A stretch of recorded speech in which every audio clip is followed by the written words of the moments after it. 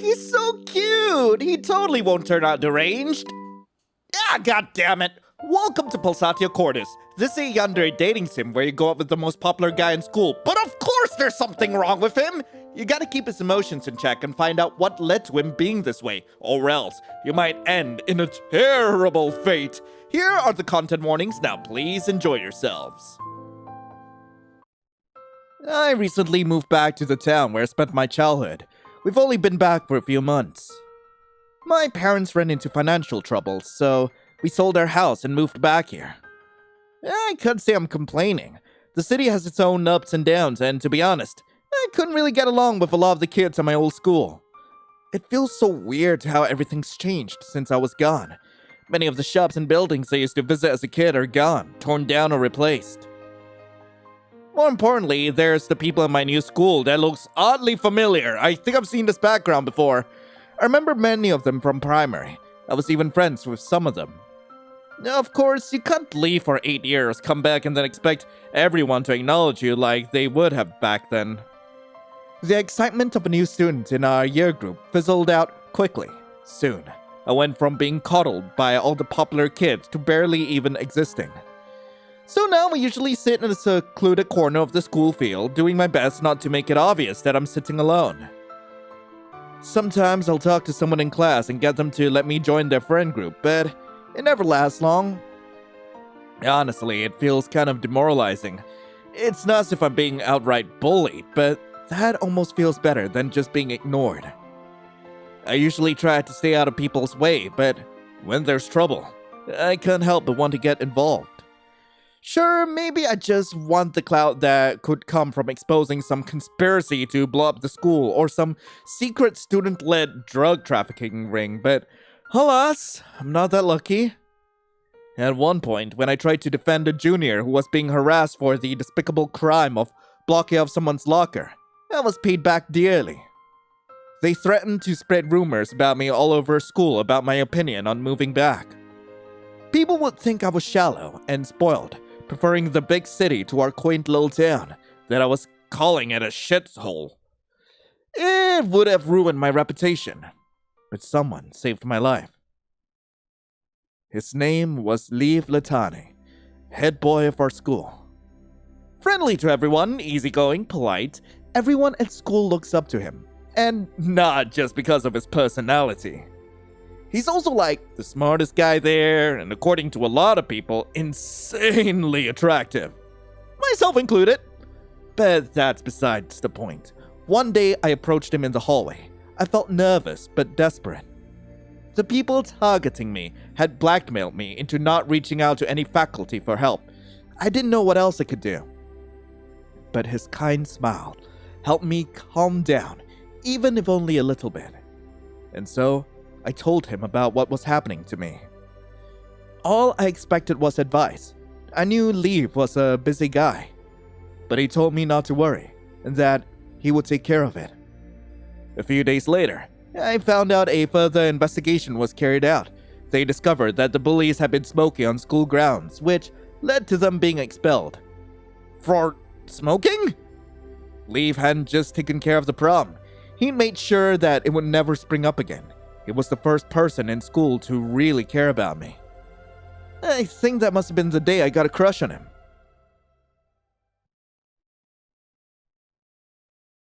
I left a letter in his locker today, and yeah, I definitely recognize these backgrounds. It's probably gonna be in vain, but best to be honest with my feelings, right? If he rejects me or doesn't respond, oh well, I can cry about it over the weekend and then get over it.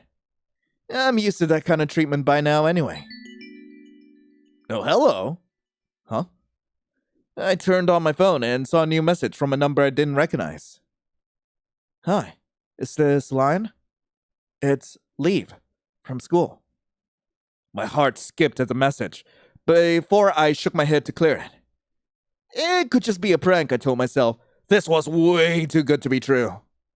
I mentally debated whether or not to answer it. Eventually, curiosity got the better of me, and I typed out a cautious response. Yeah? I don't want to sound rude, but how did you get my number? There were two possibilities here. Either Leave had found my attempt to confess hilarious and he was getting his friends to prank text me, or it was really him. I found myself wanting to be optimistic that it was the latter. From what I knew of him, he seemed far too mature for that kind of stuff anyway. His reply came within seconds of mine. You gave me your number in your letter today. My face flushed at the reminder of that stupid letter, of the fact that I'd given him my number on the off chance that he would actually respond. I'd been alternating between severely regretting it and feeling relieved that it was off my chest, and now? Oh, right. Lol. Sorry, I was just a little worried. It's okay. I should apologize too. It's always weird when you get random messages from people who aren't in your contacts. Yeah, but it's okay. Smiley face. Was Leave actually using an emoticon in his text? I didn't know why, but I always found that kind of cute. He'd always struck me as the proper texter type, always using correct grammar and spelling. Also, what kind of texter do you think I am? Do you think I use emotes? Do I just use the simple smileys, or do I just go straight up? What kind of person do you think I am? I'm a little curious. As I sat there, doing my best not to fawn over the fact that freaking Leave Latane was texting me, my phone pinged with another message. So, are you free tomorrow? What? Was he serious? Was Leave freaking Latane actually asking me out? Wait, but I asked first. That would make it him accepting my confession? Wait, what if he meant something else by that? What if he just wanted to hang out as friends? What if, I stopped myself before I could ramble on a paranoid train of thought? This was the most popular guy at school, for God's sake. The guy I'm currently crushing on. I had to take the opportunity before it disappeared. But first, still in a mild state of disbelief, I made sure to confirm that it was indeed a date. Yeah, I am. Just to check. This is a date, right? Not just a hangout? Hey, call me overly paranoid, but I wanted to know now rather than later to save the disappointment. I briefly worried that he would take a long time to respond, but mere moments later, my phone pinged again. Of course it's a date, silly. Why wouldn't it be? I can't believe it. I'm going on a date with Leave Latane! The next day, I'm finally here, after a 10-minute walk from the station. I cross the road until I'm in front of a big gate with an archway. Leave and I decided on going to the amusement park for our date, an hour's train ride away. Our date. No matter how many times I repeat those two words to myself, I still couldn't quite believe that they're true, that this is really happening. I thought that the train ride would give me some time to get myself together, but somehow it's only made things worse. It only made me think of more ways this date could go wrong, and my family's teasing remarks before I left the house didn't help either. What if I accidentally spill something on him while we're having lunch?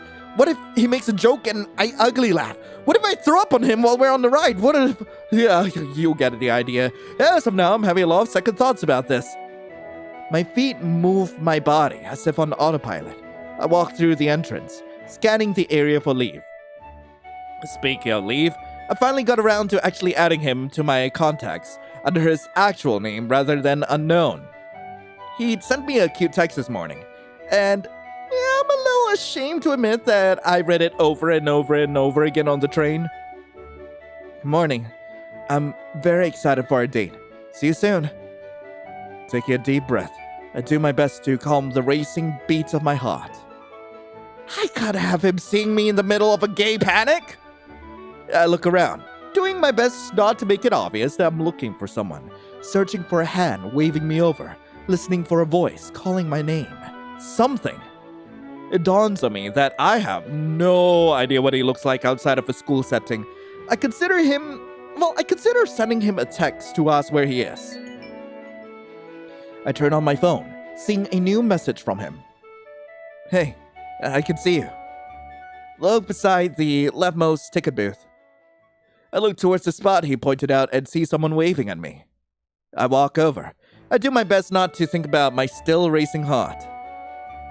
As I get closer, relief washes over me briefly at the realization that the person in front of me was indeed the person I'd expected to meet. But then, the relief is replaced by a crushing nervousness. There he is. Leif Latani, the most popular guy at school. And my date with him has officially begun.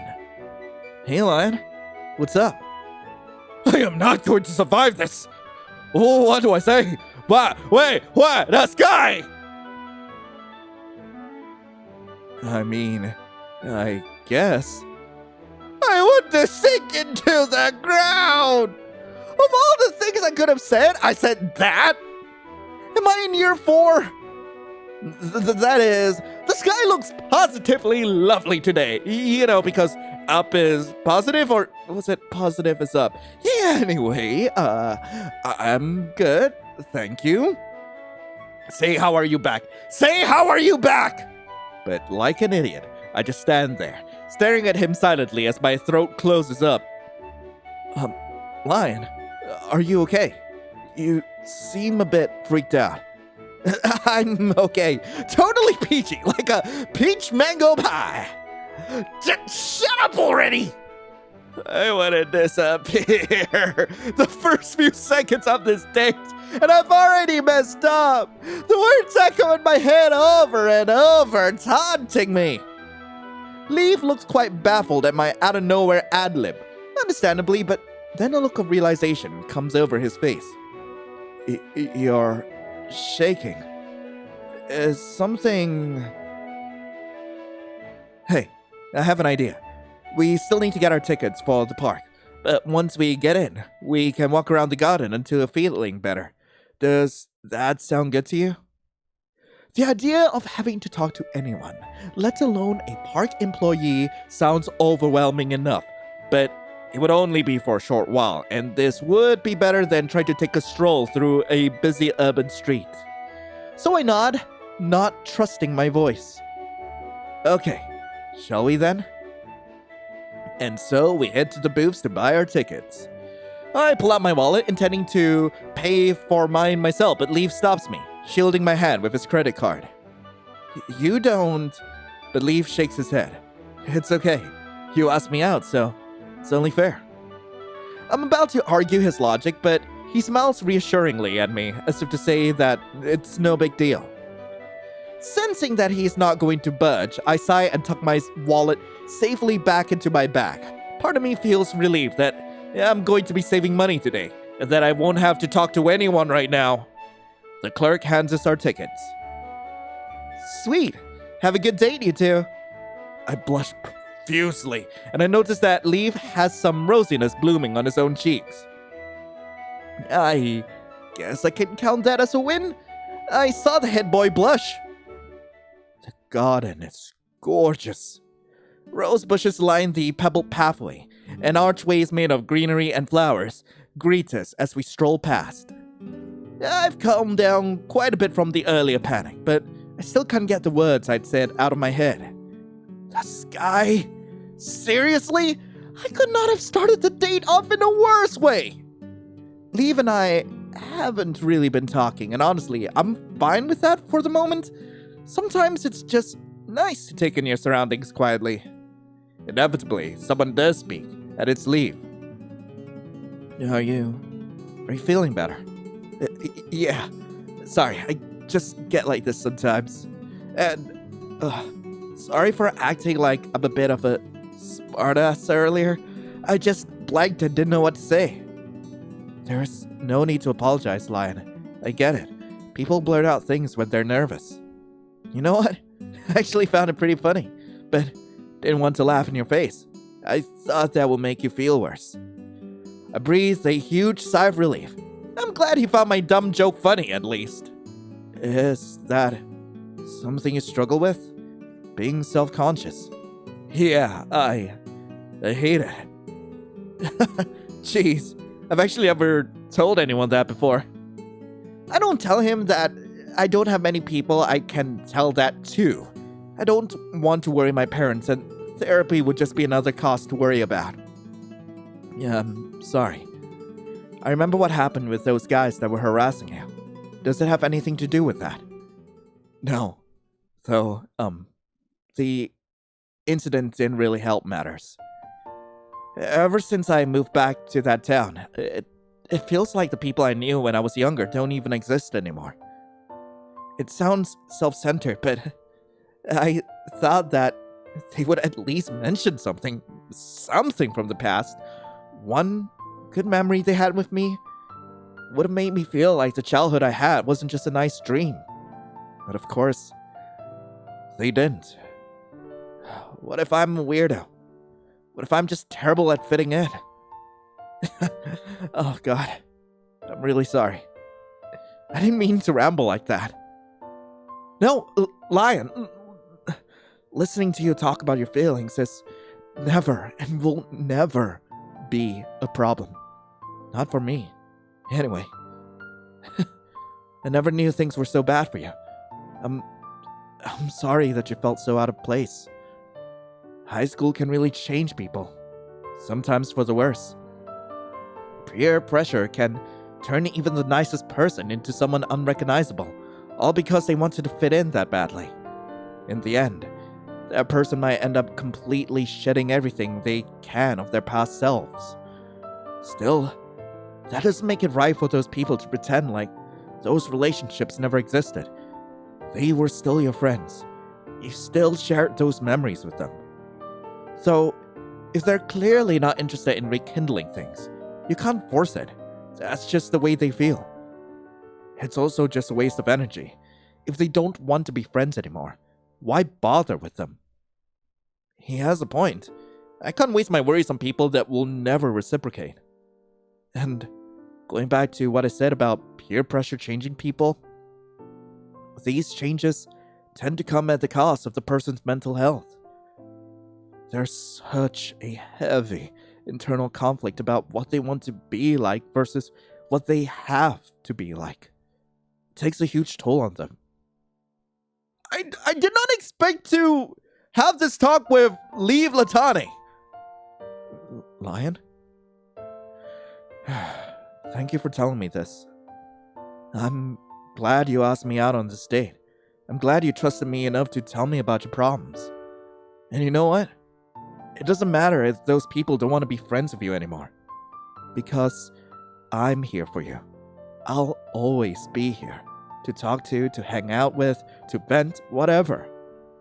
I know that it's only a first date, but I want to help you however I can. So, always remember that, okay? Even when we're not together at school, you have my number. We can call, text, whatever you need. And Lion? What's wrong? What? I've been so absorbed in what he was saying, I forgot about myself for a moment. When I finally came back to the present, I realized that my eyes have gone misty. I scrub at them, confused.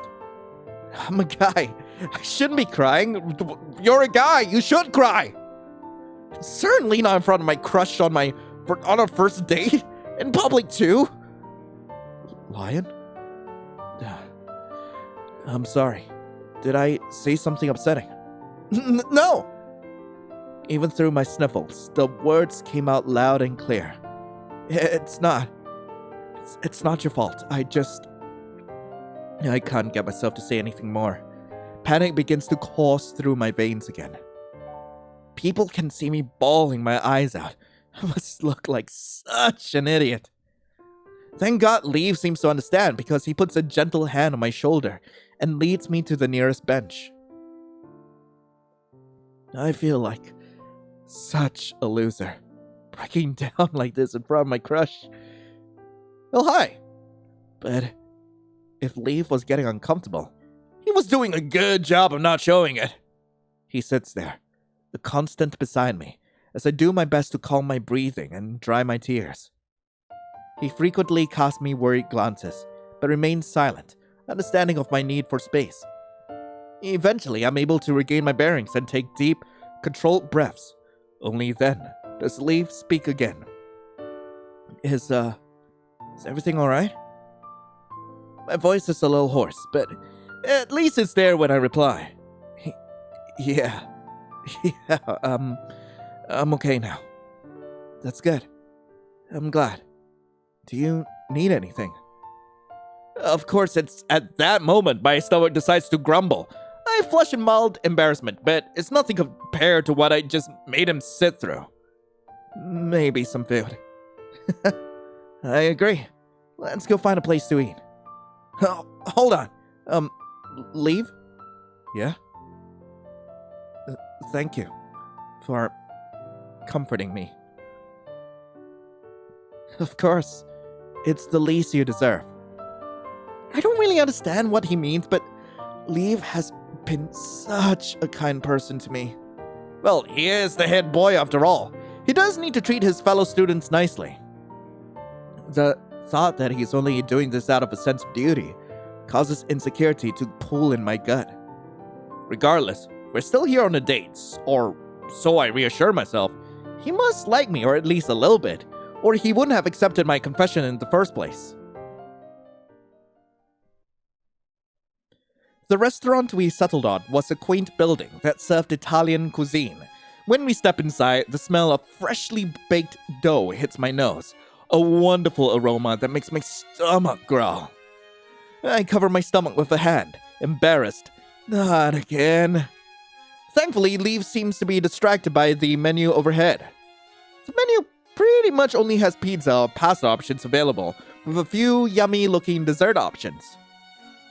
Hey, Lion, what are you going to get? No idea yet. Just like me, huh? There are so many options. Huh. What do I want from the main? Ooh, pizza, pasta, pizza, pasta. Get me a pasta. Mushroom risotto sounds really good, but is that a pasta? Seafood linguine, wish I could. Carbonara sounds great. A beef lasagna, vegetarian lasagna. Give me the carbonara. I guess I'll get the carbonara pasta. Sounds good. Yeah, I'll get the same. I feel flattered that Leave is imitating me. Well, either that or he just happened to want the same thing I did. So, there's still the issue of the price. I know I have money left over from this week's paycheck, but knowing how they like to gouge prices at places like this, I'll cover the bill. You don't have to worry. What? Seriously, you don't have to. But I want to. It'll be one less thing for you to worry about. Guilt pulls in my stomach at the idea that he's spending so much for me. I literally made him sit there while I childishly bawl my eyes out. Well,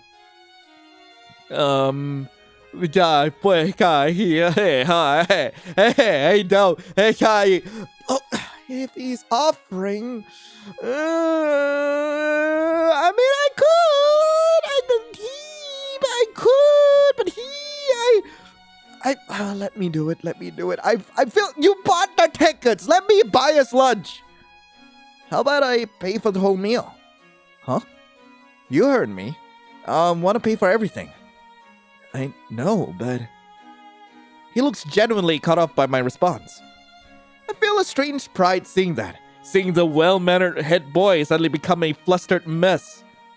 It's okay. It's my way of giving back for sticking around earlier. I wonder if he might be offended to get cut off like that, but he doesn't even seem to notice. Too preoccupied with my counteroffer. You didn't owe me anything, though. But I still really want to. In the end, it is your call. Leave gazes at me for a moment, peering at my face as if trying to figure out some hidden meaning behind my words. Are you really sure? If it's because of earlier, it's fine, really. You don't have to. Oh, and you did pay for our tickets as well. I haven't forgotten. It just feels unfair for you to do it all yourself, Leave. I cut him off again, but that had been important to note. Honest, it's not a problem. You sure? I smile at him reassuringly. Yeah, of course. Okay, if you insist. Triumph erupts in my chest.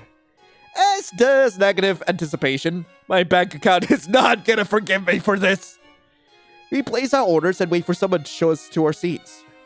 The waiter soon ushers us to a table right by the windows. It gives us a nice view of outside, even if the crowded attractions and rides aren't exactly poetry material. We sit there in silence for a little while.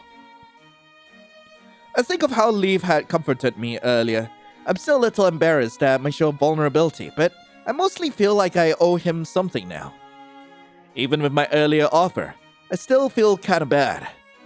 I haven't exactly been great with conversation, mostly letting him carry it. Even if he might naturally be better at it, it's not really a date if it's one person initiating everything. With those thoughts in mind, I open my mouth to speak. But before I can say anything, Leaf speaks. Thank you. You're so kind. Are you really sure it's okay? I don't mind paying you back. It's okay, Leaf. You don't have to worry about it. Think of this as me getting even with you for the tickets. Alright, I won't press it, but if you change your mind, just let me know. I don't plan on chasing him up, obviously, but I still nod. Sorry for acting so stubborn. It's just, I really wanted to play the part of the gentleman to the very end.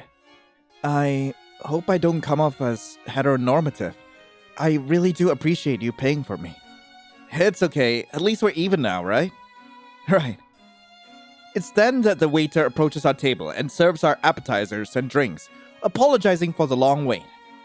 I hadn't even noticed the time passing, but I'm also glad to finally have something to eat. We have a plate of arancini to share between the two of us, with a side salad. Each ball had been sliced in half so that the filling is visible. I take a piece and take a bite. Crunchy, cheesy, warm. It hits all the right spots. The rest of the half quickly disappears. Is it that good? Let me try. This is... It's delicious. Thank you for recommending it, Lion. No prob. I have an aunt that brings these over sometimes. Her recipe's a bit different, but I love them too. I've been looking for a new recipe to learn, actually. Any chance I could steal it off of her? Wait, you cook? Yeah, it's a little hobby of mine. Against my better judgment, I start imagining a situation where we're couples living together in an apartment somewhere in Auckland. One weekend morning, I will wake up and head to the kitchen, still half asleep. Then Leaf would be at the stove, cooking breakfast for the two of us. I'd wrap my arms around him and behind, laying my head on his shoulder. And then he'd turn around to kiss me and say that breakfast will be ready soon. Lion? Lion? Lion? Sorry! Were you saying something? I shake the fantasy out of my head. Ugh, ridiculous! For one, we would never be able to afford a place in Auckland. For two, we're on our first date. Why am I already imagining us living together? Nothing. You just look like you were spacing out. Are you okay? I'm fine. No need to worry. You were saying something about cooking being your hobby? Yeah. I find it relaxing and practical. I'm in the cooking club at school, so I don't usually have the time to go to meetings. But enough about me. What about you? What do you like to do outside of school? Here we go again. Let's try not to blank out this time. I guess I like... Though my voice sometimes shakes from nerves, I find it surprisingly easy to talk to Leaf. He listens to everything I say attentively, occasionally making insightful comments about the subjects I bring up. When I bring up the fact that I play piano, something flashes in his eyes, but he merely smiles and says that he thinks it's a pretty instrument. It wouldn't surprise me if he was learning it. He just seems like a classy guy. When I finally finish rambling, Leaf grins, amazed. I never knew you had so many cool interests. Can't believe we didn't go on a date sooner. Does he really think that highly of me? A flush threatens to burn up my cheeks again. Thank you. And sorry for talking about myself for so long. Don't apologize. I really do like listening to you. I do my best to hide just how much that small comment is affecting me. This is the first time someone at school had said that to me, and it's the head boy of all people. So, what about you? What do you like to do in your free time? I'm nobody special. Don't say that. You do so much around the school. I've told you about myself. I want to know more about you too. Alright. Ask me anything you want. Now's my chance! Oh, okay. Let's go with, do you have any siblings? Sorry, was that too personal? No, it's okay. I don't mind. I did have an older sister, but we're not exactly on talking terms at the moment. Oh, I'm sorry. Uh-huh. She moved out like years ago, but we haven't spoken since. While I do feel pretty bad for him, I can't help but admire his strength. Losing a sister must have been so difficult, yet he managed to grow beyond that and become a responsible, considerate person on his own. His expression is unreadable, but I can tell that he's waiting for me to say something. What if I distract him? I've got a sibling too, a little brother. I wonder if Leave might find it insensitive for me to mention my own sibling just like that, but to my surprise, he looks at me curiously. Really? What year is he in? Year 9. Even if he can be a pain sometimes, it's kind of adorable to see him carrying around so many books, asking me for help with maths and stuff. You seem like a great older brother. Thank you. We have our ups and downs, but in the end, I wouldn't trade him for anyone else. That's good. I'm glad that at least you and your brother get along well. I hope that made him feel better, and not just give him a cruel reminder of what he doesn't have. You got any pets? Not at the moment, but I did have a cat when I was younger. What was their name? His full name was Sibylka. It's Ukrainian for little onion. My mom's always just called him Onion.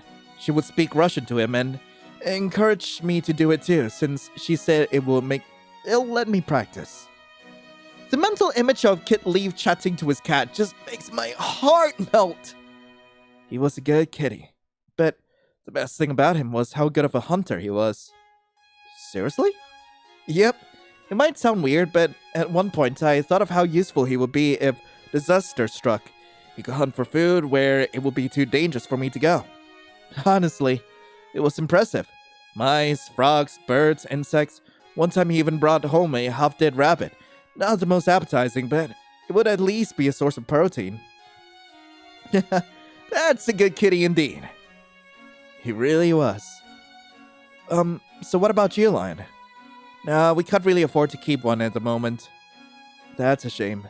But if you could have one, what would you want? I thought I was asking the questions this time. Come on, I'm curious. Fine, I'll indulge you. If I could have a pet, I would get... Where's Snake? Where's the goddamn snake? I say cat. A fellow cat person. Thanks.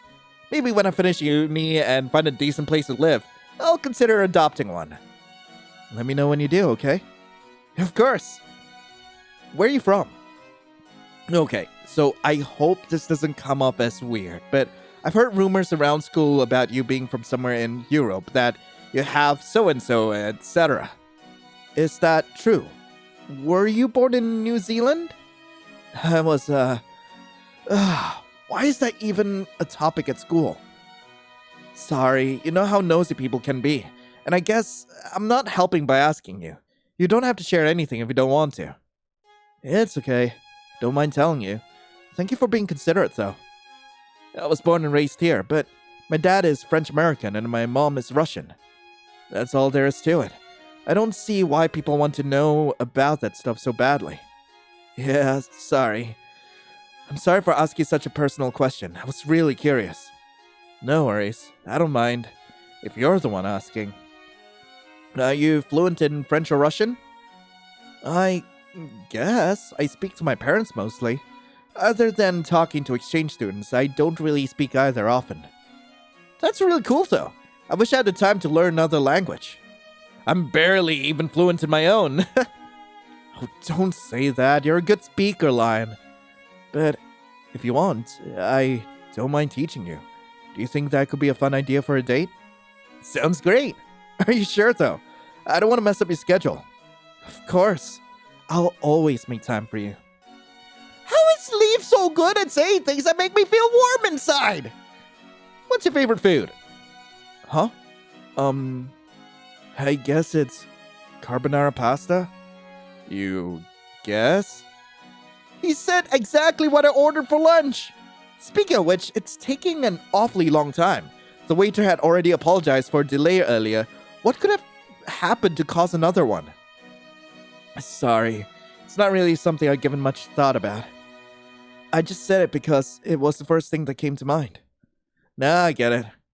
Sorry as well. These kinds of questions always put me on the spot, but I'm also really bad with asking questions. You don't need to apologize. But yeah, those questions are so deceptively simple, yet the moment you have to answer them, your brain just blanks. Exactly. It's kind of flattering that the first thing that came to his mind was something I like too. Even if it might not be that deep. Why did you pick me? It was a question I'd had on my mind ever since yesterday, and now I've asked him. My mind races with hundreds of possibilities. Most of them nonsensical, some straight out of a teen romance novel. But none of them can even begin to ease the anxiety building up within me as the question is finally said out loud. Still, I want to know. I need to know. Lion, why do you even need to ask? It's obvious. You're kind, you're brave, empathetic, considerate. Why wouldn't I fall for you?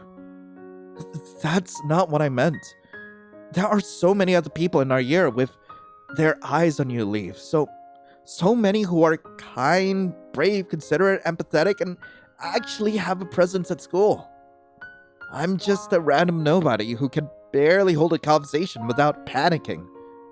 What I'm saying is, out of everyone else, why would you pick me? You want to know the truth, Lion? Well, it's because I love you. You're the only one for me. You always have been. Everyone else can burn in hell.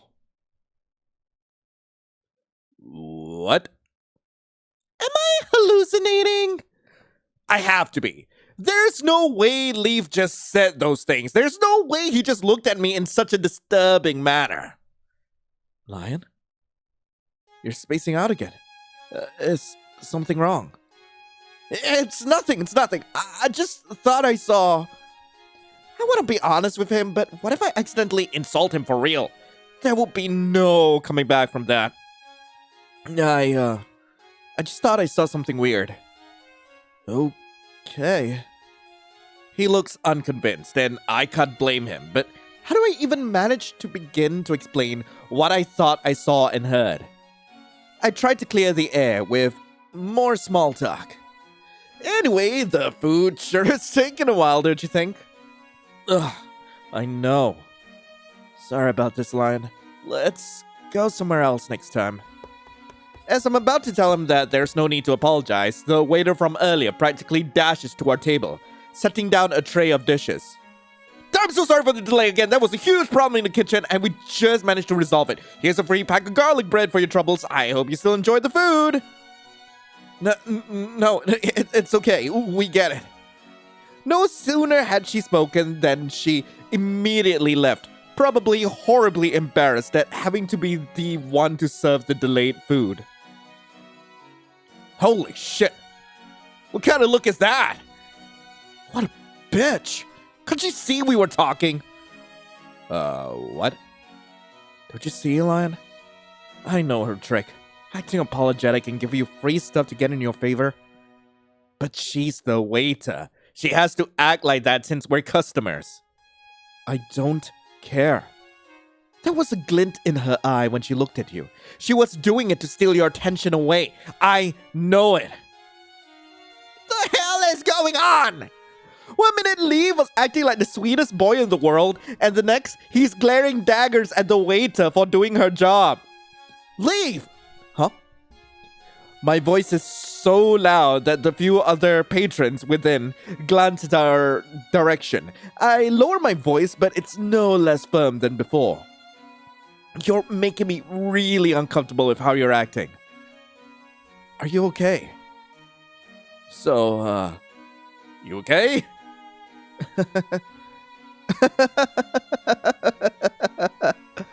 I'm sorry. I'm so sorry, Lion. These feelings are almost too much. I want to hold you. And at the same time, I want to murder everyone in this building. What the fuck? Part of me still wonders if I'm not hallucinating. Well, that if I pinch myself, I'll wake up in bed and the whole date with Leave would just be a very strange dream. But this, it feels too real. I can clearly hear the bustling sounds of the restaurant, smell the food in front of me, see Leave grinning dementedly. What have I gotten myself into? The food. We better eat it before it gets cold. There are so many questions running through my mind, but Leave just goes on as if he hadn't just scared the living shit out of me. By now, I've lost all my appetite, but I can't afford to waste the food. Alright then. Good. Maybe I can ask him questions while we're eating. Play it off as me wanting to know more about him. Hey, Leave. Yeah, Lion? I'll never get tired of saying your name. He might have been trying to sound romantic, but his words only send a chill down my spine. Is it alright if I ask you some more questions? I've always wanted to know more about you. You're so sweet. Of course. Ask anything. Anything you want. Okay, so I was wondering, what exactly happened to those guys who were harassing me? How did the school figure out they smoked? Lion, you shouldn't concern yourself with them anymore. I'm not concerned, just curious. I just want to know what evidence they found. You're so smart. You want to know the truth, don't you? Ah, god damn it, he saw right through me, but I kinda act scared. So I just nod. The truth is, I forged it. So he got people expelled over a lie? It was easy. All I had to do was bribe them into holding on to a pack of cigarettes.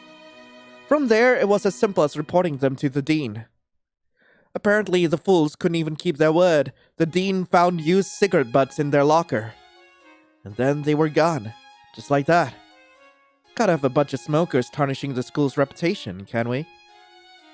How did she not suspect you? She could never suspect the righteous head boy who had reported them in the first place. What? Why? Why go so far?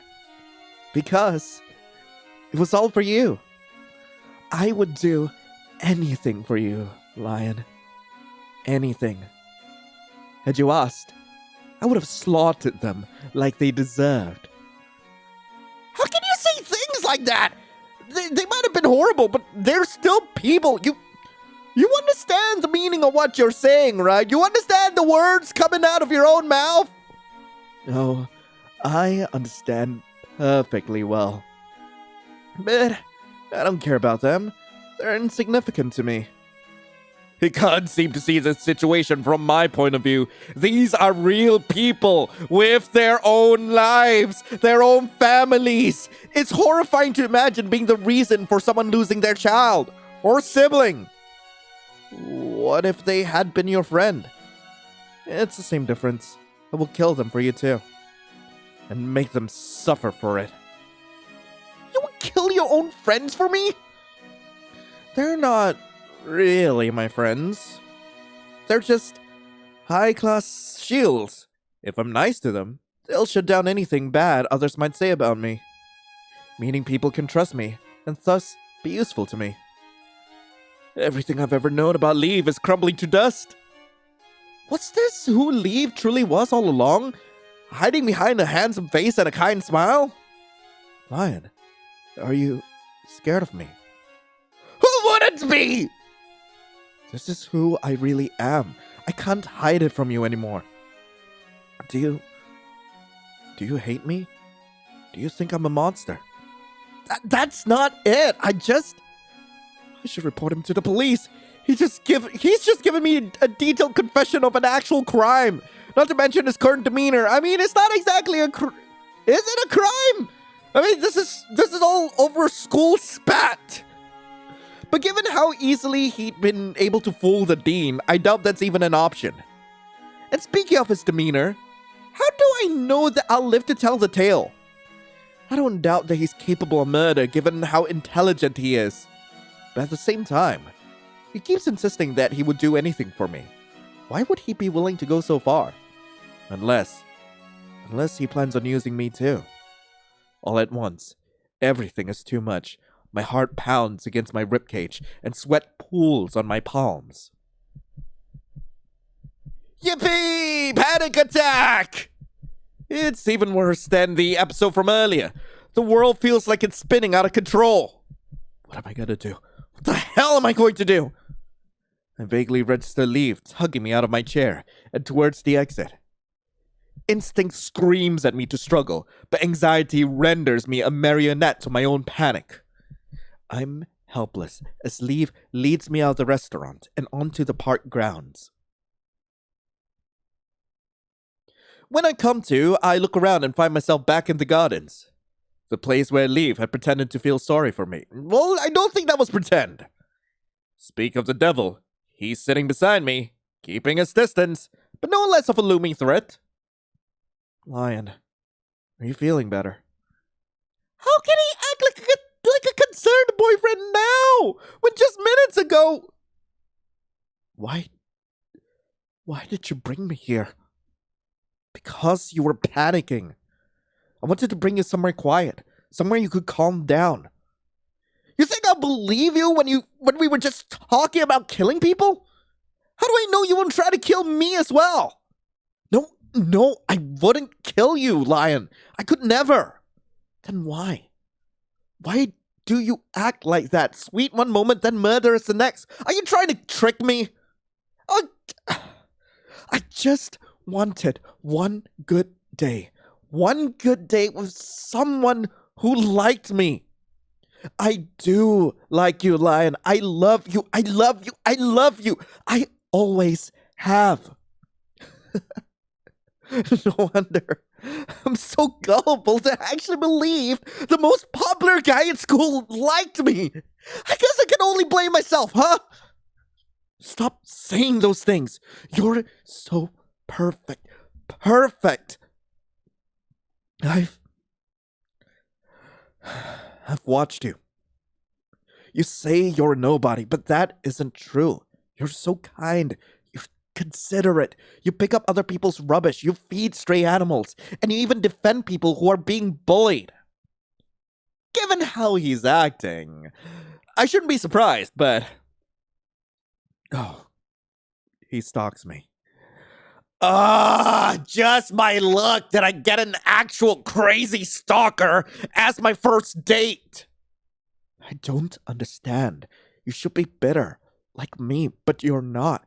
You're empathetic and understanding and so kind, and what do you want from me? Huh? Am I in charity case to you? Are you trying to shower me with affection so you can show up to everyone how oh so gracious you are? That is not it. I don't care about anyone else. You're the only person who matters. Please, believe me, Lion. All I want to do is to be with you and to make you happy. And if that means getting rid of a few pests along the way, then so be it. I don't know if I can.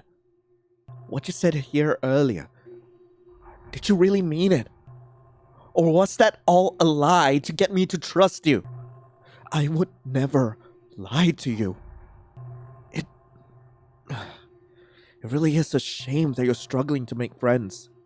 I know from experience. But at least that means no one will get in the way. There's no more denying it. Leave is really just that unstable. I have to think of something. A way to get out of here, a way to subdue him. Something! I originally thought of continuing to date him until he slipped up, gave me irrefutable evidence, and then I could report him to the police and prevent him from harming anyone else. But with how easily he'd seen through my ruse, would that actually work? And I also can't deny his feelings. No one will be that persistently affectionate if they were just trying to fool someone.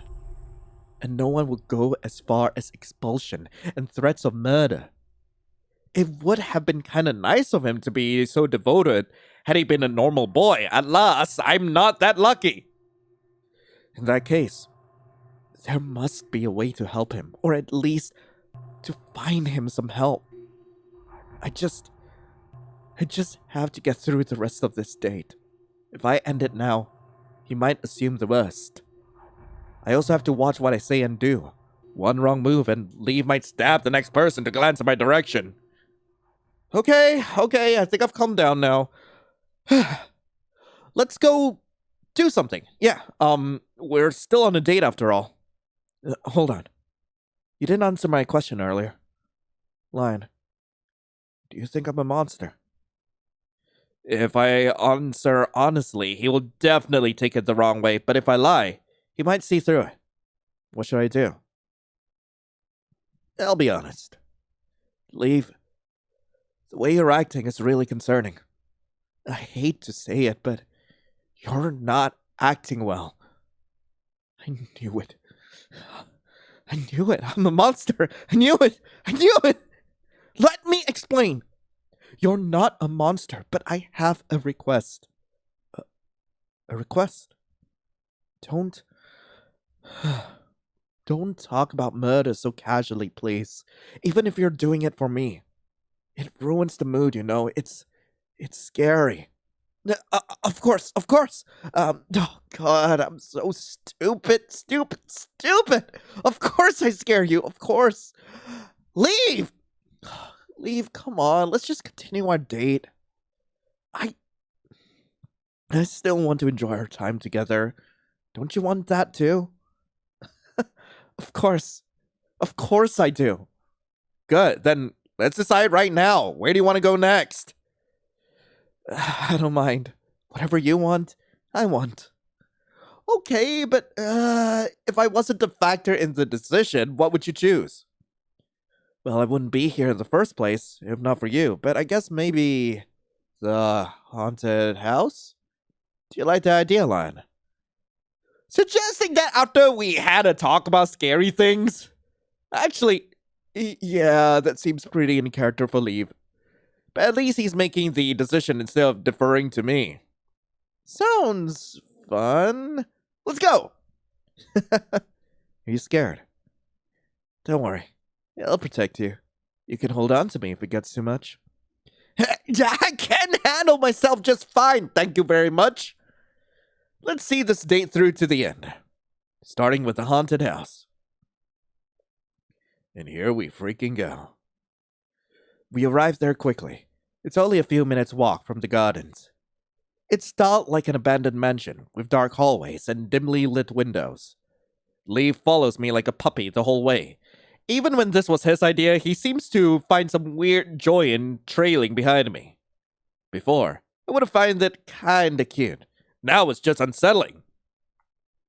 No offense, but do you have to do that? You know you can walk beside me. There's enough space. It's okay. I just want to make sure that nothing can sneak up on you from behind. I guess that's a good point, but doesn't that leave us vulnerable to things in front of us? Oh God, of course. You're so observant. Don't worry. I'll protect you from all the scary stuff. Leave strides over to stand in front of me, no more than a step away. He's so close. I could have taken his arm, but the lingering unease of what happened earlier keeps me from doing so. As if reading my mind, Leave holds out his arm invitingly. Hold on to me. I don't mind. Really. That's all right. I'll be fine. Leave pouts, whispering something under his breath. Fortunately, I'm close enough to hear what it is. Ah, No need to be shy. But it's okay. The offer's always open, though. Thanks. While I've always avoided haunted houses, there are scarier things out there. Like the guy in front of me. Even if he doesn't mean to scare me, I still can't bring myself to trust him. The best thing to do right now is keep my distance and hope that things won't go badly. Things go badly? Why did I agree to this? I knew that I don't cope well in these sort of places. We've already been jumped by a withered butler and a ghost maid popping out from the doors. Somehow both managed to catch me off guard. And by that, I mean scare me shitless! At least Leave is dealing with all the jump scares well. In fact, he doesn't appear to react to them at all. Just stares each one down with an impassive expression. How are you doing that? Huh? Doing what? Being so calm, I mean, you haven't made a single sound this whole time. I'm not sure I'm supposed to react, to be honest. It's all fake anyway. I thought people liked guys like that. Lion, do you not? I can act scared too if it helps. No, that's okay. Me, I'm just really bad with haunted houses. I thought so. But why didn't you say anything earlier? Because I wanted to try something new. I'm a grown-up now. You don't have to worry so much. Not the most airtight reasoning, but at least Leave doesn't press further. Okay. But if it gets too much, just let me know. Sure. We keep walking towards the end of the hallway, passing by more closed doors, anticipation building up for one of them to burst open and for something to jump at me. But there's nothing. How boring. Try relieving! It's quiet. Too quiet. Far too quiet! We've reached some kind of a cellar now, and nothing has tried to scare us ever since we left the hallway. I should have calmed down after having some respite, but the complete silence combined with my unease does nothing to help. Leave is as apathetic to the situation as ever, though he stays close out of concern. At least I hope that's why. Oh no. There's that smile again. What, are you gonna take me on this table right here and now? Leave? Is that what's on your mind? You know, when we're this close together, I can feel it. I can feel your body heat right next to me. It's addicting. So addicting. Well, I know for sure that he's not referring to... what the Hey! Hey! No! I was reading! God damn it! Ah! I take Leave's hand! Totally gotcha! Are you okay? You're pale as a go... Wait. I'll leave you two alone now. Are you okay, Lion? What? You're actually... What is there to say? I cling tighter to his hand, averting my eyes, letting my actions speak for themselves. Yippee! I've always wanted this to happen, but now that's really come true. Lion, please do come closer. I don't bite. Not giving me the chance to respond, he uses my death grip to pull me so that my head rests against his shoulder. It's okay. It's okay. Nobody will hurt you. I promise. I won't let anybody hurt you.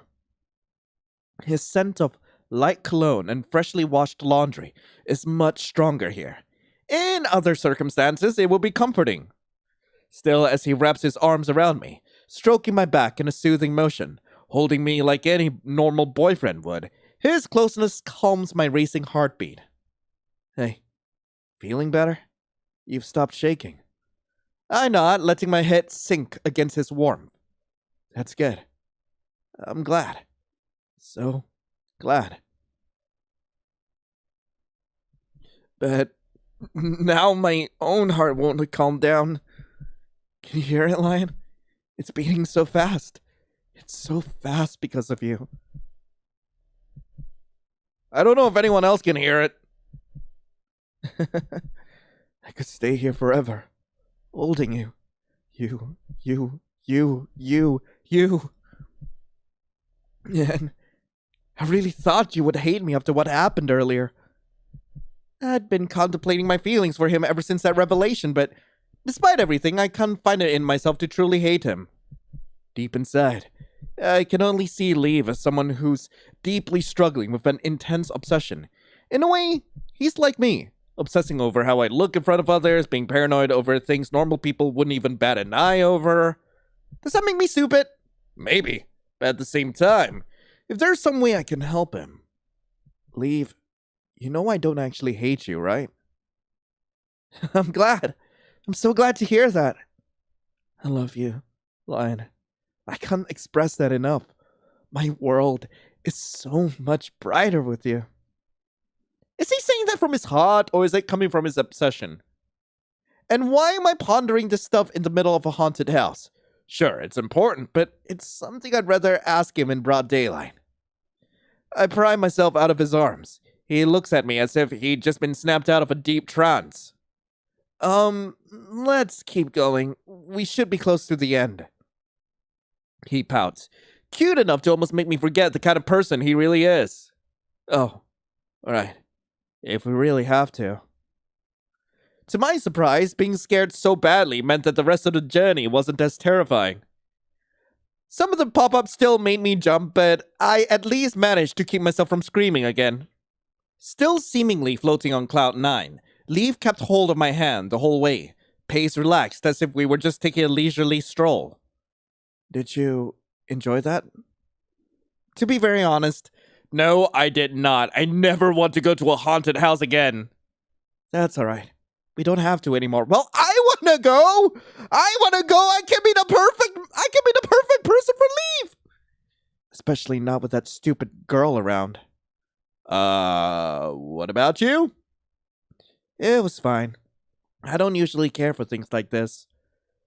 Didn't he suggest it in the first place?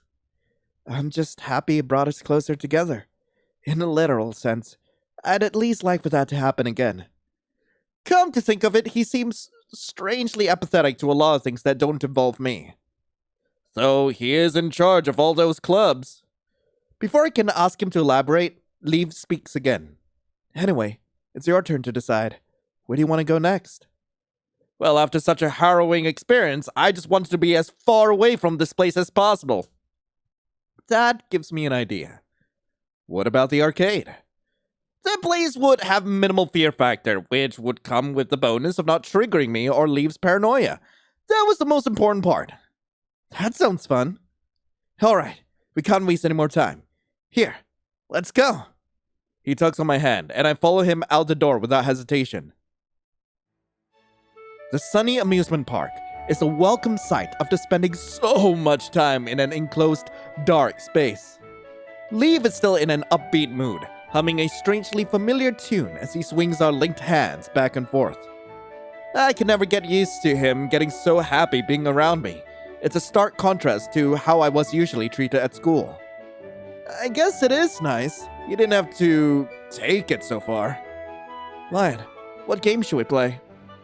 As long as it's not horror themed, I'm down for anything. Of course, but do you have anything in mind? Well, there is a claw machine game I kinda like. They have some nice prizes. What kinds? Mostly just stuffed animals and candy. The stuffed animals are really cute, though. I have a couple at home. Wait, what am I saying? Sound like a kid. Anyway, they have other games as well if you like those better. Doesn't matter. You like it, right? So let's go ahead and play it. Wait, so you don't mind that I still... No, of course not. Anything you like is more than good enough for me. Oh, okay then. It's a little silly for me to be so worried about his opinion, isn't it? He's never exactly expressed disapproval except for when I'm being self-deprecating, but still. And speaking of things someone likes... So, what do you usually do after school? I'd asked him something similar at lunch, but he brushed it aside.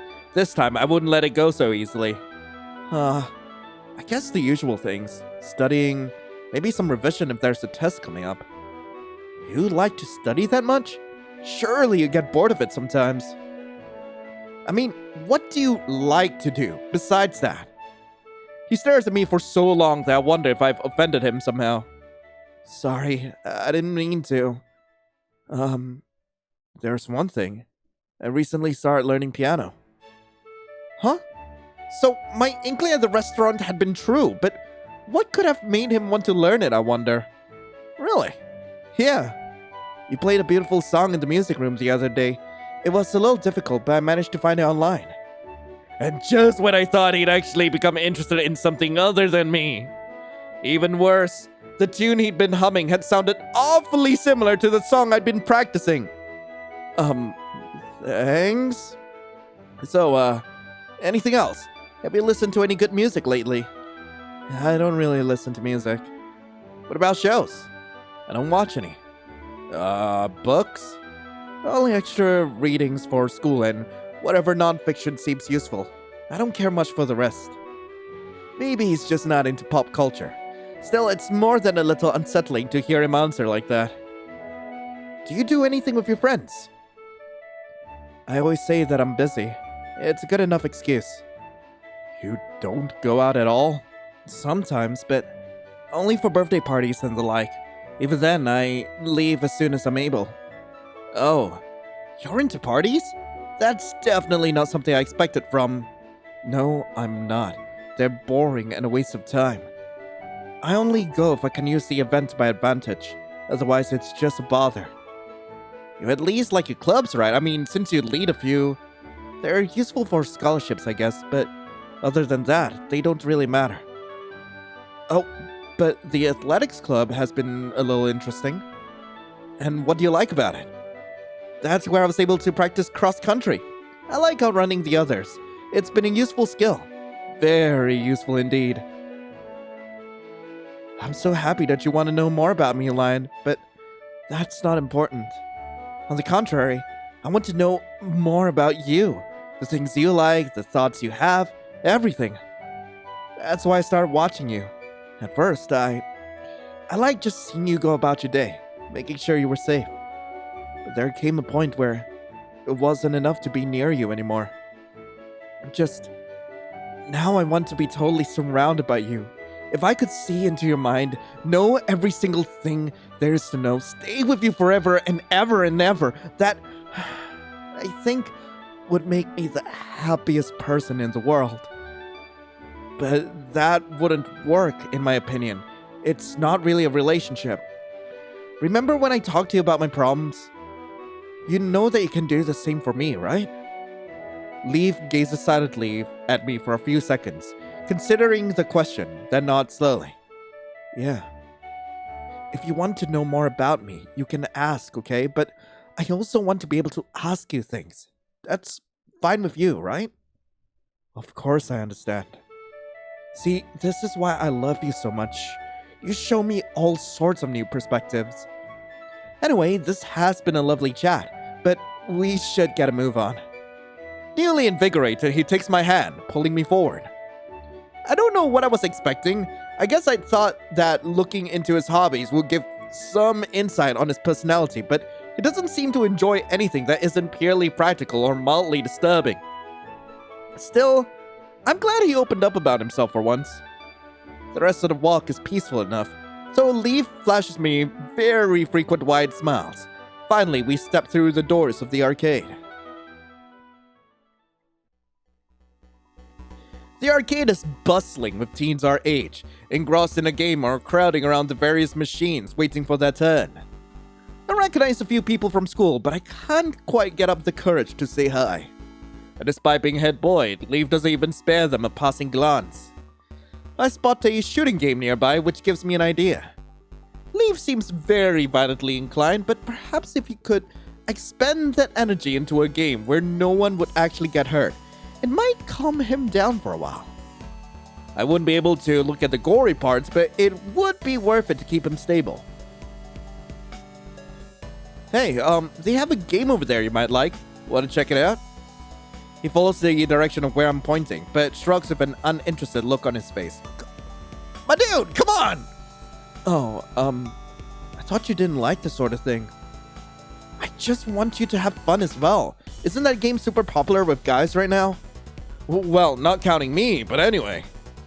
Have you never watched someone play before? I remember seeing someone bring a portable console to school once.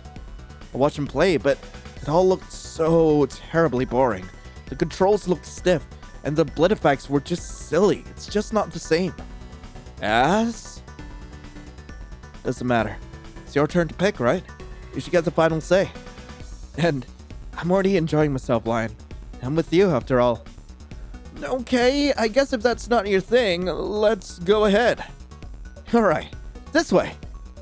I swear, the more I learn about this guy, the more unsettled I get. Well, MC is unsettled. I'm unimpressed. I'm just saying, okay? I like this game. I like the writing so far. But if I actually met someone like Leave in real life, I will be completely unimpressed with the guy because he has no passions whatsoever. Okay, you gotta like something, fam. Otherwise, what the hell are we even gonna talk about? Jesus, this relationship will last 3 days. At most 5. That's as far as I'm willing to go. Leaf makes a beeline for the claw machine. Here we are. Would you like to go first, Lion? I don't mind. Sure. I insert the coin into the slot and wait for the light to flash green, signaling the start of the game. A second later, my hand is pushing the joystick to and fro, trying to get the claw into the optimal position for pressing the button to lower it. My focus is laser sharp on the cat plushie, nestled near a back corner, standing out among the other toys like a jewel in sand. If I could just get the stupid claw in the right spot. Sweat builds up on my palm. As I see that I only got a few seconds left, I do my best to maintain my grip on the joystick. You can do it, Lion. He probably meant to be encouraging, but having his eyes on me only makes me even more stressed. With the joystick right above the plushie, at least from where I can see, I slam my hand on the button. The claw manages to grab a limb, but it's not enough to lift the whole thing. It rises back up, moves to the front, and opens to release a non-existent prize. God, I'm bad at this. That's not fair! You were so close! It's no big deal, Leaf. Let's just play something else. No, you really wanted that, right? Then it's important that I get it for you. Stepping up to the machine, he yanks the joystick around, as if testing that it works properly, before slamming a fist on the button a few times. The sound makes me wince. Only then he shoves another coin into the slot, gripping the joystick so tight that I thought it would snap off. His eyes are eerily dull, yet intense as they focus on the claw. When it finally lines up with the prize, he holds the button down, pinning it like a cat with its wriggling prey. To my amazement, the claw aims true, grabbing the plushie and dispensing it at the front. Leaf swipes it and thrusts it out to me with a grin. That's just a little too wide. Here you go. How did you... on your first try? I made it less troublesome. I clutched the plushie to my chest, admiring it. Leaf looks on, happy that I liked his present. Thank you so much. You really didn't have to, and sorry for making you spend more money on me. Don't apologize. It's not a problem at all. Come to think of it, I'd read about a claw machine hack online once. It had seemed cool at first until I found out that it would stay in that mode until I'm done. Wait, do you know how to reset it? No? Why does it matter? Because someone's bound to notice! What if we get kicked out for messing with the machine? We won't if we're quick. You don't understand. If not us, some employee is gonna be blamed for something they didn't cause. That's not our concern. Besides, they rig these things anyway.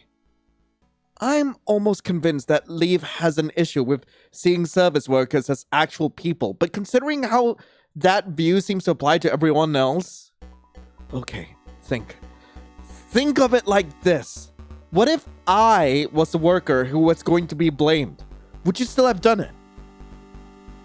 Yeah. But of course, I will find a way to shift the blame. I will never let you suffer the consequences. Okay. It was bad enough that you didn't have any actual passions, but it's even worse knowing that you really can't give a shit about service workers. Like, holy hell, you are given like more red flags than usual. Jesus Christ, you're terrible. You're right though. I don't understand. Are you really comparing yourself to other people? Because you're nothing like them. Those people don't matter. You're the only person worth anything to me. My attempt at inducing even an ounce of empathy falls miserably. But what else could I have said? And I still have to decide what to do about the claw machine. Do I keep Leave's gift and bear with the guilt, or reject it and risk destabilizing him further? Maybe there's a third option. If I return the favor, that might calm him down maybe. And even if we get caught, then I won't have to face the consequences alone. Oh, what if we return the favor? Stepping up to the machine again, I insert another coin. This time I aim for the cat plushie in the middle. Indeed, moving the claw is a lot easier than before. When I press the button, it sinks and grasps the prize, dispensing it at the front. Here. I hand him the plushie. Huh? He accepts it, but stares at it as if I just shown him a living, breathing creature from a long-extinct species. He stares at the stuffed animal in his arms for a long time, mouth slightly agape. I should feel some sort of satisfaction from seeing him like this again, from finally being able to catch him off guard instead of the other way around. But instead, I just feel pity. Why am I pitying someone like him?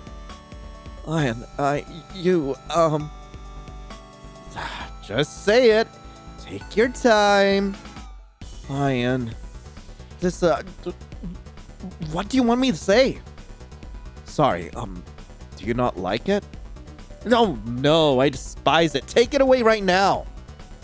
Despite this, he squeezes the stuffed toy to his chest tightly enough that it could have burst. And despite myself, I can't help but chuckle at the conflict on his face. Thanks for the sympathy. No. No, I don't mean that. I'm sorry. Thank you. I love it so much. So much, I'll always treasure it. Always. I love it so much. I'm going to take care of it, keep it forever and ever and ever. I'll take such good care of it. He nuzzles the plushie's head, inhaling deeply. I'll make sure to preserve your scent so that I'll always have proof of this wonderful day. You're so kind. The kindest person, the kindest. It even looks like Cybulka. You're so thoughtful. Hearing that makes you happy, right? Tell me it does. An uncomfortable gulp seizes my throat. I'm glad you like it. So have you got a name for it? Why, of course. Lion. I wish it was really you. Then we could be together forever and ever and ever. Nobody will be able to hurt you again. Everything will be perfect. Wouldn't you like that too? I thought that returning the favor will calm him down, but it looks like I've only made things worse. Oh, go me! It's okay. I'm probably moving too fast. Yes, because confessing that you're madly in love with a person you've known for less than a day is moving at just the right pace. Hey, is there anything else you want to do? We can play the other games.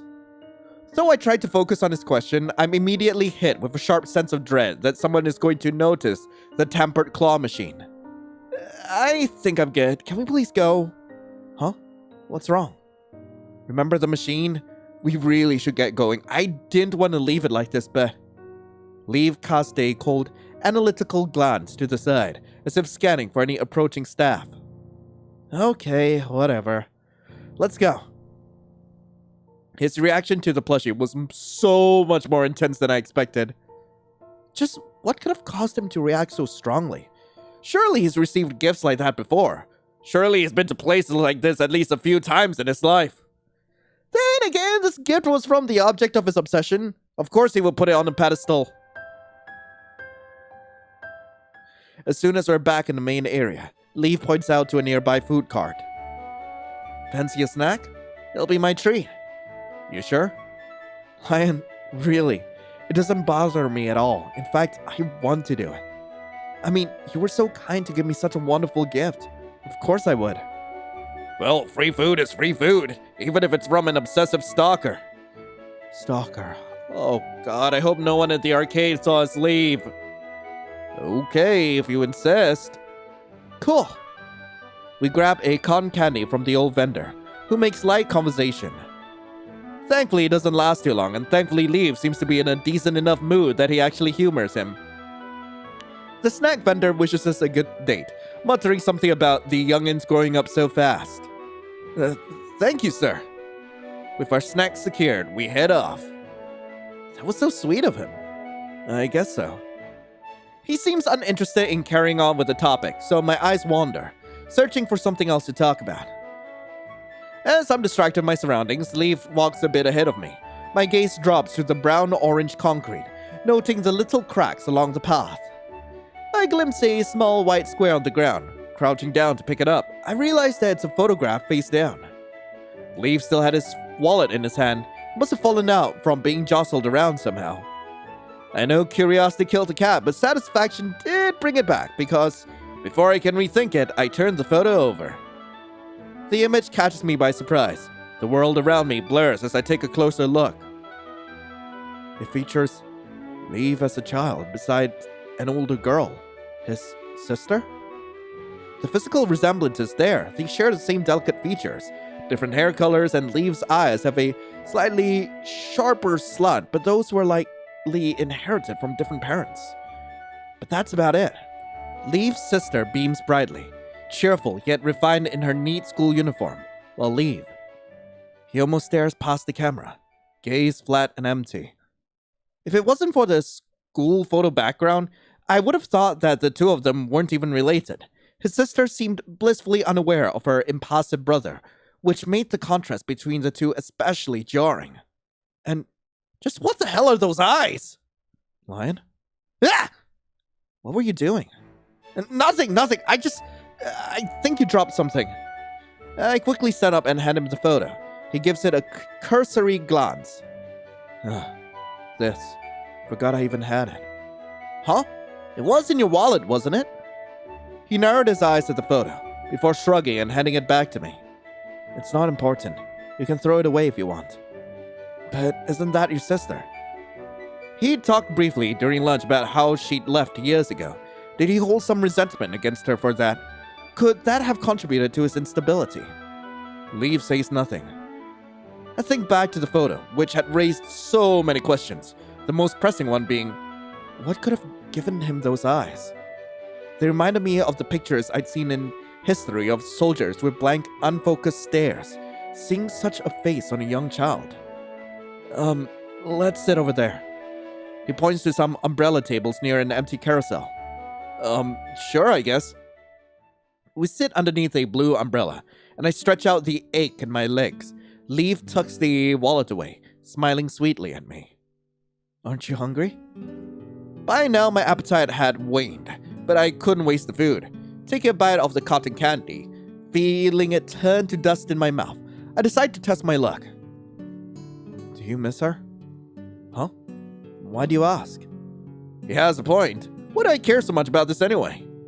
I want to help him, but is this the right way to go about it? Asking him invasive questions? I'm just curious, that's all. I thought the whole point of a date was to get to know someone better. Well, he is kind of a stalker. At least I'm asking him to his face. Leaf stares at me for so long that I clear my throat, wondering if he'd somehow spaced out. Guess you're right. Rebecca, she was tolerable. She treated me better than my parents ever did, at least. Your parents. They're both awful people. I don't want to talk about them. Rebecca was the golden child of the family. She excelled in everything, and everyone liked her. That sounds familiar.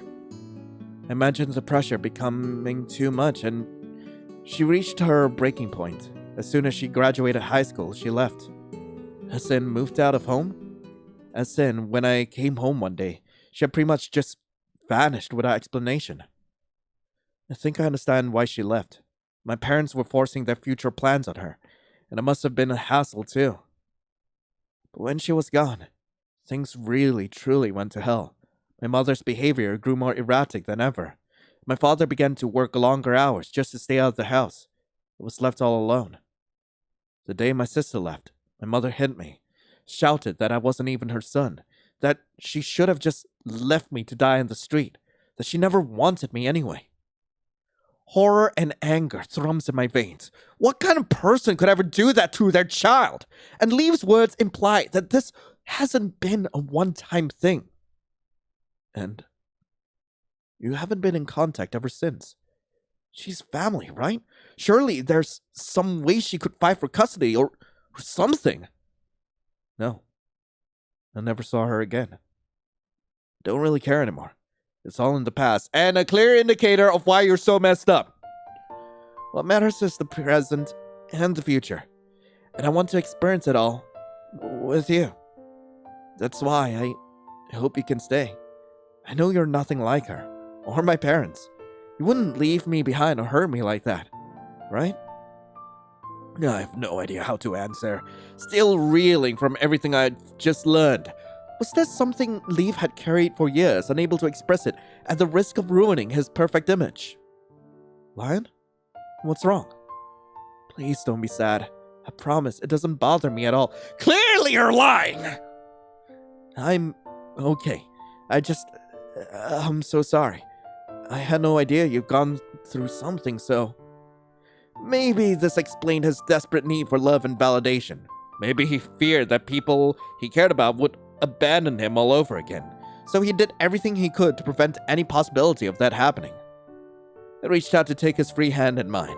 His breath catches as his eyes go wide. Also, if he's not lying, he's in, pure freaking denial. Jesus. But then, he gives me an adoring smile as he squeezes my hand, thumb rubbing gentle circles into my skin. Oh, I love you so much. I don't need anything else. I don't need anyone else. Anyway, I've talked for long enough. You barely even touched your food. Remembering the stick in my hand, I finally take another bite, letting the sweet fluff melt in my mouth. With the air a little lighter, it's easier to eat. Leaf takes that as a cue to start eating as well. We simply sit in a relatively comfortable silence, letting the bustle of the amusement park pass us by.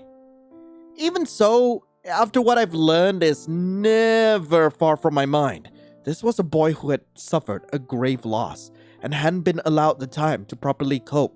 It was easy to see how that could develop into a paranoid, obsessive mindset.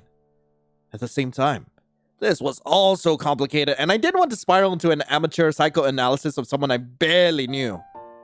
So with that in mind, I decided to focus on the now. So I reckon there's enough time for one more stop today. Since I picked last, where do you want to go? Already? The day's gone by far too quickly. I don't know how to feel about that. For one, this nightmare's almost over.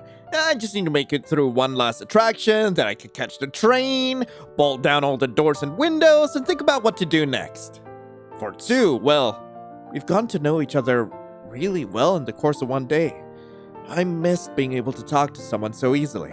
Ignoring the fact that the someone in question is extremely mentally unstable. I should really quit it with acting like he's some sort of freakish alien.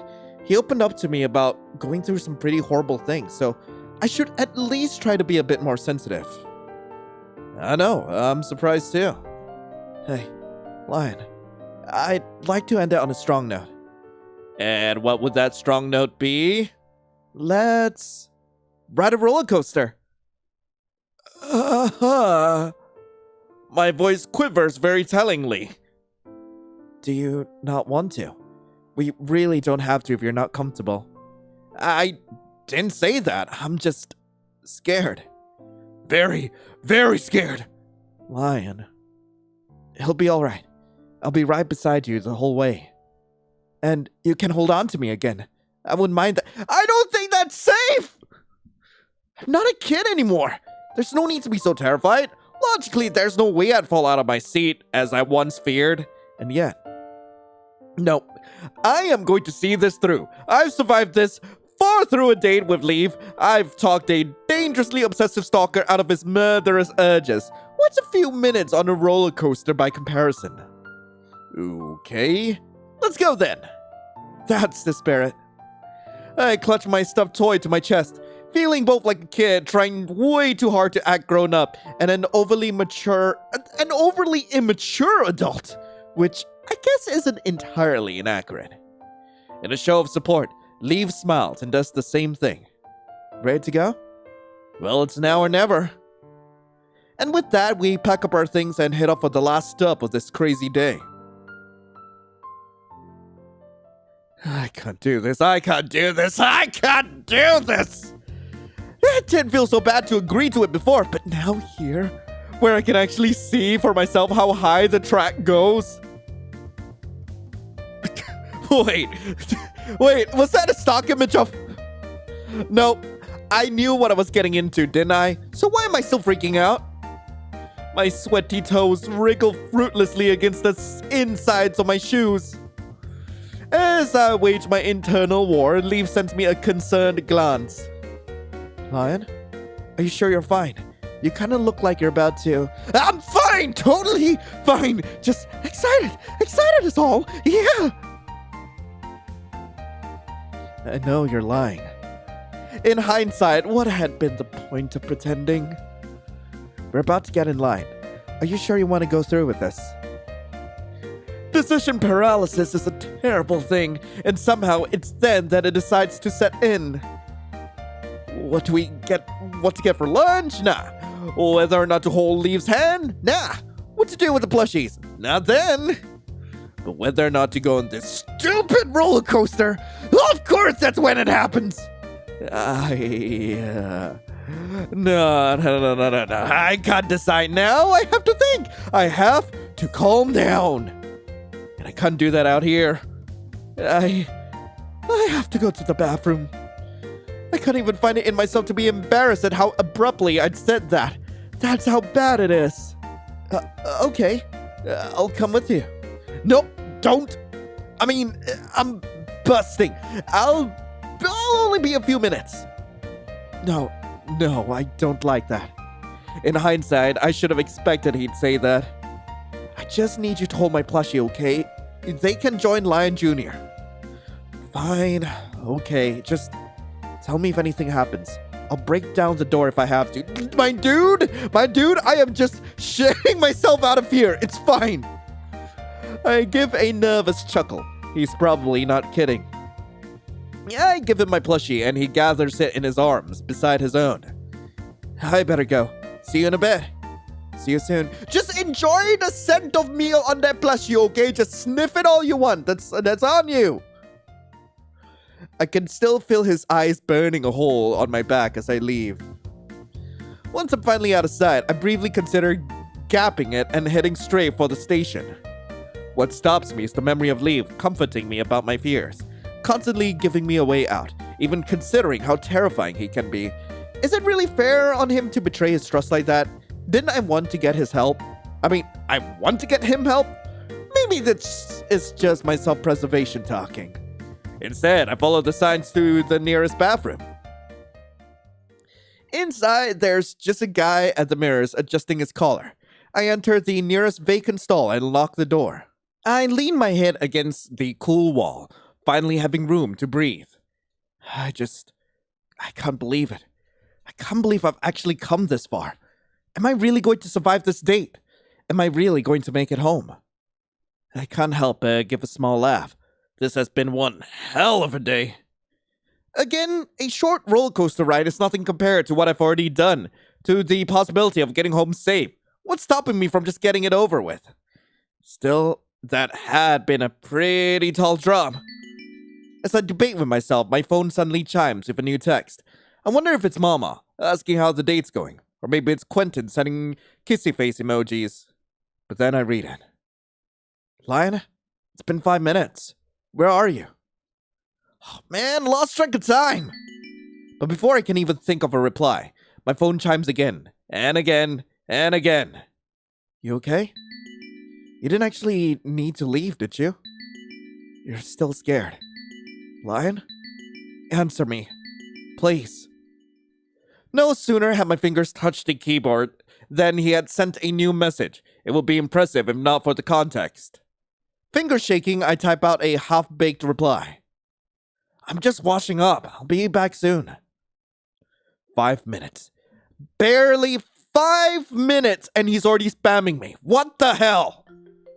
The second my fingers hit send, my phone rings with a call. No point in guessing who from. Sighing, I answer it. Hi, Leave. Is something up? I'm literally about to go back. No need to. I'm right outside. His voice sounds strained, as if he'd just run the perimeter of the whole park. Already? Yeah, I'll be waiting. He hangs up, leaving me to stare at my screen in silence. Why? Oh, why? Oh, why can't he give me a break? Resisting the urge to curl up and scream into my knees, I exit the stall. The guy at the mirror raises a brow at me, though his expression seems sympathetic. That your partner? Sounds clingy. I give a nervous chuckle. He has no idea. I give myself a quick once-over, smoothing out the wrinkles in my clothes and brushing my hair back from my face. Okay, time to leave. Leave thinks I've been kidnapped or something. I step out the bathroom, trying to ignore the pounding on my heart. Lion, you're back! I thought I asked you to wait. Like, dude, it would have taken me 5 minutes to get to the toilet! What the hell is your deal? I just couldn't. You were gone for so long and I thought you ran away or something happened to you and I was so scared. Without warning, he pulls me in for a bone-crushing hug that knocks the air out of me. Don't leave again, okay? You can always tell me what's bothering you. I can only nod against his shoulder. At the very least, I believe that. I'm okay. I can take care of myself. You didn't need to run all the way here. I'm sorry. I was just really worried. If anything happened to you. Sighing, I reach out to pat him on his head. His hair is silky soft between my fingers and smells faintly of vanilla. I'm fine, alright? I was just trying to calm down before getting in line. He gasps at the contact, but nods, closing his eyes and nuzzling my hand like a cat. It takes everything in me not to find it adorable. I nudge him away, and he looks disappointed at the loss of contact. Let's just go, okay? Okay. At least he apologized, but it's not exactly nice to know that your date can't even be away from you for more than 5 minutes. Again, it probably has to do with what he told me earlier. It's not entirely his fault. Doesn't make it any less creepy, though. We make our way back to the rides, me with my plushie in a death grip. Ready to go? Ready as I'll ever be, I guess. If anything happens, you know what to do. Actually, can I ask you a favor? Anything. I hope I don't sound weird, but can you talk to me while we're in line? Just about anything other than the ride. Lion, you sound like you're about to get a jab. I know, but I really do want to go. If only so that I can prove that I'm stronger than this. That would just help. Yeah, of course I will. Thanks. We make our way to the end of the worryingly short line. I look at the people in front of us, how carefree and relaxed they seem. Also, I'm just gonna say it right now, I also don't appreciate the fact that Leave is forcing us into really uncomfortable positions. Like first the haunted house, and then the roller coaster, which he knows that we don't want to be there. But he's just like, oh, come on, it's just a goddamn roller coaster. Why are you making it such a big deal? What's your deal, Leave? If only I could be like them, then I could take this whole situation in stride. Then I would understand how to manage this date better. Lion, do you like drawing? Truth be told, I'm a terrible artist. In bio, we had to draw different skulls, and someone thought my ape skull had a horse head. Yikes, that's kind of rude. I know, but I think I could see it. At least, It wasn't for a grade, or else it would have been a problem. Leaf continues to bring up mundane anecdotes to keep my attention on him, and before I know it, our conversation is interrupted by the ride operator. You two together? Huh, lucky you. We've got a couple seats left near the front. Wait, the front? Are there any closer to the middle or the back? Yeah, nah, sorry. Ride's pretty much full. Great. Just peachy. Now I've really made myself look like a wimp. But it's too late to back out now, so I just nod in resignation. Leaf threads his fingers through mine as we make our way to our seats. You okay? Nope. Leaf gives my hand a gentle squeeze, the warm pressure calming my heart rate if only a little. It'll be over before you know it, alright? There's nothing to be scared of. I respectfully disagree, but the rational part of me knows that he's right. We buckle up just as the operator passes by. They pull the handlebars down over our laps, and the reality of the situation begins to fully set in as I take a deep breath. I'm really doing this. I am really doing this. The train slowly, ever so slowly, glides up the incline. And then it stops, right at the very top, along with the conversations around us. My hand is gripping Leaves so tight that it must have been painful for him. But when he glances at me, I see only concern. I grit my teeth, holding back tears. Not here. Not now. And then we're falling. The air whips my hair out of my face. Everything is a blur. I feel like I'm going to float out of the train. When we reach the bottom, I realize that I managed to keep in my scream. A quick glance at Leaf shows that he is as calm as ever, a placid smile never leaving his face. Another incline. I steel myself for the inevitable. I'm falling! Floating! I laugh in pure exhilaration, closing my eyes. I'm not dead! Then the laughter turns into a scream as I'm turned upside down. The train slows for a few moments. I don't dare to open my eyes. And then we're moving through loops and hills and turns faster than I can think. My blood pumps in my ears. I can barely hear my own breathing among the sounds of screams. At one point, some self-destructive instinct drives me to open my eyes. The entire park is visible from here. The awe of the view briefly overrides the crushing fear. But then we're falling again. The incline makes my heart skip a beat. What the hell? Are we going in a vertical line? To make matters worse, when we reach the bottom, the train begins to twist violently from side to side. I grip the handlebars for dear life, praying that my death will be quick and painless. My hand was practically fused with Leaves with how tightly I'm holding on to him. His hold on me is just as strong, but a glance in his direction shows not a hint of distress on his face. Another loop and another, so many that it makes me lightheaded. Then the train comes to a roaring stop. The world is out of focus for a few seconds. I barely register anything around me. Can barely understand what Leaf is saying. Can barely feel the handlebars being lifted off. Only when Leaf squeezes my hand do I come to. Lion. Hey. Are you alright? It's over. You did it. I did? The floaty feelings remain as we disembark and collect our things. Leaf's hand in mine keeps me upright as we make our way back to the main area. How was it?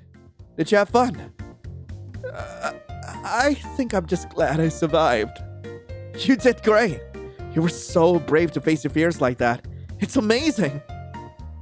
Normally, this many compliments at once would have sounded kind of disingenuous, but Leaf is glowing with pride, a brilliant smile on his face. I find myself crumbling under his praise. Thank you? Oh, I'm so happy right now.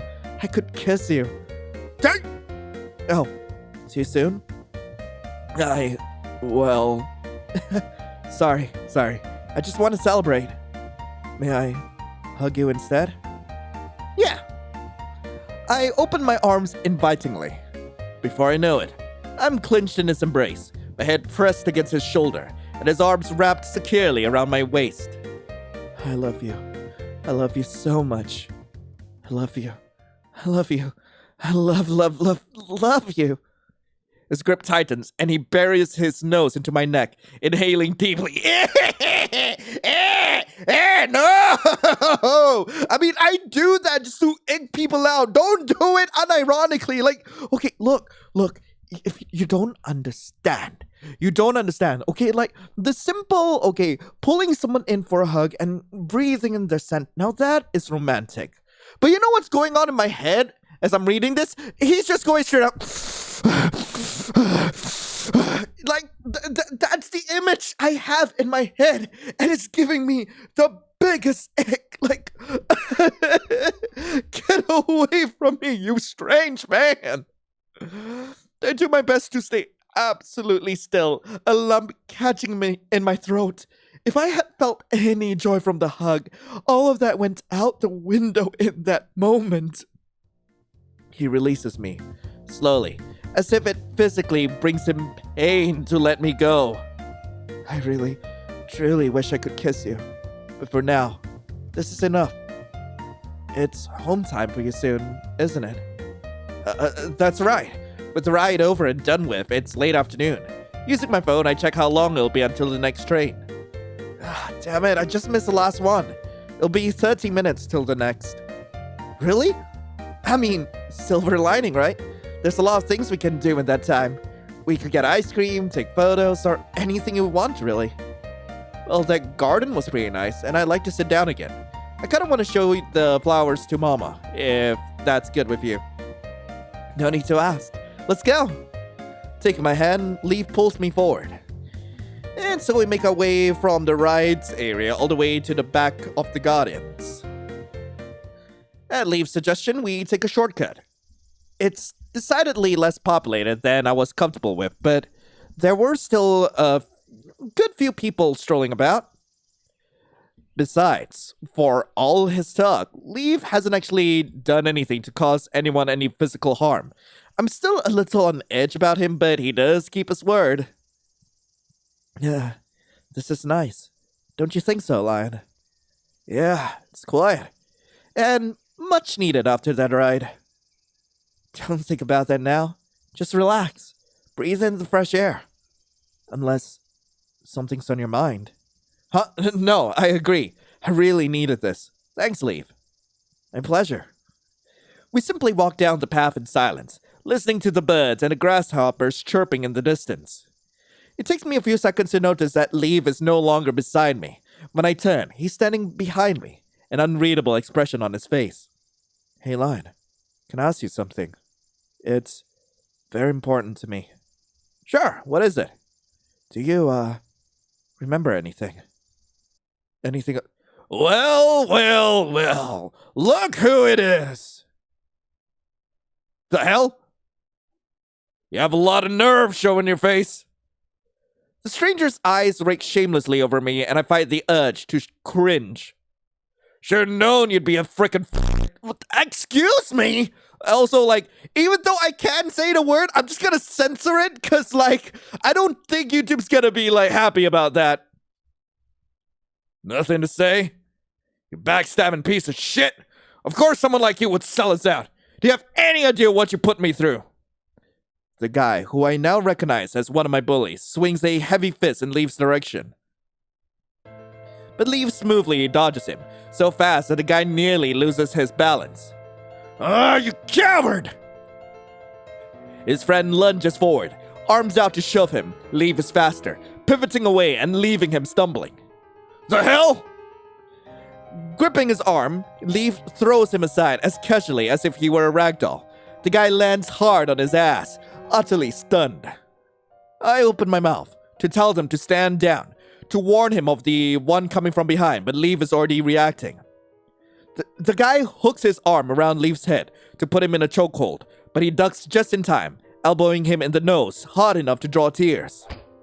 Then he kicks him in the solar plexus, knocking the air out of his lungs and sending him to the ground. The last bully standing backs up, doing the smart thing and putting some distance between him and Leaf. Huh! What's wrong with you? Too busy sucking the teachers off to remember how to fight? But then he turns to me. Ah, I see. You want to impress your little boyfriend. He sneers at me, as if my very existence was an inconvenience to him. The world's screwed, man. Letting people like you run around. What the hell are you doing here, then? You're one to talk. Damn right I am. Honestly, you all need to be cleansed with fire. Oh, hit a nerve there. You know, leave. Go ahead. Go ahead. Like, you're obviously no longer the worst character in this visual novel. Leave lunges at him, wielding a switchblade, eyes blazing with uncontained rage. The bully freezes at the side, looking like a deer in headlights. Ah, God! What should I do? Surely... Okay, sure. I really did not appreciate his comments, but at this rate, Leaf will... I'm not doing anything. I stand there as if rooted on the spot. In some way, maybe they do deserve what's coming. Or so I keep telling myself. The bully attempts to scramble away, but Leaf is faster, hooking an arm around his neck to keep him in place. His friends move to help him, but Leaf holds the blade against the bully's throat in a warning. What's wrong? Go on. Insult Lion like you were doing just now. The bully can only shake terribly in his grip, a far cry from the arrogant confidence from before. What the hell you want from me? Let me go! Lion, look. I caught him. I caught the bad guy. What do you want me to do now? I open my mouth, but nothing comes out. I can't move. I can't speak. Rip him a new one! I was having such a good day. But you just had to come in and ruin it, didn't you? Give him a thrust! Oh God, I'm so sorry. I am so sorry for that image, okay? Like, that was horrible, but he deserves it. Look, man, we can forget about everything, okay? Just let me go! If only you'd left us alone. Then we wouldn't be in this situation. I see now that people like you don't ever learn. What are you? Ah! The sickening crunch, followed by the bully's scream of excruciating pain, elicits a visceral disgust within me, but I can't look away.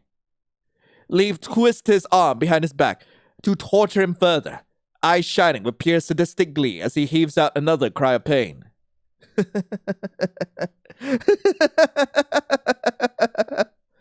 The bully tries to struggle in his iron grip, but with a blade to his throat, there's not much he can do. His friends can only look on in abject horror as Leaf continues to twist his arm into all sorts of unnatural angles, the cracking sounds of his bones echoing in the open forest. Eventually, he lowers the blade, coldly shoving the bully to the ground. Consider yourself lucky that I'm sparing your other limb. I tell myself not to look. I can't look. I am not gonna look. But then I do. Oh! Any satisfaction I might have felt for his comeuppance is gone. I suppress the urge to vomit. The bully lay sprawled on the ground, eyes glassy and wide, not moving save for heavy, strained breaths. His friends crowd around him, checking that he's still conscious. Hey, stay with me, man! We're gonna get you some help, alright? He turns towards us, leveling me with a look of pure hatred, but it quickly melts into fear when he remembers Leave. Just go! Get out of here or we'll call the cops! I feel the instinctive urge to apologize. Why do you want to apologize? Why do you want to do that? Because clearly they would have done worse to you if Leave wasn't there! What is wrong with you? Even though the damage is already done, but I stay silent, knowing that nothing I can say will change anything. Leave's pleasant smile doesn't change either, even as we hurry down the path until we're out of the sight. The silence is deafening. The garden is even emptier than it was during my confrontation with Leave. Recognizing that I'm not in the state of mind to talk, he doesn't try to start up conversation. There's remorse on his face, but I have a feeling it's not the kind I'm expecting. The flowers be damned. I need to sit down before I have another panic attack. I collapse onto the bench. A sudden lurch forces my body upward, mine replaying the memory of... Lion! Leaf kneels down and catches me in his arms, but I slap them away. Don't touch me! I clamp my hands over my mouth and bury my head into my knees, holding back the urge to vomit. You just broke the guy's arm. He didn't even blink. Leaf's brows are furrowed in concern, as if there's anything he can do to make it all okay. I didn't have a choice, Lion. It would have hurt you. How can he remain so calm after what he just done? I grip him by the shoulder, staring him right in the face. Didn't have a choice. He basically surrendered, and yet you still... Why leave? Why do these things? Why go so far? And don't give me that it's all for you bullshit. I never wanted this. So be honest with me for once. Why? Leaf's intensely fixated gaze takes on a hollowness, his eyes seeming to pierce my very soul. It's as simple as that. Everything I've done has been for your sake. But I'm guessing you want a general answer, right? Something to explain why I am the way I am? The truth is, it's because I don't care. I can't. To me, other people's feelings have always been irrelevant. I know it might be hard to understand. You're a kind, empathetic person. You care a lot for others. Think of it like this. You see all sorts of terrible things happen on the news every day. You might feel saddened, horrified, or maybe even angry. But only for a moment. It doesn't directly affect you, after all. Most times, you just go about the rest of your day as normal. Now, I'm not trying to say you're a bad person. It's impossible to save everyone. You can only do so much. I'm saying that this is how I felt every moment, every day of my life. Like I was watching everything happen from behind the screen, like nothing actually mattered. Of course, that was until I met you. The only person who's real. The only person who's ever... When I fell in love with you, I had to acknowledge other people as real too. To acknowledge that they might take you away, that they might hurt you. That was the first time I've ever felt compelled to do something. The first time I ever became so scared, so angry. I wanted to kill him. All of them. I still do. It took everything within me not to just slit his fucking throat like a pig. I would do anything to keep you safe and happy. Absolutely anything. If I had to murder the entire school for you, I would do it. Anything you need, anything you want. You could have gotten that. You could have gotten hurt too. You could have gone to prison. Do you really not care about that? No. None of that matters as long as you're safe.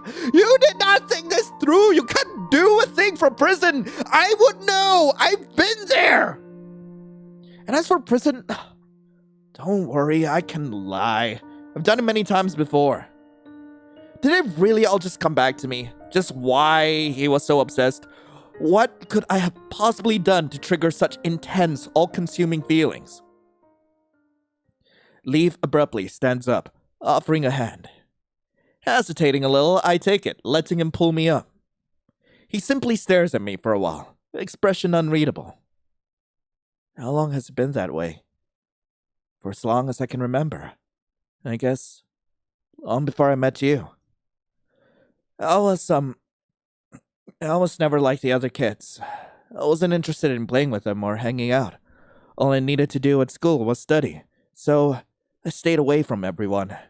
As a result, all the other kids thought I was creepy. The teachers became concerned. Eventually, word reached my parents. My father insisted on taking care of everything. He took me to appointments and got me diagnosed and prescribed me medication. The thing is, none of it seemed to work. It all only seemed to make me feel worse, emptier. I didn't know if he was stupid or he was really just as clueless as everyone else. Maybe he was just trying to appease my mother, but I didn't care. I just wanted to feel like myself again. So they abuse their child, but are surprised when he turns out to have issues? Big shocker! That's just... So they'll turn to drugs before even thinking about getting some actual help? I didn't understand either. It doesn't matter anymore anyway. When my mother got me off the medication, I'd already become dependent on it. whoever I was before taking it. He was gone. Also, just as a bit of a PSA, like, I am not a mental health professional, but I believe that it should be between you and your doctor, whether you should continue on your medication or if you should try to wean off of it. It is ultimately, like, everyone goes through, like, different journeys when it comes to their own mental health. Some people, like, just require therapy. Some people do need the help of medication. And it is always best to speak with a mental health professional to actually, like, deal with all this. Okay, we good here? All right. Let's keep going. Oh, God. The withdrawal symptoms must have been... You don't want to hear the details. I want to protect you. I want to show you how much I love you, but... I can't do that like a normal person would. I can't ignore what's in the way, the threats, the ones trying to hurt you. But at the same time, I love you. I want you to be happy, and... to like me as much as I like you, so of course I don't want to ignore what you're saying either. You're right, though. I'm sorry for frightening you again, and I'm not trying to make excuses. I just want you to understand. If it's what you want, I won't hurt him anymore. Really? Yeah. You matter the most. I could try to let it go. Okay. Thank you, Leaf. I don't think I'll ever fully get the way you see things, but I know you just wanted to protect me. I'm really glad that you're willing to look at it from my side as well. The train's arriving soon. We should probably go. I don't think I want this on my mind any longer. Wait, Lion.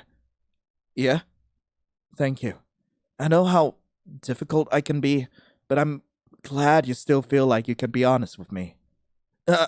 No problem. Somehow we managed to resolve the matter relatively peacefully. Traces of foreboding still linger within me. That some small thing would cause him to snap again, that I would be frozen on the spot, unable to do anything. But those thoughts are soon overridden with anticipation to finally go home. And then it's time to leave.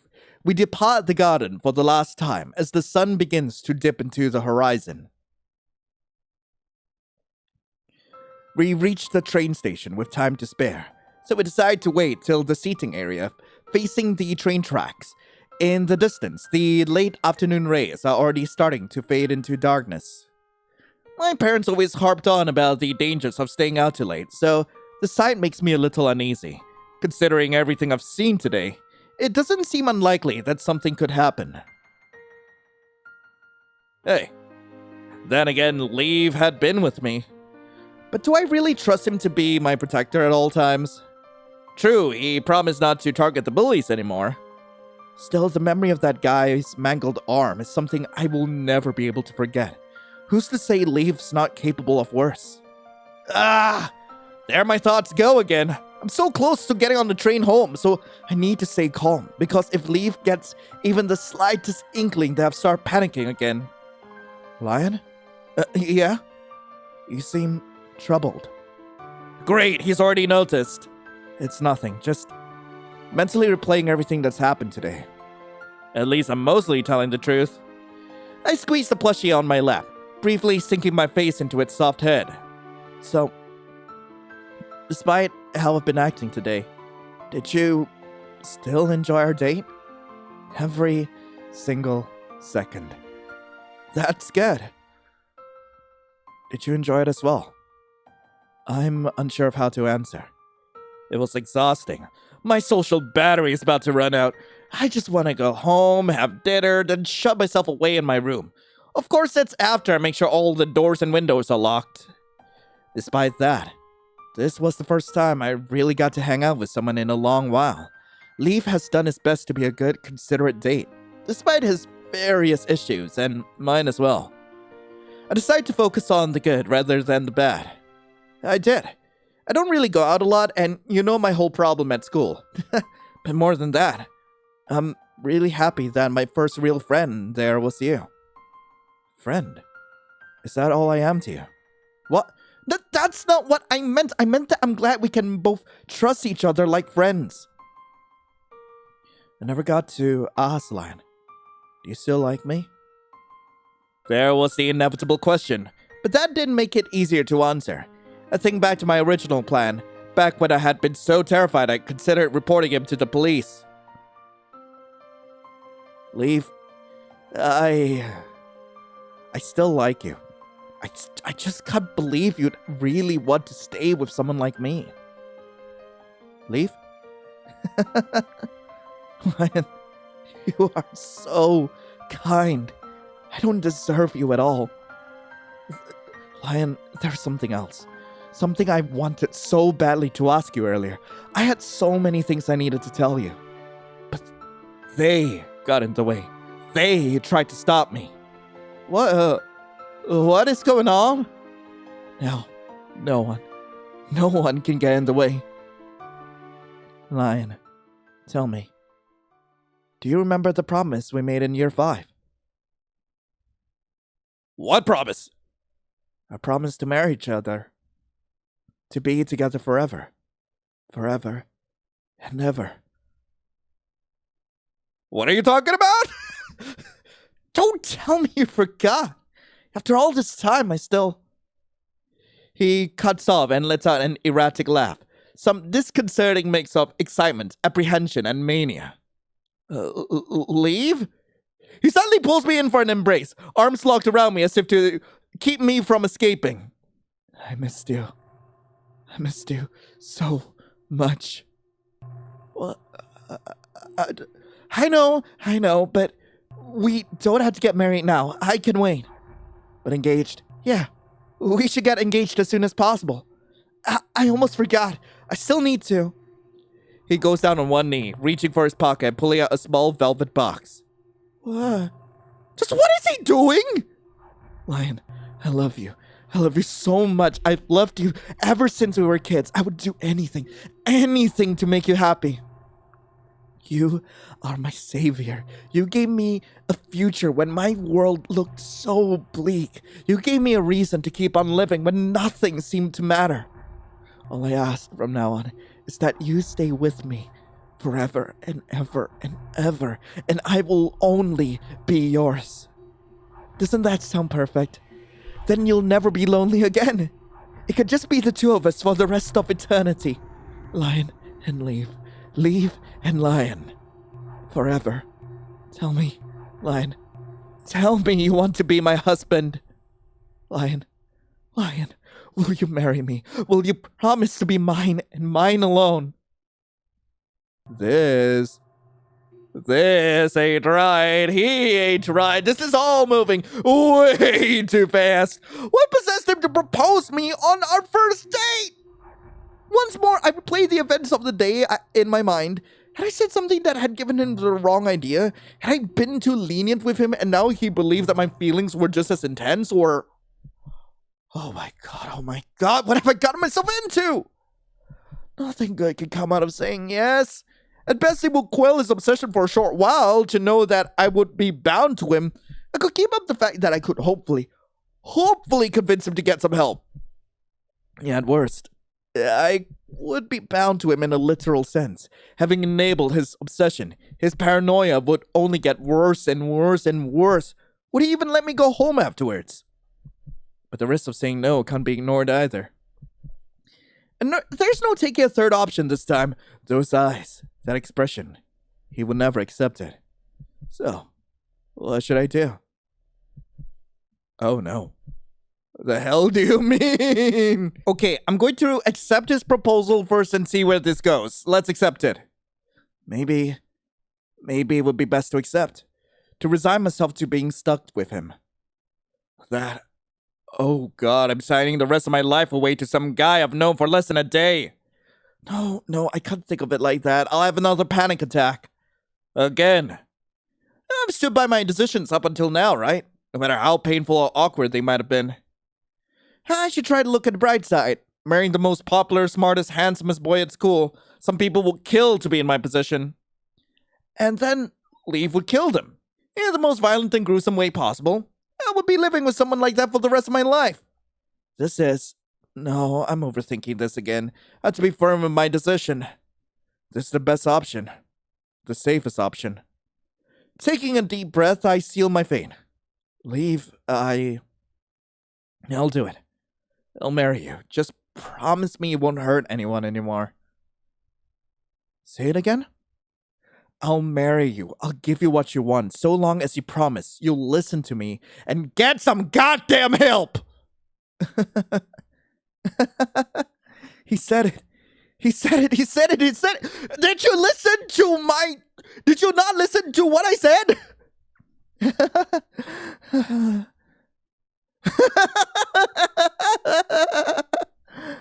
He clutches his head in his hands, hunching over and letting out a screaming laugh that echoes against the open area. My heart rate skyrockets against my palm as I clutch my chest, trying my hardest not to curl in on myself in terror. And then he jerks up, his bangs messily framing wide eyes and a psychotic grin. Finally.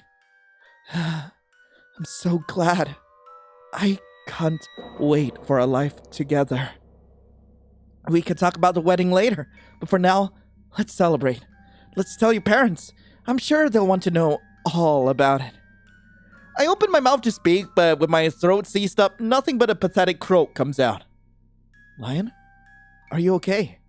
Please, say something. You must be nervous. I understand. Don't worry. I'll back you up. My family. Please don't hurt my family. I wouldn't dream of it, of course. I know you'll want them at our wedding after all.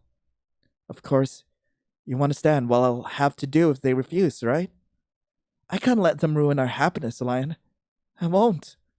I'm sorry. That goes against my promise! Let's not focus on that. You have no idea how happy I am, Lion. How much I've missed you. Gosh, do we have a lot to catch up on. But I suppose today was a good start.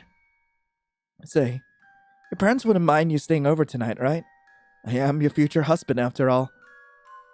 My poor ass! No! Lion? You're crying. Are you that scared to tell them? I'll protect you. I will always protect you. Tell you what, why don't I go and talk to them? They won't be able to say no to me after all. Because they won't have a choice. The hell do you mean by that? Leave! Ending 1. His happy end. Okay, what if we reject his proposal? No. What? I said no, I won't marry you. But Lion. Standing up, I step away from him, much to his shock. No! How could I say yes after everything I've seen? You're insane. You're freaking insane. Was this your big plan? To roll me along and make me feel sorry for you until you could guilt me into staying? I thought there was still hope for you to leave. That you could be better. That we could make this work. But now, I don't know anymore. I can't believe you would lie about something like that. That you think one good day means I would agree to such a thing. And I'm really sorry, but I don't want to see you again. Ever. Just leave me alone. What had possessed me to speak my mind so bluntly? To demand something he would never consider? Even so, the rush of adrenaline I feel almost makes it worth it. Leave doubles over with laughter, as if I've just told him the funniest joke in the world. Pure, genuine mirth exudes from his expression, as if I didn't just crush his heart to pieces. Lion is so funny. Pretending he doesn't remember? What? Are you even listening to me? I'm saying I don't love you. But weren't you the one who proposed? You shouldn't lie to your fiancé, Lion. He sighs. Guess I don't have any other choice. The world moves in slow motion as he draws the syringe from his pocket and uncaps it. Hold still. His voice holds none of the tender affection from our date. The romantic from then is gone, replaced with a shell of a person. Don't touch me! Ignoring my protest, he advances towards me, posture military straight, an expression devoid of anything. Talking hadn't worked. Screaming hadn't worked. He's beyond reason now. I had to move. Dodge! Which way? Which way? Backwards! I stumble backwards as he swings the needle down. To no avail. Leaf covers the distance between us in a single step, an empty smile on his face. Cold comfort. The needle slides into my neck, the pain barely registering over the sinking feeling in my stomach. I'm going to die. He's going to kill me, and there's nothing I can do. Leaf pulls me into slump against him, and he injects me with the drug. For all it's worth, I wish things had turned out differently. The world around me is a blur of colors. I can just barely make out the canopy and the building across. I try to pull away, but Leaf's grip is far too strong, and whatever he's done to me has relaxed the muscles in my arms. He kept me locked in place, unable to escape, barely able to struggle. What did you? He simply draws my head to rest against his shoulder, gently stroking my hair. Shh. It'll be okay. Just relax. His voice is so soothing that it's a Herculean effort not to give in. I tried to lift my hands to wrench his arms off of me, grab his face, anything to get him away, but it's as if I'm Atlas, struggling against the weight of the sky. No, leave. Why? But it's too late for me. My body can do nothing but go slack against him. I'm sorry, but there's no other way. No other way. His voice rings in my ears as my vision fades. The last thing I feel is Leaf pressing a kiss to my forehead before I fall unconscious. Well, did we get an ending? Oh, bedroom. Cool. When I came to, I'm lying in bed with my duvet atop of me. There's a strange heaviness to my right wrist, and I wiggle it, thinking I had fallen asleep while reading again. Nope. My eyes widen at the realization that I'd been cuffed to the side table. And this isn't my room. Good evening, Lion. I jerk at the sound of a familiar voice. Also, right wrist on the side table? It's not that difficult to, get out of there. I could legit just bring the whole table with me and probably use it to swing at Leaf. You're finally awake. Did you sleep well? Everything comes back to me in an instant. The date. The truth about him. How things had ended. Oh. No need to be so worried. We're in my house. This is my sister's old room. He points towards the table. And look, I made you dinner. You've been out cold for the past few hours, so you must be starving by now. There's a steaming plate of carbonara pasta sitting there. But what does that change? I don't dare take my eyes off of him, frozen like a deer in headlights. He gestures towards the meal again. What are you going to do to me? Nothing. I'm not going to hurt you, Lion. I swear on my life. He leans in as he speaks, lightly trying to be reassuring, but I recoil on instinct, my back pressing against the headboard. Then explain why I'm chained to a table, and very flimsily, indeed. Why am I here? Why? Why did you reject me at the station? Everything was perfect. I don't understand. Your marriage proposal? That was our first date, you idiot! And what did you mean by you proposed first? But you did! We were 10, remember? I remember it like it was yesterday. Exactly! We were freaking 10! Why would I know that? It changed my life. It gave me a reason to keep living. That does not answer my question! I thought today would jog your memory. I really did. Flowers. So many flowers. Didn't that garden remind you of anything? You don't even remember who I am? I suppose it has been a long time. There's no way. Of all people! Look, I'll prove that I'm telling the truth.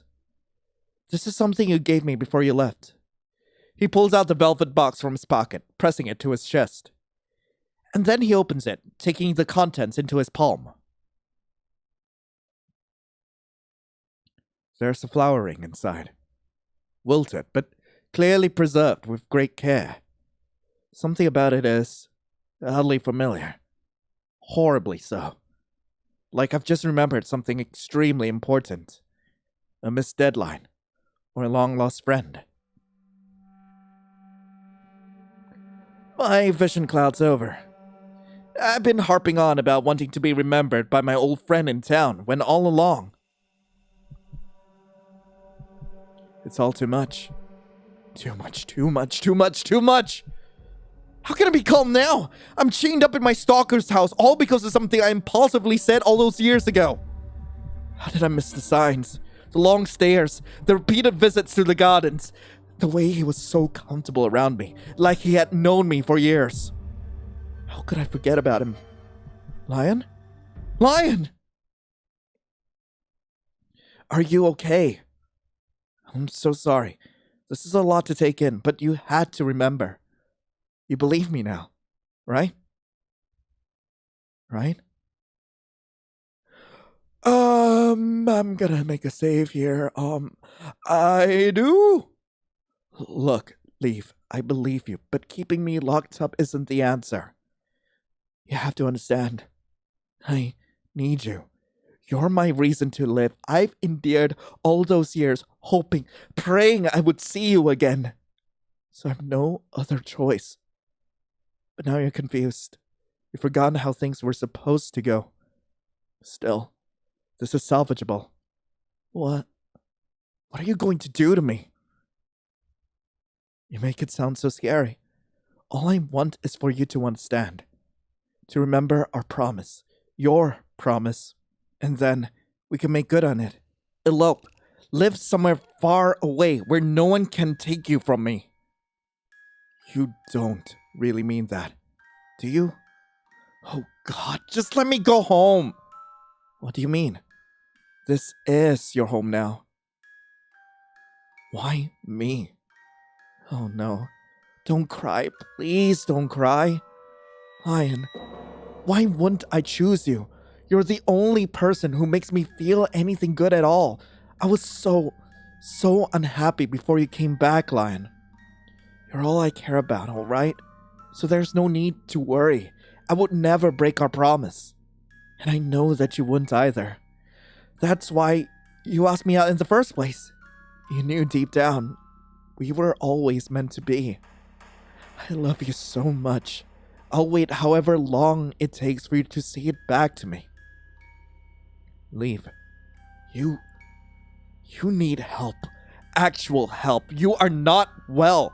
I want you to get better. I really do, but I'm not qualified to be that person at all. So please, let me go. No, I can't do that. I love you. You're the only one who matters to me. The only one. He won't listen. Oh, God, why can't he just listen? If you love me so much, then why are you keeping me locked up? So I can be your vanity project? It's nothing like that. Lion, you mean the world to me. Oh, come on! But because of that, because of our date, I see what I have to do now. I have to protect you, even if it means holding you here. Isn't this good for you as well? You never, ever have to be alone again. Okay, my dude, you are just a student. You are still in college. You can't afford to do this, my dude. I'll take care of you. I'll cook all your favorite meals, buy anything you want, keep you up to date on the material at school, and hang out with you every single day. You won't have to lift a finger as long as you're here, and you won't ever be lonely again.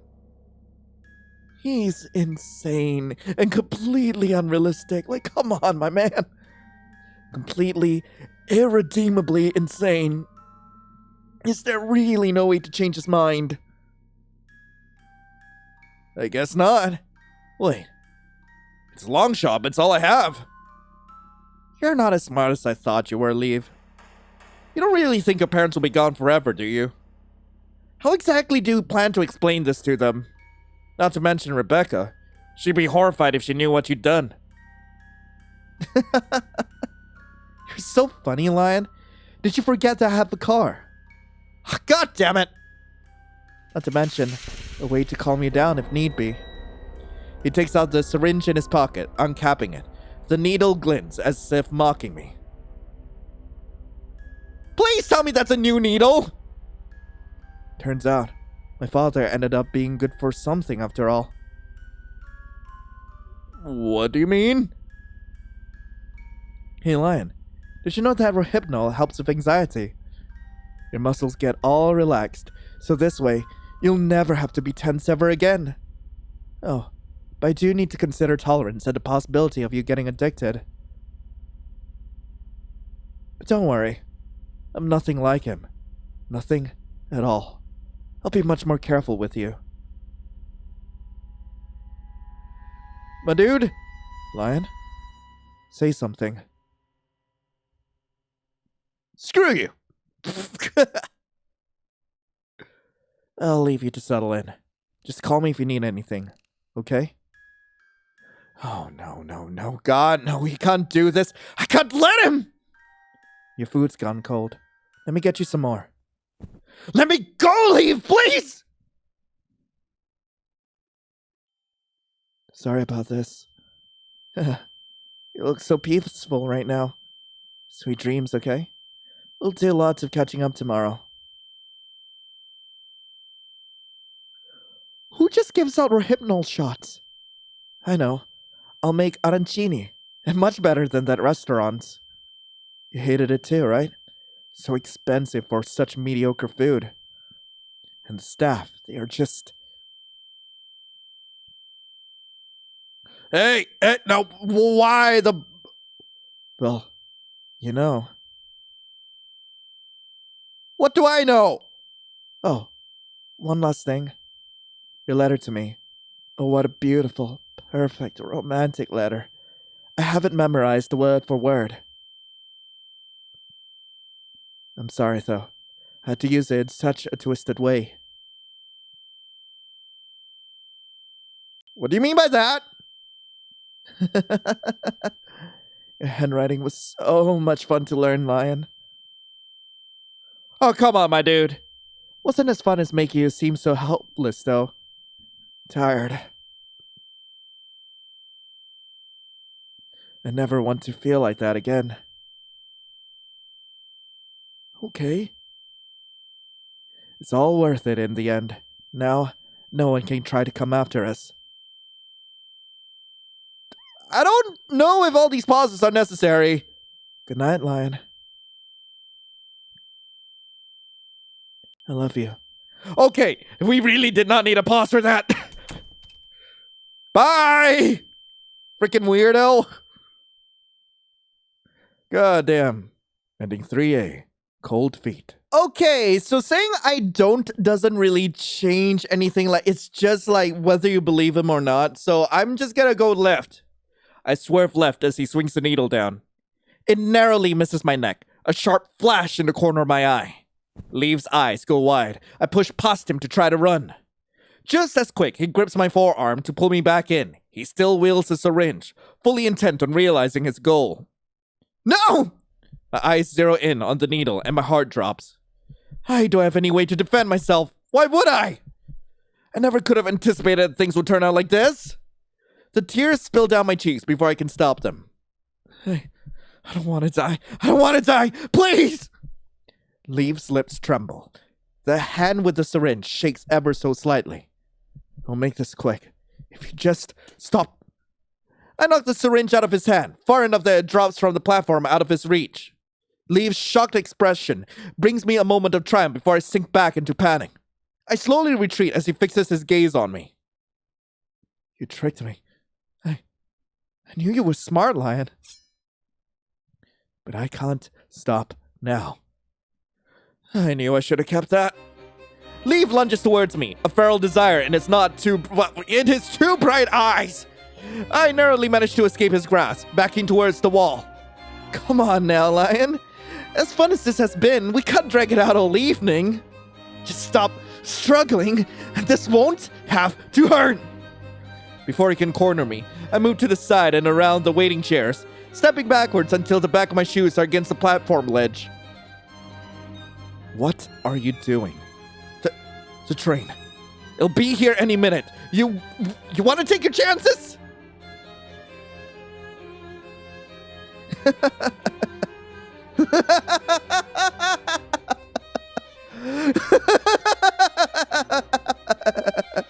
He vaults over a chair, landing far too close to me. I clutch my chest, vainly trying to calm my racing heartbeat as he slowly approaches. I'm frozen in place. There's nowhere to run, not unless I want to risk being run over on the tracks. That's it. See, Lion? I would never hurt you. Still holding the knife, he slides his arms around me, pulling me close and nuzzling the top of my head. The adrenaline of being chased, coupled with the gentle way he holds me, is a strange feeling, to say the least. Regardless, I'm as stiff as a board, staring into the station windows, praying that someone will see me, help me. I was afraid I'd have to use that on you, but now you've finally seen reason. I knew you'd love me too. Let's go home, okay? Nope. No. I can't. I don't want to. No! I squeeze my eyes shut as I shove him away as hard as I can. The force of the shove propels me forward, and I bury my head into my knees as I try to stop hyperventilating. I can't go with him. I won't. The sound of a train horn forces my eyes open, and I glance towards the tracks on instinct. I stare at what just happened. Shock would be the wrong way to describe it. It was beyond that. Denial would be more fitting. After all, who would want to believe that they had just watched someone be crushed? My eventual return to reality is not a kind one. When I fully register the gory scene before me, I tried to suppress the urge to vomit. And fail. My lunch spills over the brick ground as I retch over and over, tears of strain and horror streaming down my face.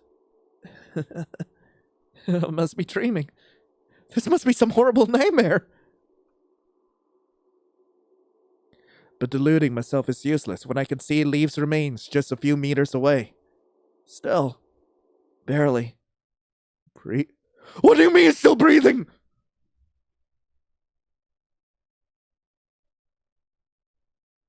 Oh, hi there. He's gone. I failed. How could I make him hate me so much? I tried to tell you.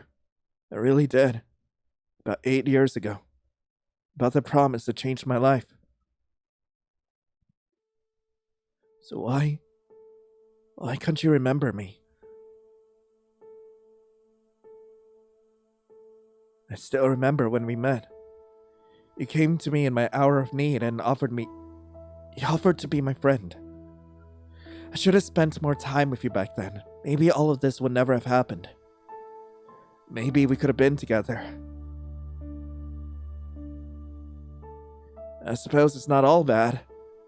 I got to see you again after all. Thank you, Lion, for today, for everything.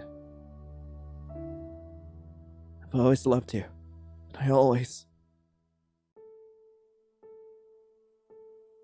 Okay, this is sad, but can you die already? Oh, thank you! Thank you! Oh, he's still gotta go on, isn't he? Ending 2. Till death do we part. Okay, so we're back in the Haunted Mansion with like 0 faction points. We are going to go for the secret ending first before we go with the rest of the endings. So yeah, let's get right into it. I'm not gonna take Leaf's hand. I'm gonna keep him to myself. I totally got you. Are you okay? You're pale as a ghost. Wait. Ma'am? I'll leave you two alone now. Are you okay, Lion? That bitch. I'll kill her. I'll kill her and strangle her with her own intestines and... Stop it. I'm fine, Leaf. Just a bit shocked. Remember what I asked you earlier? That's right. Sorry. I didn't mean to scare you further. But that wasn't casual at all. No, if she had really hurt you. Look, they can't do that, Leaf. They won't. Otherwise, we will call the police and she will lose her job. Yeah, I suppose that's an option, but disposing of them on the spot will be so much faster and so much more satisfying. And I thought my paranoia was bad. Let's just keep going, okay? We should be close to the end. All right. You are okay, right? You're still a little shaky. I'm fine. Wasn't that serious. It's still so strange how he can act violently, homicidal 1 second, then fuss over me sweetly the next. Is it wrong for me to appreciate that a little?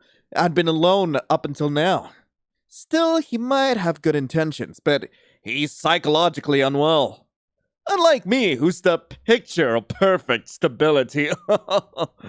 As we continue to walk through the cellar, the dead silence is suffocating. I decide that I should at least thank him. Most people would tease, but he'd taken my fears seriously, if in an extreme way. God knows how he'll respond, but... thank you for the concern, though. There's nothing to thank me for. You make me so happy, Lion. All I want is to do the same for you. Well, that went better than expected. To my surprise, being scared so badly meant the rest of the journey wasn't as terrifying. Some of the pop-ups still make me jump, but I at least managed to keep myself from screaming again. Let's skip right along. Leaf seemed to be in a surprisingly good mood the whole way, all things considered. Though he cast very frequent glances down at the gap between our hands. Did you enjoy that, Lion? Yeah, I did. Yeah, whatever. He beckons me forward, and I follow him out the door without hesitation. The sunny amusement park is a welcome sight after spending so much time in an enclosed, dark space. Leaf had thankfully calmed down from the excitement of earlier. He walks beside me, close enough that our shoulders almost touch. Leaf, what games should we play?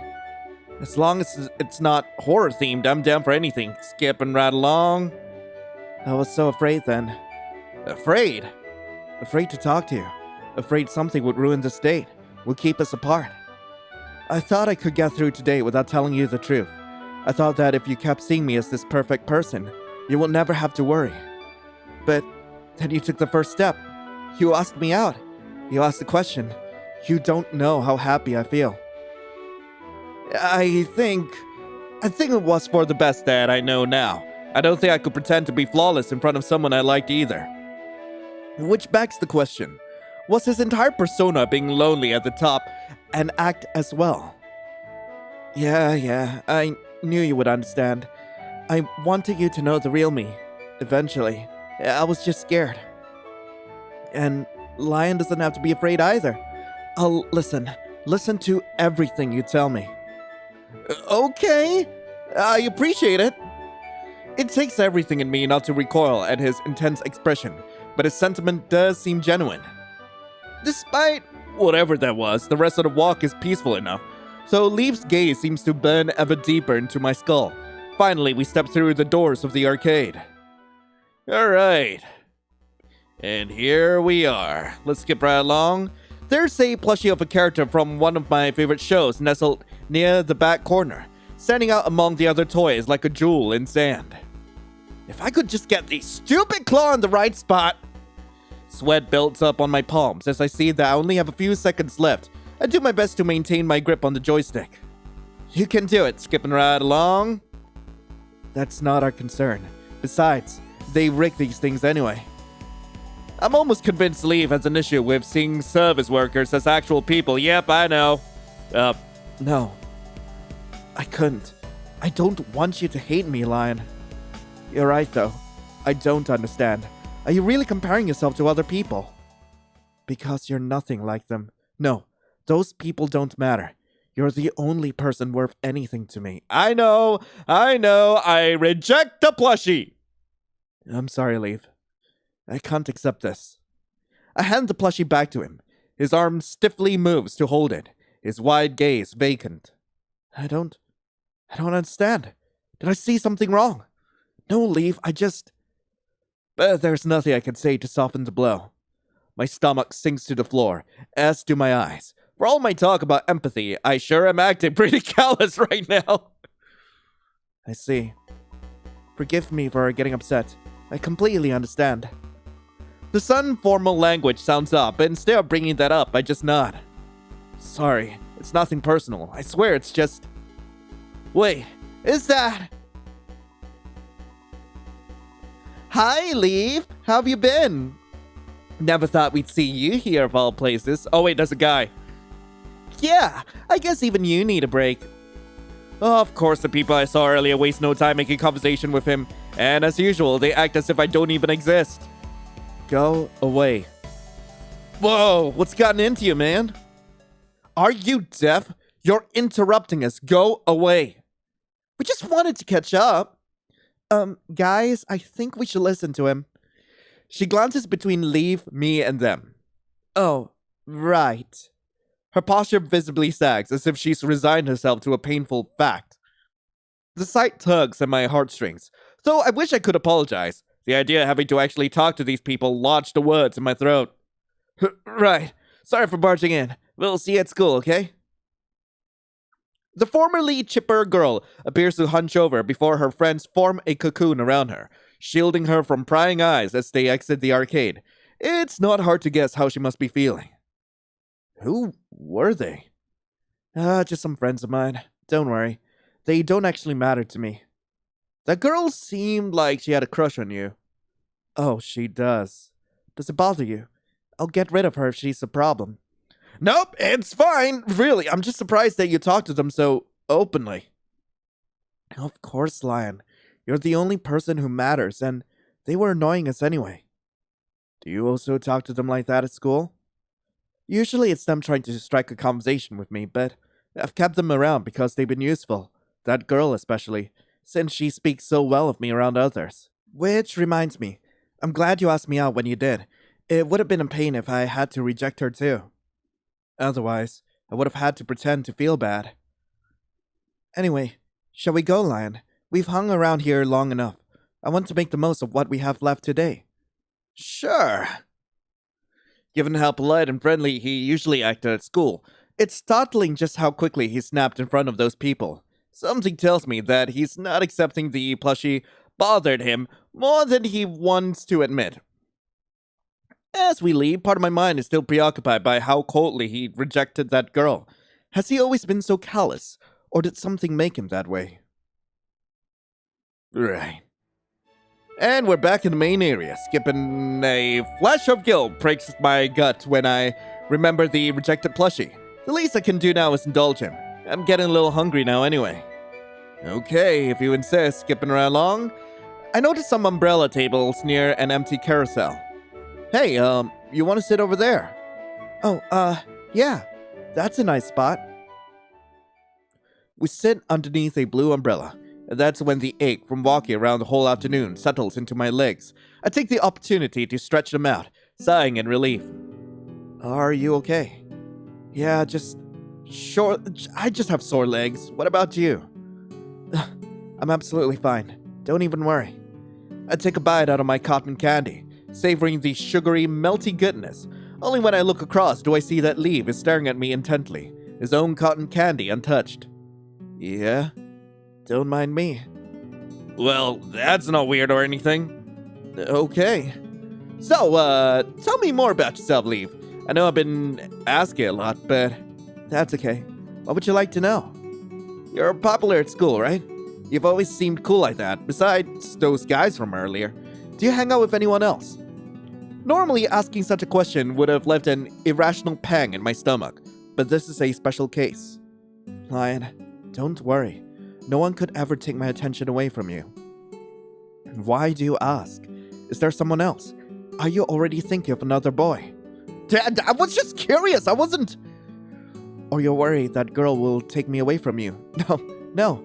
I'll just get rid of them both. And then you'll be... No, I'm not worried, okay? I'm just glad that you have other people to talk to, even if they're not really your friends. Oh, okay. Well, knowing a lot of people was crucial for me to get to where I am now. And I guess if it weren't for them, I wouldn't understand a lot of things. That actually reminds me. Why did you want to become head boy in the first place? Huh? I mean, I just don't get it. If you don't care about anyone, why bother with all that work? Because it's all for you. Huh? Figures. You don't remember. What do you mean? It's okay. I understand now isn't the time. His voice is affable, but there's something hard in his eyes. Something that tells me it would be a really bad idea to press further. In the end, I leave it, despite my burning curiosity. Still, what? Saying those 6 words and leaving it there? Is he trying to mess with me? Leave interrupts my thoughts, breaking the awkward silence. Lion, how about you? You should tell me more about yourself too. Me? I thought I already spilled my heart and soul back in the gardens. What else could you want to know? No, I could never get tired of listening to you. I mean, if you insist, but maybe give me a topic to go off of. Huh. You still live with your parents, right? Yeah, don't most kids? What about you? I don't want to talk about them. Oh, tell me about yours instead. Are they good people? Where do they work? Well, Mama got laid off from her old job, so she's still looking for work while doing catering at the side. Dad's company luckily let him transfer, so he's been able to keep working as a technician. And, they've been good to me. I thought of using the money from my own job to help with bills, but they insisted I save it for uni. Good. Controlling parents truly are the worst. And speaking of controlling, they know I'm a guy, right? And they accept that? I kind of accidentally broadcast it to the entire house, so yeah, they know. And they don't really care who I go out with, as long as I'm happy. Are yours? I don't care what they think. But I'm glad yours is so understanding. It would have been a real shame to have to convince them.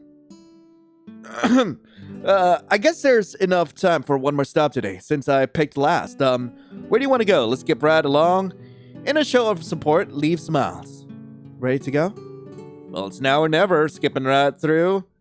Just stay here, okay? I promise I won't be long. 5 minutes max. Fine, okay, just tell me if anything happens. I'll break down the door if I have to. Got it. And just skipping right through. He grips his head in his hand, shaking. Don't leave again, okay? You can always tell me what's that's bothering you. I can only nod.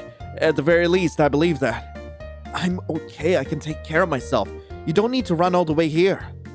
I'm sorry, Lion, I was just worried. Okay, I know. I get it, I really do, but was it too much to ask to have some privacy?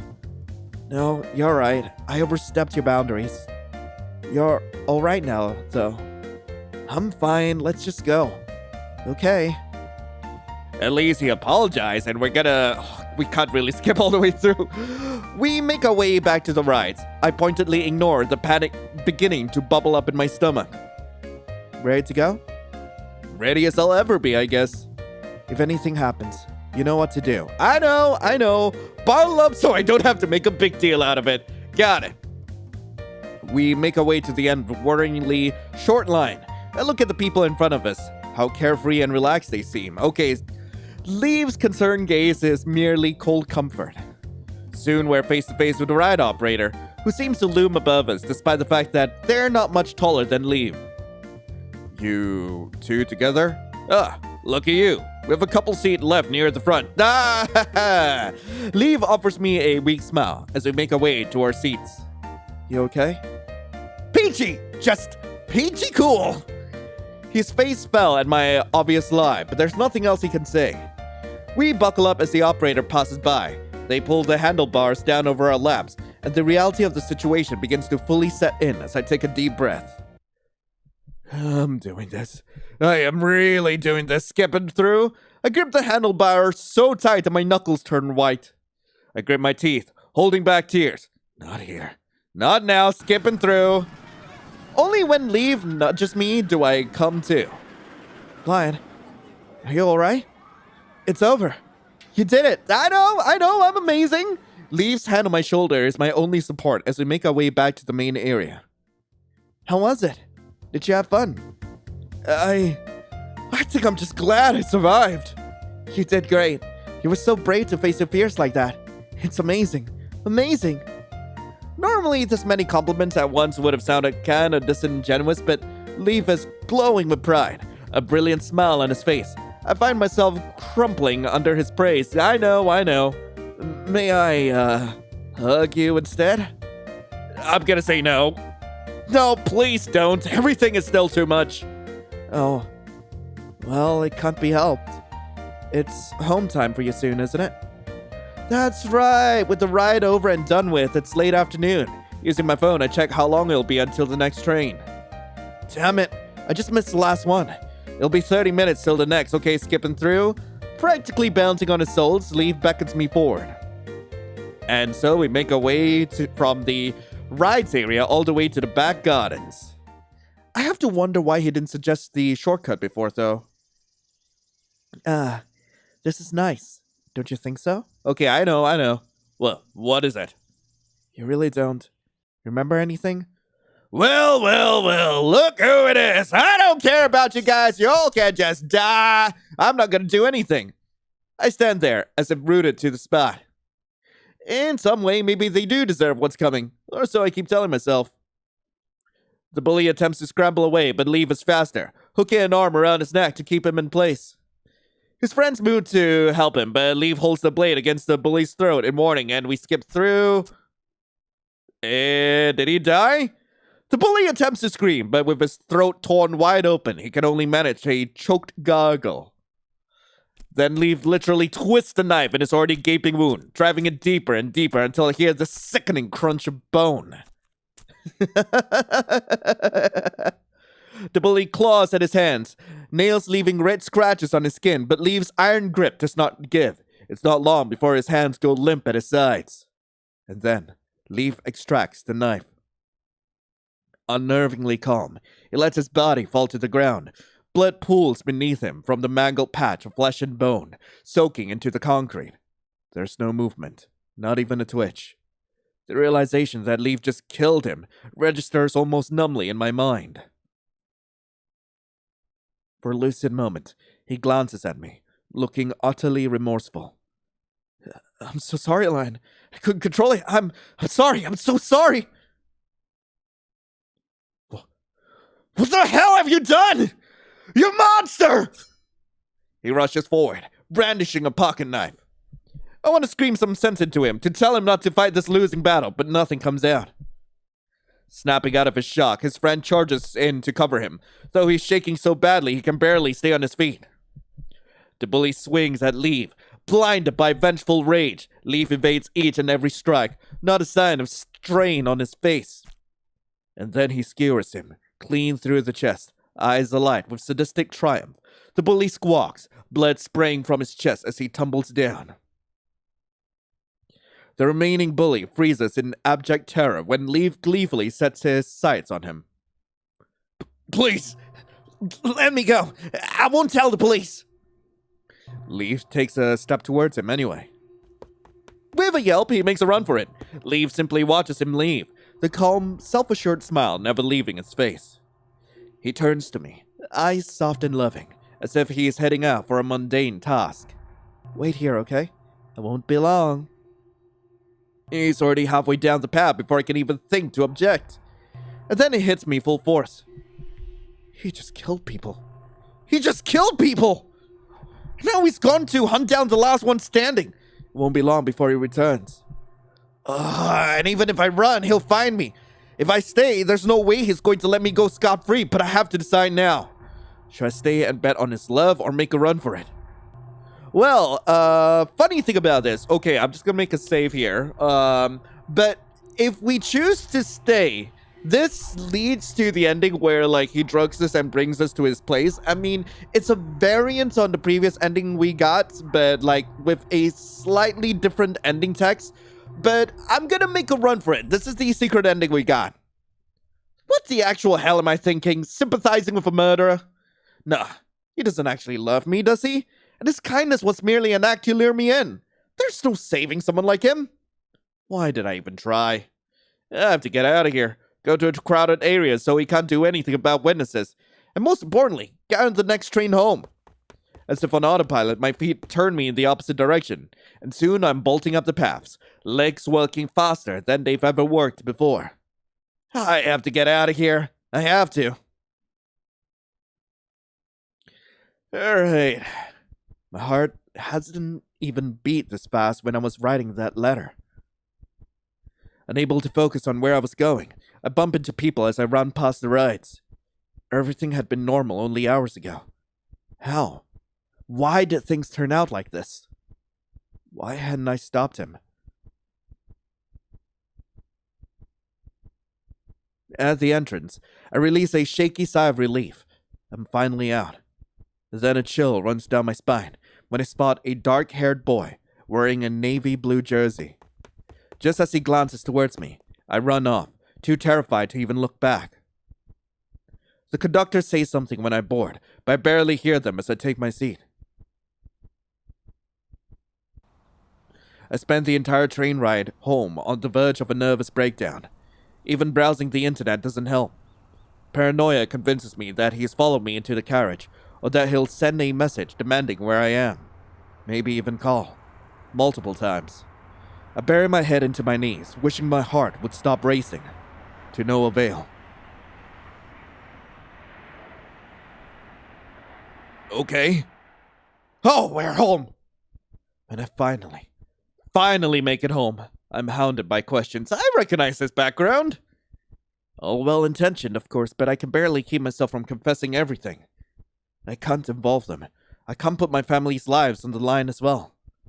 Things are difficult enough as it is. We just didn't click. Don't worry, okay? It stung a bit, but I'll get over it. The lies taste bitter on my tongue. The first thing I do when I'm in my room again is check that the windows are locked. And then, panic that I hadn't checked all the other windows in the house. It's okay. Everything is fine. I'm safe. Are you though? Aren't I? He isn't here. I have nothing to worry about.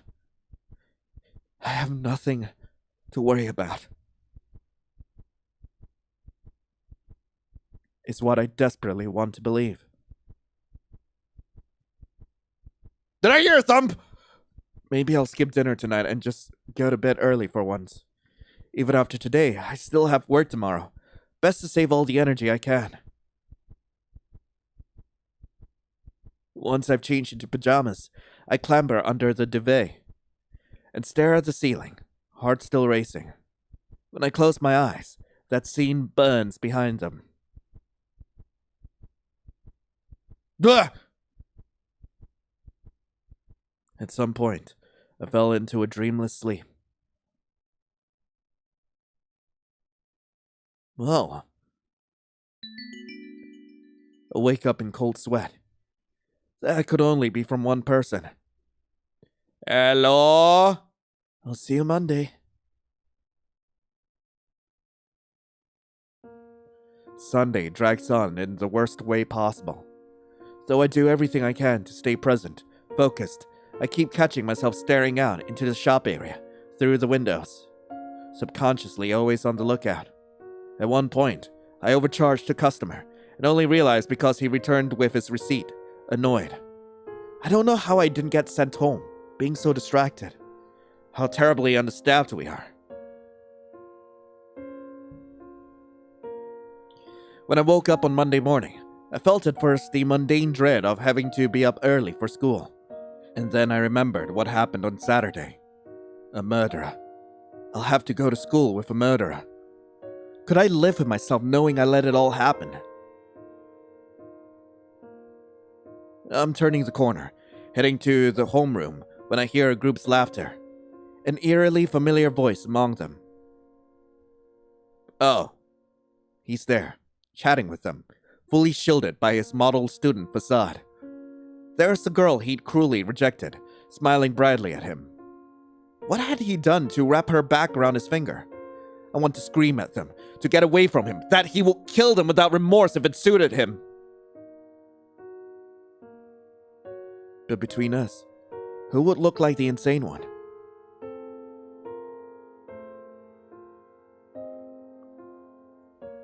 I freeze when he locks eyes with me and smiles.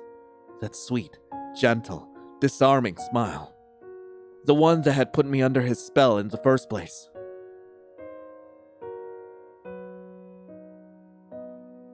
What the hell? Do you hear yourself? Leave would never do that. Where's your proof? Man, I should have taken photos of the bodies. I knew it was a vain effort, but I still wanted to try. Is there anything at all I can do? What would I submit to the police? His text while I was in the bathroom? I curl up in a fetal position, the notes app open on my phone. The screen filled with everything I can remember about Saturday. Well, this is the third night in a row. Anna, are you sure you're not hungry? I have this essay due tomorrow. Haven't done much yet. Okay, I'm sorry. Mama has been very busy recently. Do you need to talk about anything? I'm fine, Mama. Just been really busy with school. Are you still upset about your date? Forget him. You're a handsome boy. You'll find someone else in no time. No! I'm over it. Really. There's nothing to worry about. Nothing at all.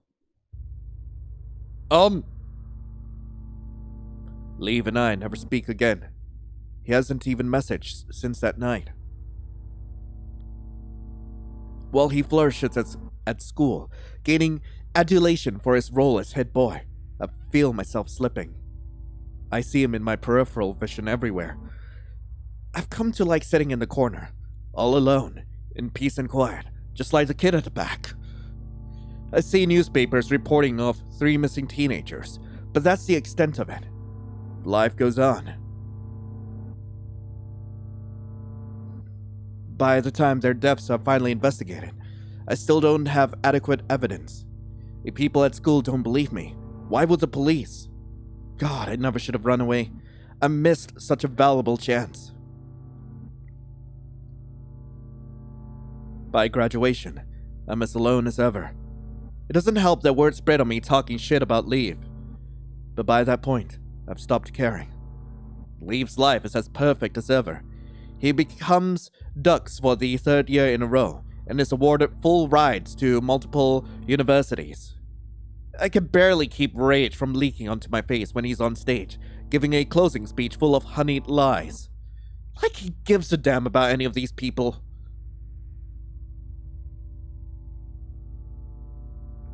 You really don't know what to study yet? Sorry, I just want to keep working while I figure things out.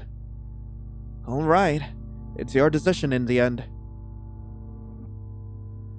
Lion, are you really okay? I thought you'd be happier to be done. Yes, Mama. I'm completely fine. But it's mostly because I'm too afraid to leave the house. He'd follow me. He'd enroll in the same university just to keep following me around. I know he would. How do I know he's not watching me right now?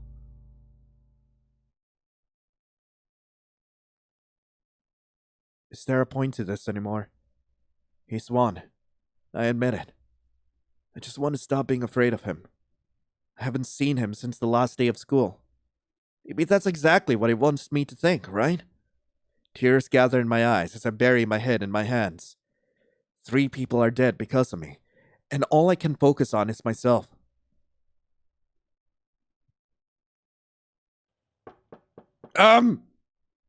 I stiffened.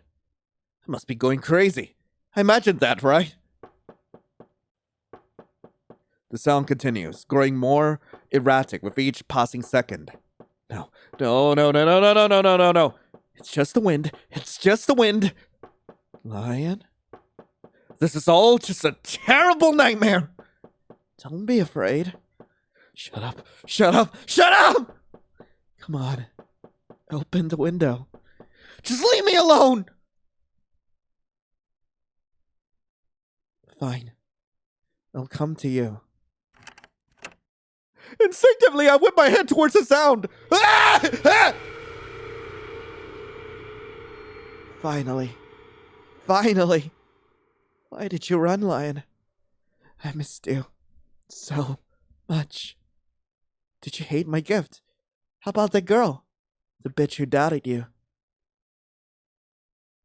Boy, I don't see no hits in boxes. What are you talking about? I ain't got no gift. I can't wait any longer.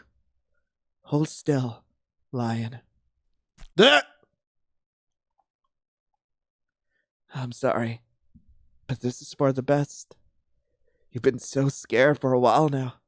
I promise, I'll keep you safe. You protected me all that time. It's the least I can do. What? Yeah, that's right. You promised that too. Promised what? I mean, I know I promised that I'd marry you, but we were kids, my dude. Ending 4. In hindsight. Okay, just for the sake of getting that ending, I'm going to stay and face him.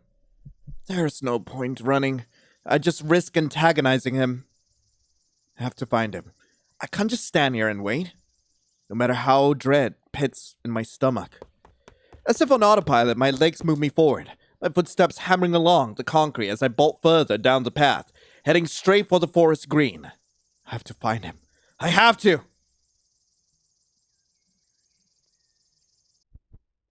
My heart wasn't even beating this fast when I read that fateful text. I don't notice when concrete turns to dirt under my shoes, nor when the trees begin to block out the sky. I just need to get him in time. I have to hurry! I soon realized how little I'd thought this through. How would I know where to look? Would there even be a trail to follow? No. He'd be too careful. All I can do is keep running, searching. Before I know it, I can no longer remember where I'd come from. The amusement park is totally obscured by nature. In better circumstances, it would have been calming, being alone in a sunny forest and listening to the birds. But right now, that's the problem. I have to try something else. That's right, my phone. I take it out and find Leaf's number in my contacts. My finger hovers on the call button. Who knows what it'll sound like on the other side? Stop hesitating! I press it. Well, I guess we don't need to call him. I mean, we know where he is now. My blood turns to ice. The scream only lasts a second, but echoes hauntingly through the forest. I hear a ragged, distorted voice. Oh, Lion, my dear, perfect Lion, my present for you. It's almost done. I end the call, and then I'm running. And then, staring. Oh, hi. Nice shade of red. He stands there, a body at his feet. That is, if it can even be called a body anymore. Its face is frozen in terror, its throat and belly vivisected to expose strings of muscle and innards. The stench of blood and chime makes me lurch. And Leaf is smiling in complete peace.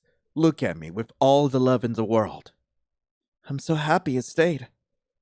My mind is blank, my own throat completely dry. Leaf approaches me, and I'm too shell-shocked to even flinch, completely still as he cradles my face in his hands. You love me after all, don't you? I never had to worry. Now, let's go home, okay? Okay, I am out cold. A needle pierces my neck, but I can barely register the pain. Not over the paralyzing horror. As I collapse in his arms, I feel numb. Numb to his soft words, to the loss of control in my own muscles. All I can focus on is the corpse still lying there. That I've just watched people die. That in the end, I failed. And then I wake up in his bedroom. Right? Yippee! Okay, can I skip through?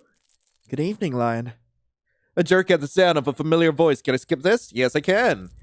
He closes in as he speaks, but I recoil, my back pressing hard against the headboard. Like hell! Get away from me! I had to do it, Lion. Please, try to understand. How could I ever let them degrade you like that? They all deserve it. I know! All of them! Okay. I thought today would jog a memory. I really did. Flowers. So many flowers. Didn't that garden remind you of anything? Not really. He pulls out a velvet box from his pocket, pressing it to his chest. And then he opens it, taking the contents into his palm. And it's the ring flower. There's a flower ring inside. Yeah, I know. So the reason the head boy has been so obsessed with me... It's all too much. Too much! How can I be calm right now? I'm chained up in a delusional murderer's house. What was I thinking back then? Lion? Hi, Leave! Are you okay? I'm so sorry. There's a lot to take in, but you had to remember. I know! You're psychotic. Even if you're not lying, why would I ever stay friends with you? Leave's eyes become glassy, his voice breaking. You didn't just say that, did you? The line I knew would never... You have to understand. I need you. You're all I have left. I endured all those years, hoping, praying I would see you again.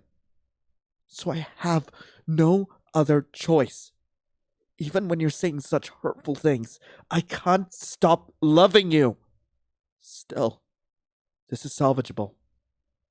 Asking you out was a mistake. What are you? Doing something like that, even though you promised not to kill anyone. Huh? I never said that. I said I wouldn't talk about killing. But enough semantics. The important thing is that you're here with me. Life has tainted you, made you forget. But I'll fix you.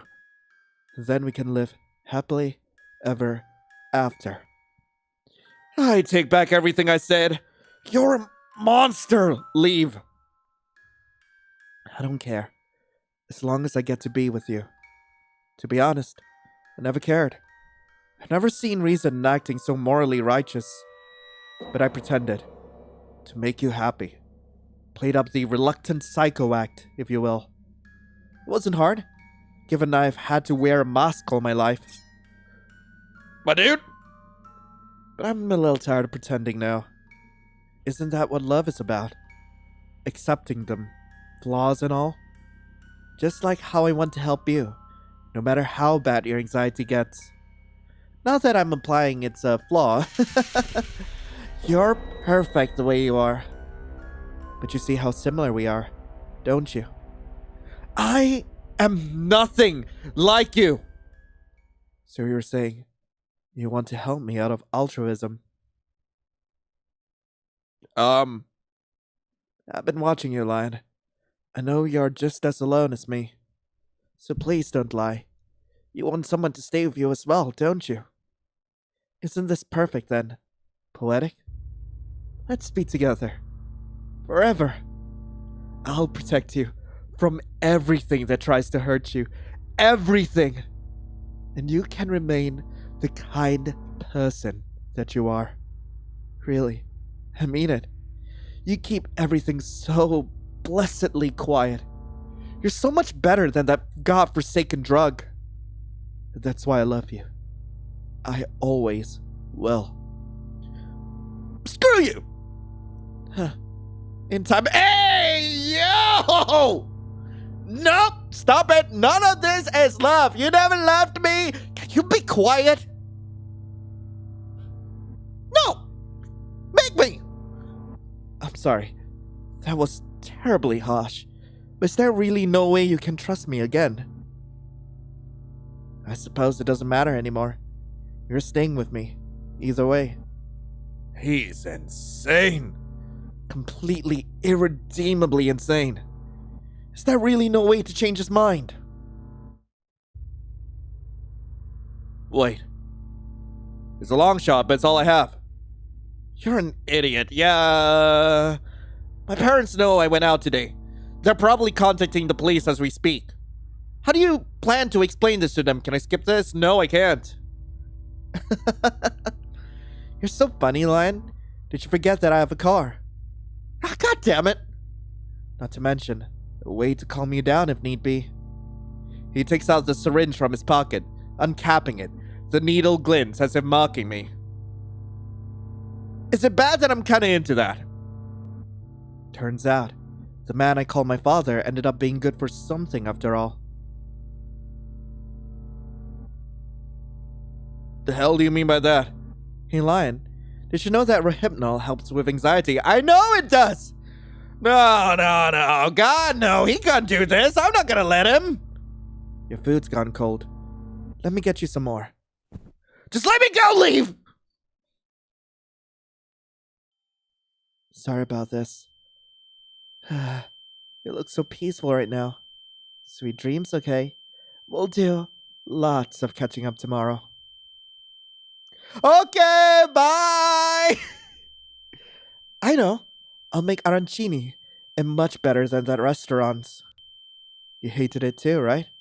So expensive for such mediocre food. And the staff, they are just... Well, you know. One last thing. Your letter to me. Oh, what a beautiful, romantic letter. I have it memorized word for word. Good to hear. I'm sorry I had to use it in such a twisted way. I know, we've gone through this. I love you. No matter what. Well, I'm just wondering, is this the sound of my anxiety calming down? Ending 3B.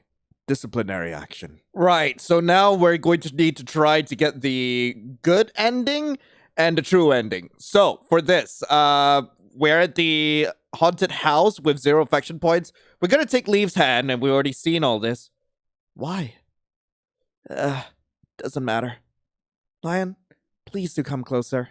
I don't bite. I know, we've already gone through all this. Yep, I know, we're here, and... Ooh, I will return the favor. It's actually pretty cute to see. Lion, sound it out. Take your time. Lion, this is, what do you want me to say? That... I'll make sure to preserve your scent, so that I'll always have proof of this moment. I know that's not the actual progression, but like, with the way I skipped it, it's just so funny. It's like, what do you want me to say? I love your scent. Oh, God. Hearing that makes you happy, right? Tell me it does. Skipping right along. Was she a good sister? Huh? Why do you ask? Whatever. Skipping right through. He goes into his backstory. And going on and on and on. I hug him, and then over here I intervene. No! I run forward and stand between him and his target, arms out to block him.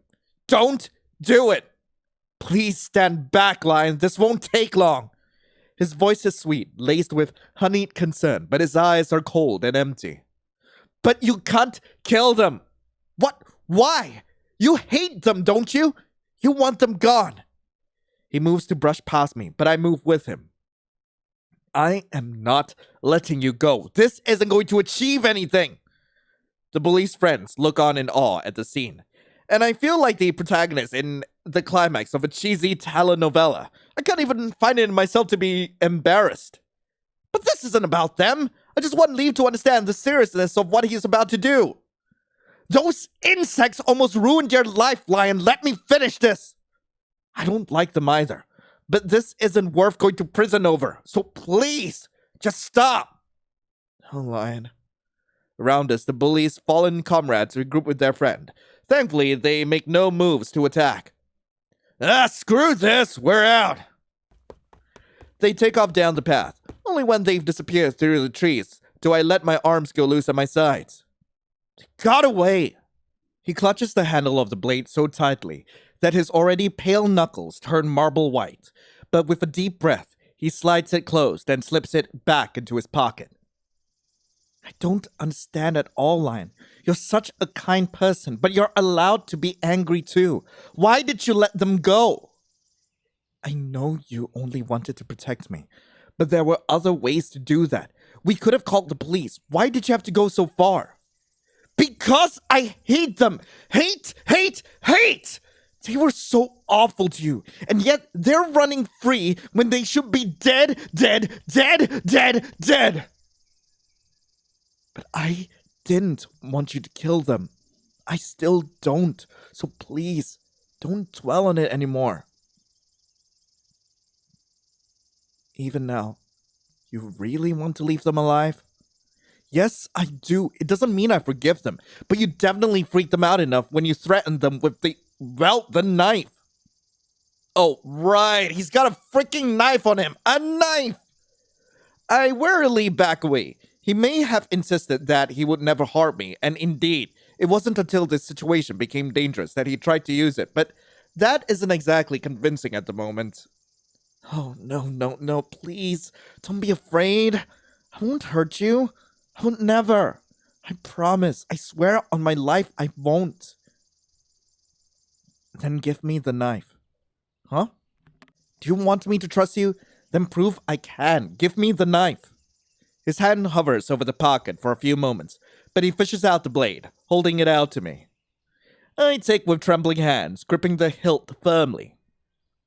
Thank you. Are you angry?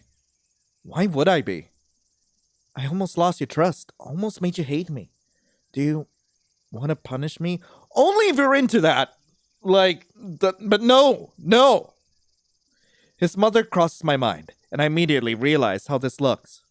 No, I'm not angry, and I'm not going to hurt you.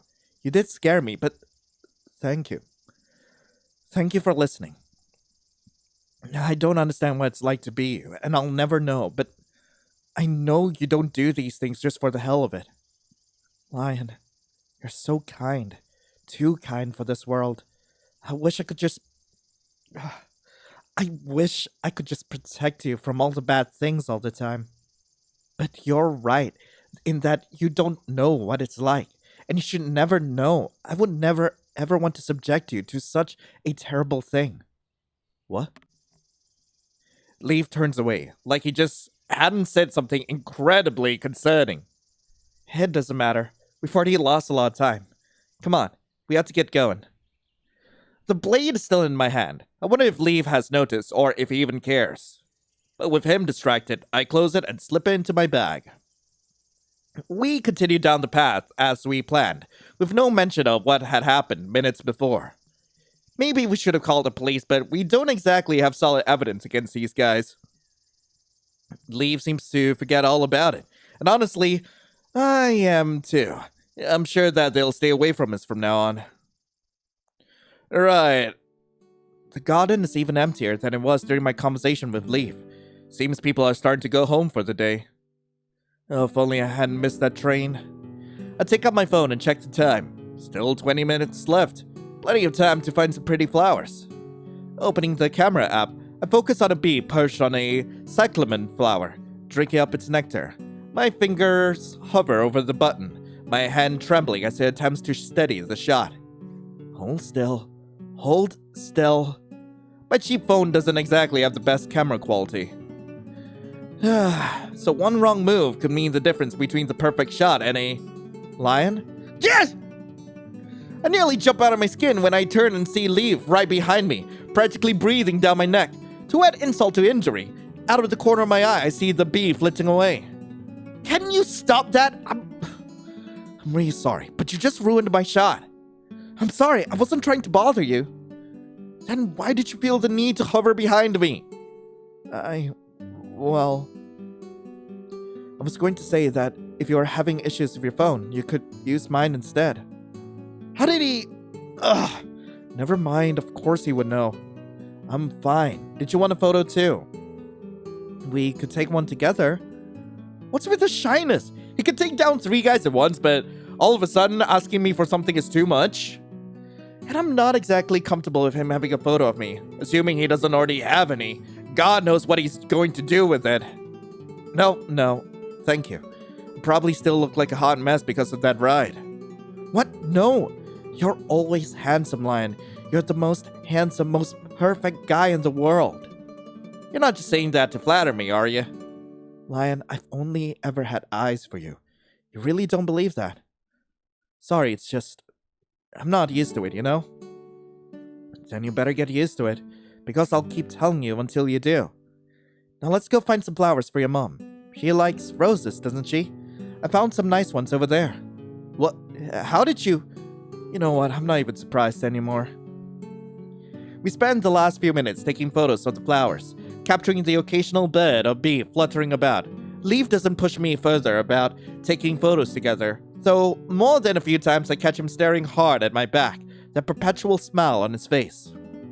Though it's concerning, those thoughts are soon overridden with anticipation to finally go home. And soon it's time to leave. We depart the garden for the last time as the sun begins to dip into the horizon. We reach the train station with time to spare, so we decide to wait in the seating area facing the train tracks. In the distance, the late afternoon rays are already starting to fade into darkness. Let's skip through. True, he hasn't tried anything else since I intervened in the fight. But I did still keep the switchblade, and surely he's noticed by now that his pocket is a lot lighter. Should I put my trust in him and give it back? But if I did, he might have gone ahead and hunted those guys down anyway. There goes my thoughts again. I'm so close on getting to the train home, so I need to stay calm, because if Leaf gets even the slightest inkling that I've start panicking again... Lion? Yeah? You seem troubled. Can I skip through? It was the best day of my life. You're so kind and thoughtful. I wish we could go on dates every day. Well, maybe every day is a bit of a stretch, and don't you have your after-school stuff? I don't care about that. I just want to be with you. Hey, don't neglect all your duties just because of me, Mr. Hit Boy. Fine. If Lion says I have to be responsible, I guess I'll have to be responsible. I'll hold you to that. Did you enjoy it as well? I'm unsure of how to answer. It was an experience, to say the least. Despite that, this was the first time I really got to hang out with someone in a long while. Leaf has done his best to be a good, considerate date, despite his various issues, and mine as well. I decided to focus on the good rather than the bad. I did. I don't really go out a lot, and you know my whole situation at school. But more than that, I'm really happy that my first real friend there was you. Friend? Is that all I am to you?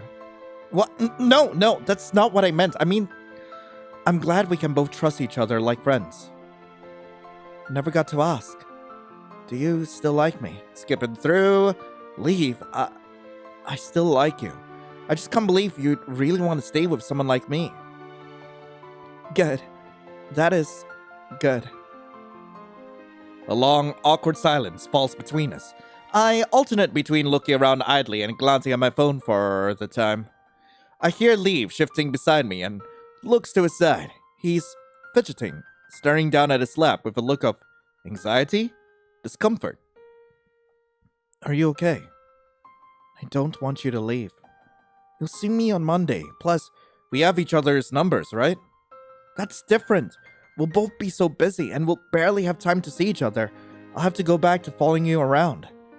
I internally wince. Right, about that. Can we talk about that? You doing that makes me really uncomfortable. Lion, I just want to make sure you're safe. I get that, but imagine if someone was following you around. Would you be flattered? No?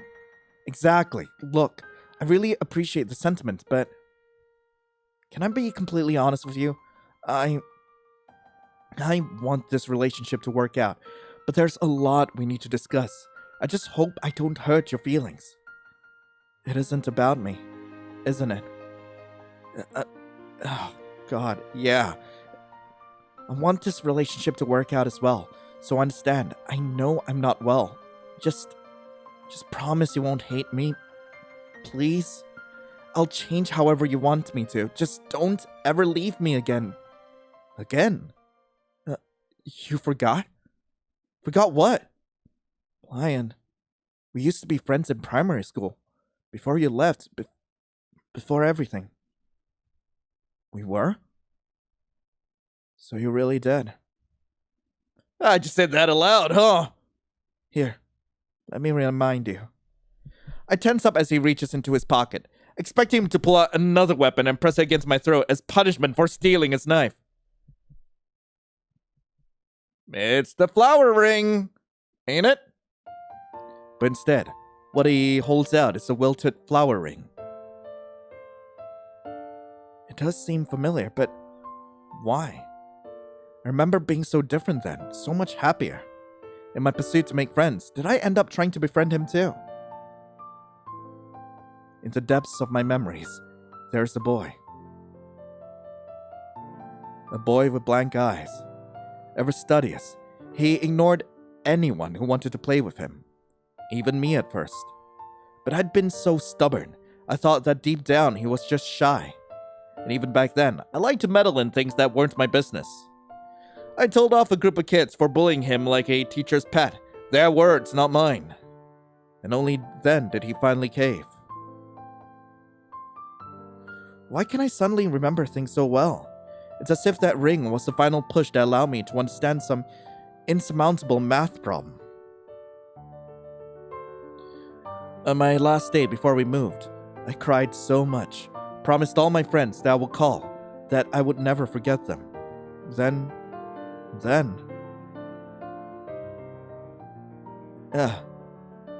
That's probably why I tried to forget. After all, who would want to remember such an embarrassing thing that they'd asked their crush? Of course, his mysterious nature had been so appealing. Of course younger me folded. Had delusions of fixing him even.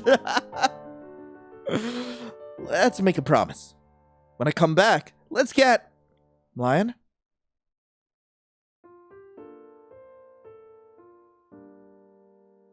Do you believe me now? Is that the whole reason why? Yeah. I can't express enough how happy I am to meet you again. Lion, I've been so alone. Without you, I'd be better off. But none of that matters. None of it. Let's stay together and fulfill our promise, okay? Slow down! Leave! Why didn't you say so earlier? I was waiting for the perfect moment. This felt most appropriate. That's not the whole story, is it?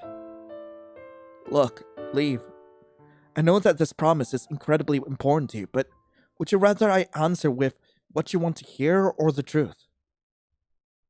Is that No, tell me. Who do you want? The me from year 5 or the me right now? I just want you. You're the only one who can make me happy. I just want to make you happy as well. Is that wrong? Do you need me to change? You think the things you did today made me happy? Leave. This is the most terrified I've been in my life. Threatening and hurting people, saying so many things, and let's not forget stalking me? You call that love? You really want this to work out? Then listen to what I'm saying. Our promise isn't an excuse for you to act like this.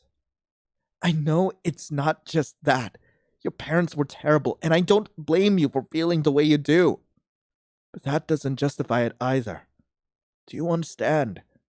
I can't pretend I'm okay with this anymore. I'm sorry. Was that really the right call? The look in his eyes. But my heart is firm. If he really loves me as much as he claims to, then... Lion, why did you leave? I don't blame you either, but after you left, I was so alone. There was so much of everything. And there still is. God, I shouldn't even be alive right now. She was right. I'm not even really her. I'm a monster who shouldn't have everything I do. I know that. What else can I do? Without you, that's all I'd ever... He buries his face in his palms as he collapses to his knees and sobs. I can only stand there, shell-shocked. I never expected him to take it well, but... There's a moment where I feel like the worst person in the world.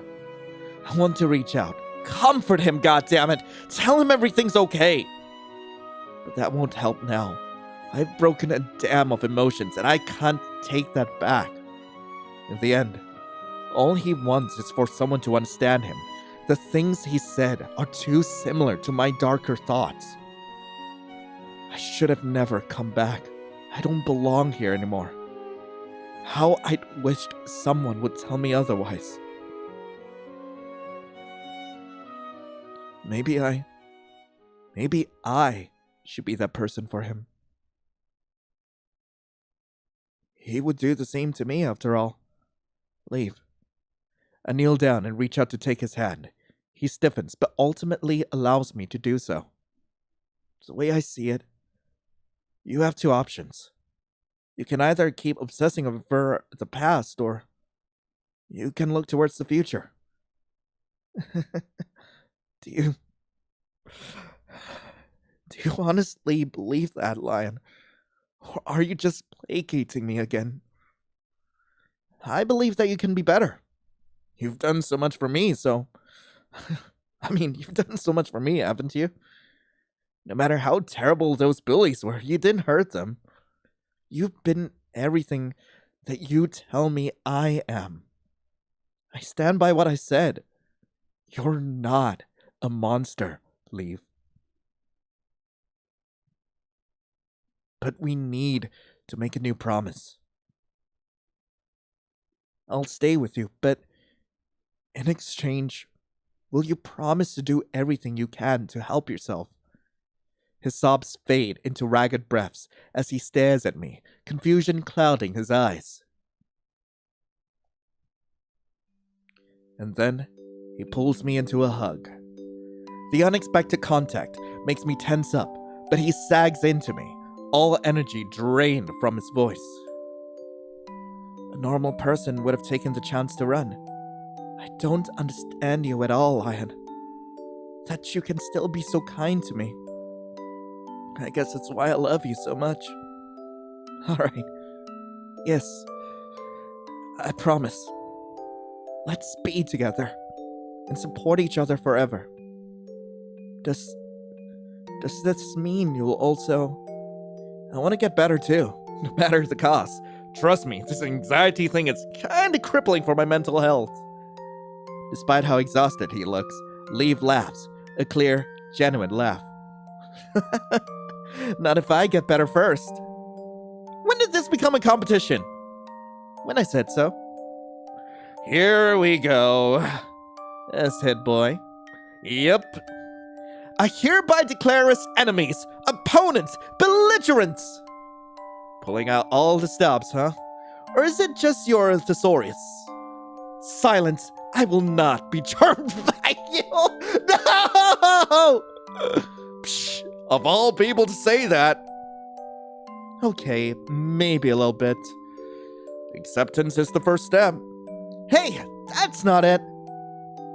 Isn't it denial, or have I mixed up the stages? What the heck are we even talking about now?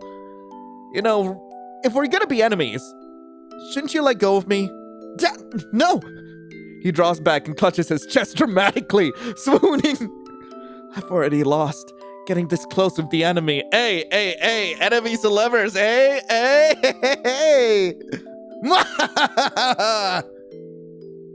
That's a no on letting go, by the way.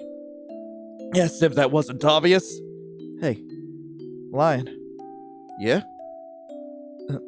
Thank you. I never thought things could turn out like this. Yeah, no prob. Thank you for hearing me out to the end as well. I wasn't too harsh, was I? If I said anything stupid. You're absolutely right. It'll be a long, difficult road, but I can't stay this way forever. I need to change. But I won't be so bad now that you're with me. I hope I can be the same for you. I can't believe that things turned out like this either. But I can't really stay hung up about it when he's smiling at me so sincerely, with all the trust and affection in the world. Maybe I can't return to that blissful childhood where I never had to worry about being lonely, but having one person's unequivocal support is enough. Doubtless, we're gonna have our bad days, but he's right. Shared sorrow is half sorrow after all. I hear the hissing sound of the train pulling into the station, and I realize now, this day really is over. I squeeze Leaf's hand. I'll see you on Monday, alright? Oh, right. See ya. Drive safe, okay? I'll call you when I get home. Okay. Have a good shift tomorrow, Lion. Thank you. You have a good day too, alright? I will. And with that, we finally part ways. Leaf waves me off as the train departs on its journey back to town.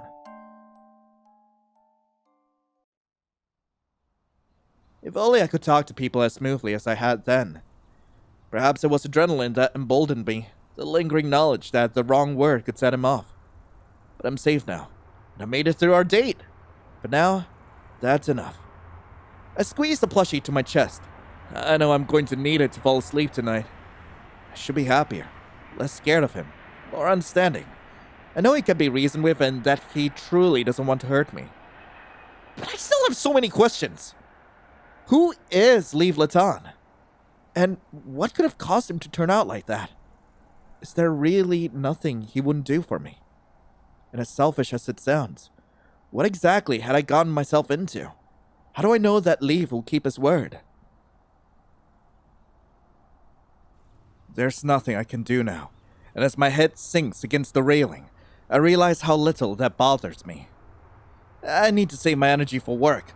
I can worry about my unconventional love life on Monday. Eventually, I close my eyes and allow myself to drift off to the dull whir of the train. One last thought crosses my mind through the haze. I never told him I had work tomorrow. I mean, you already know that he stalks you. You already know that. Ending 5. La chance. Okay, so I had to start a fresh save because, apparently, the true endpoints can only be triggered if you specifically ask him about his family and the backgrounds and all that. So let's just go with the sky and whatever. Skip right through. Okay, we've already got all this. Let's go for pasta carbonara. Let's let him... Oh, God, wait. Okay, maybe not let Leaf pay. Insist on paying the meal for myself, or offer to pay for the whole meal. I'll pay for the meal myself. Honestly, it's fine. I can pay for myself. Oh, okay. If you're sure. I hope that's not a problem. Nah, it was only an offer anyway. Leaf looked strangely disappointed by my answer. Had he wanted to pay for the meal that badly? Maybe I had hurt his gentlemanly pride by doing that. Still, it wasn't like I was obligated to accept. We place our orders and wait for someone to show us to our seats. A waiter soon ushers us to a table. I know, skip right along. There he was, trying to accommodate for me again. Guilt simmers in my stomach.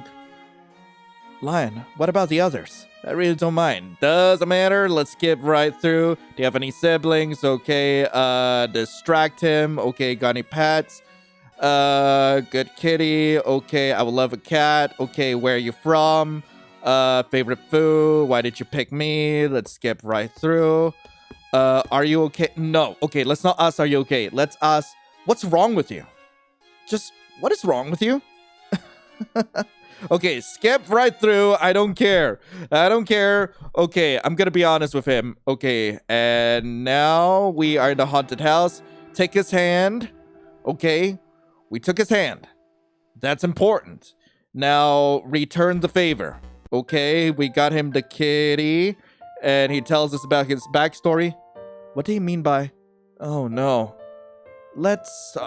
Oh, no, I'd secretly hoped that he would have forgotten by now. But I can't back down. I have to face the music. Do you not want to? We really don't have to if you're not comfortable. Are you still worried because of earlier? Please don't be. I promise. I'll be right beside you. And you can hold on to me again. I wouldn't mind that. I don't mind. Let's just skip right through. We're on the roller coaster. I hug him. I need to make sure that our affection isn't too high. Let's intervene. I run forward, reach out to wrap my arms around Leaf's torso. Don't do it! Skip through. He struggles to push me aside, but I tighten my hold, burying my face into his shoulder. I'm not letting you go. This isn't going to achieve anything. The bully's friend looks at me in awe at the scene, and I feel like the protagonist in the climax of a cheesy telenovela. Well, I am the protagonist of a visual novel. They take down the path. Only when they disappear through the trees do I leave. They got away. I know! That was my plan! Hold on, you forgot your knife. I'm giving back his knife without thinking. Well, this won't have consequences at all. You want me to have it back? Well, yeah, it's yours, and besides, I'm not well versed with that stuff, and I want to trust that you won't do anything else with it. I could do that, right? If you say so. Then of course I won't let you down. He takes the blade, tucking it close, and slipping it back into his pocket. I try not to wince. My own decision led to this, after all. We continued down the path as we had planned, with no mention of what had happened minutes before. Let's skip through. Sure if you want. Right here? We scoured the gardens for a sunny spot with good lighting. Leaf takes out his phone, and I catch a glimpse of the wallpaper. It's just a picture of his timetable. Nothing out of the ordinary. Plenty of people at school did the same thing. It's just a picture of his timetable. Nothing out of the ordinary. Plenty of people at school did the same thing. He presses up against my side, an arm around my shoulders. I flush at the contact, but lean into him as he holds up his phone. Smile. He leans his head against mine as the camera clicks.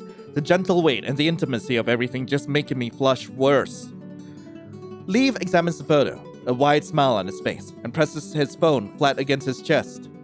Yeah, this is perfect. Just perfect. I'm going to print this out and put it on the wall and cherish it forever. And of course I'll send it to you. Here. About a second later, my phone dings with a notification of the photo. I unlock it to take a good look. Leaf's smile is boyishly cute and lopsided, and he's visibly blushing too. So, looking a little closer, I can see the intensity burning in his eyes. The sight sends chills down my spine. Different, yet all too similar to how I'd felt when I'd seen that photo of him and his sister.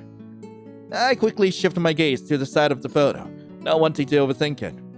Whoa, I honestly thought I'd look a lot worse. What? No, you're always handsome. You're the most handsome, most perfect guy in the world.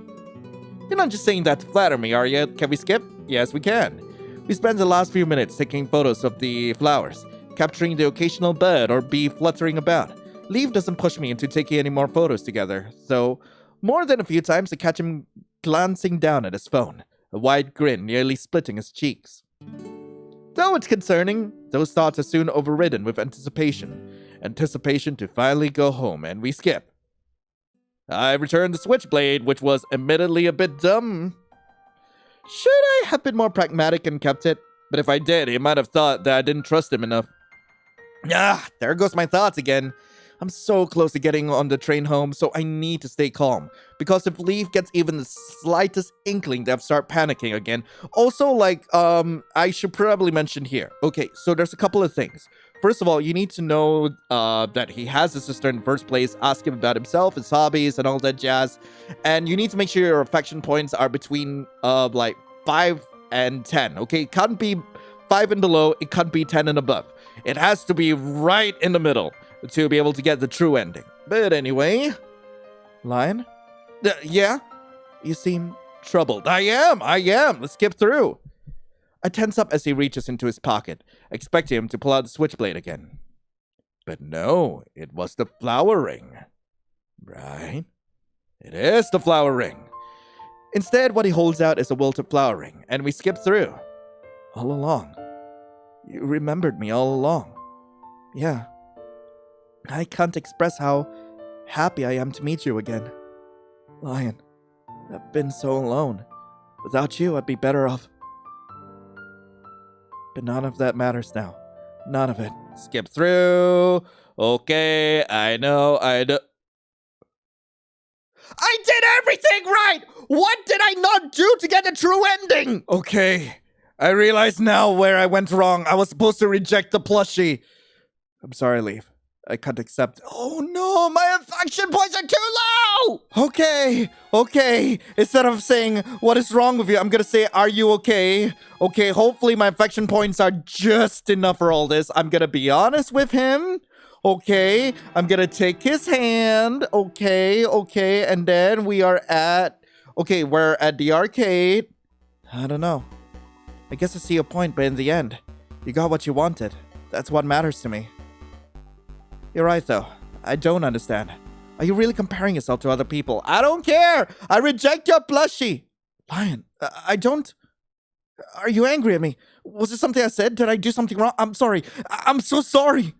What? Leave? Are you okay? Please, just... Can we go outside? Okay, yeah, we can. Despite my apprehension, I still feel really bad. Giving him some fresh air is the least I can do. We leave the arcade, the plushie abandoned. Leave had taken it a lot better than I expected, or at least I hope that's the case. Otherwise, I might have just made a huge mistake. The quietest place in the park I can think of is the garden bench, so that's where we go. We surely have been going there a lot. Still, today has called for a lot of sitting down and recuperating. Leave comforting me here feels like an eternity ago. We'd shared such a genuine moment, and now we're here because I don't even know anymore. Leave is clearly upset about me not accepting his gift, but then again, I had my reasons. Are my reasons going to be enough to keep me in one piece, though? Leave's expression is unreadable as we sit down. There's a flicker of hurt in his eyes, as I try to keep my distance, that I do my best not to react to. Do you hate me? What? This hasn't felt like a real date ever since lunch. Now it's as if you're staying with me out of some sense of obligation. I don't hate you, but with the way you've been acting, it's like you could snap at any moment. I haven't exactly known what to do. I'm sorry. I really am. You've been so accommodating to me, and I've been terrible. The worst date. I'm so selfish. I can't even see that I'm hurting you. How are you feeling? Always so sweet and considerate. I should be asking you. When you said no to the plushie, it felt like my heart had been ripped out of my chest. I want to hurt someone, to spill their blood. I want to blame them for everything that's going wrong. But I know you don't like me talking that way. I don't want you to think this is your fault either. The toy wasn't the problem. Lion, can I tell you something? Yeah, of course. What is it? I know it might seem that I'm overreacting, but I'd like to explain my side as well. I've never been good at nuance. I've never been able to understand the idea that someone can love you and still have negative feelings towards you. It's either they love you and you're the apple of their eye, or they hate you and you're the scum of the earth. I think I got that mindset from my mother. She was an interesting case. She was a reasonable parent, as long as I behaved. But the smallest thing could set her off. Talking back, failing to have a proper demeanor, getting below a certain grade. 1 year ago, on Mother's Day, I asked my father what she wanted. He said that he got her a stuffed bear on their first date, so I did what any normal son would do and bought one. Wrote her a card, gave her the gifts when I got home from school. She thanked me at first, said that they were lovely. Of course, her good mood didn't last long. It must have been something about my grades. She was very, very particular about those. All I remember is that she started screaming at me, saying that I'd only gotten her gifts to get on her good side and that I was a lazy, selfish child. She threatened to beat me if I ever tried to trick her again. That's horrible. I don't remember if she ever apologized. Either way, it doesn't matter. I guess what happened earlier reminded me of that. I was so happy when you held my hand. I thought I was finally doing something right, and then I screwed it all up. Leave. No, it's nothing like that. I'm not mad at you. Not at all. I understand that you just wanted to do something nice. I just didn't want to get someone in trouble, you know? That's good. I'm glad you're not angry. Of course not, but didn't your dad ever intervene? He was a useless, pathetic man, always conveniently working overtime whenever things were going wrong. I think my mother suspected he was cheating on her, and so she took her anger out at me. All at once, I feel like absolute shit for every bad thing I've ever said to him. It's a brief but powerful sting. I'm so sorry. I had no idea you were abused. Never meant to bring back those memories. Do you want a hug? I know it's not gonna fix everything, but... Leaf throws his arms around me, holding me tight. After a moment of surprise, I wrap my arms around him and pat his back. In what I hope is a soothing motion, he tucks his head into my shoulder, nuzzling me like a clingy pat and murmuring softly. Lion, thank you. For this. For being so understanding. It's no problem at all. Do you need anything? No, of course not. I've troubled you enough. Let's go back, okay?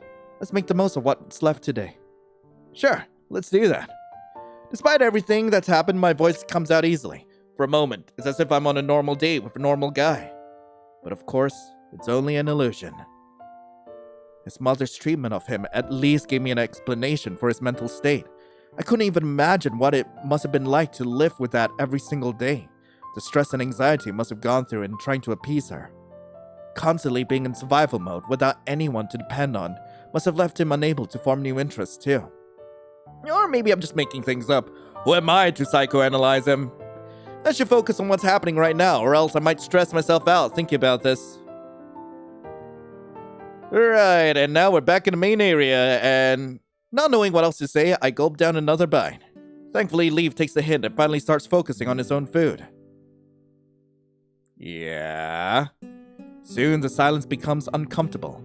I know we had a heavy conversation earlier, but some part of me still feels bad for rejecting his gift, no matter how I know it wasn't my fault. Maybe I could talk about something that would make him feel better. So, even though I'm on a date with him, why do I feel so awkward thinking about it? So, dates. You said earlier you didn't do much for fun, but you seem to have spent a lot of time thinking about us being together. I have. Oh, I have. Even before you gave me that letter, I knew I wanted to be with you forever. I dreamed of the kind of life we could make. But I wanted the little things too. I wanted the dates, the hugs, the kisses, the loves you, the... He gives a little giggle as the implication reaches me, and I fight to keep down a blush of my own. I had fantasies like that too, but I was more worried that you were going to laugh off my confession or something. How could I laugh? That was one of the happiest days of my life. I couldn't believe you felt the same way, and now I'm here with you, and you're talking to me, and you're even letting me hold my hand, and you hugged me. He squirms in his seat, the hand holding, the cotton candy trembling with his excitement. I should have expected this would take a weird turn. Still, he's trying to be romantic in his own way. I smile at him, hoping it might soothe his flaring emotions. I was happy too. I was, lonely because it's just difficult to make sense of things right now. But I do still want to be here with you. It's only half a lie. I want to enjoy this date. I really do, but... such a romantic. I rack my brain for another topic to keep him from devolving into a lovesick ramble. So I reckon that's enough. We've got enough time for one more stop today. Since I picked last, where do you want to go? Let's skip right through. Oh, he doesn't talk about his sister. Oh no, Do I hug him? I think I better make a save just in case. Oh dear God. Okay, I hug him. Okay, I don't want to get too many affection points. I can only close my eyes, allowing his warmth, the scent of fresh cotton and light cologne to wash over me. He releases me slowly, as if it physically pains him to let me go. Okay, skip through. And over here, we're not supposed to do anything. We're supposed to let the timer run out. I stand there as if rooted to the spot. Skip through. Okay, he broke the arm. For the fourth time today, I collapse onto the bench. The sudden lurch forces my body forward, mine replaying the memory of... Yep, that. My head whips up, and my eyes narrow disbelievingly. Didn't have a choice. He basically surrendered, and yet you still... Skip through. I wanted to kill him. All of them. I still do. It took everything within me not to slit his throat. I would do anything to keep you safe and happy. Absolutely anything. If I had to murder the entire school for you, I would do it. Anything you need, anything you want. Okay, got it. I pretend not to see it, leaning on the bench to stand up instead. He simply stares at me for a while, expression unreadable. Skip through. I rubbed my palms against my knees, wishing they would stop sweating so much. Even the cool afternoon air has done nothing to help. So, despite how I've been acting today, did you still enjoy our date? It was the best day of my life. You're so kind and thoughtful. I wish we could go on dates every day. I know, skip through. And please, true ending. I know. It's not just that. Even if I don't understand your worldview, I don't hold that against you. But that doesn't justify it either. Do you understand? I can't pretend I'm okay with this anymore. I'm sorry. Was that really the right call? The look in his eyes. But my heart is firm. If he really loves me as much as he claims to, then... Lion, why did you leave? I know!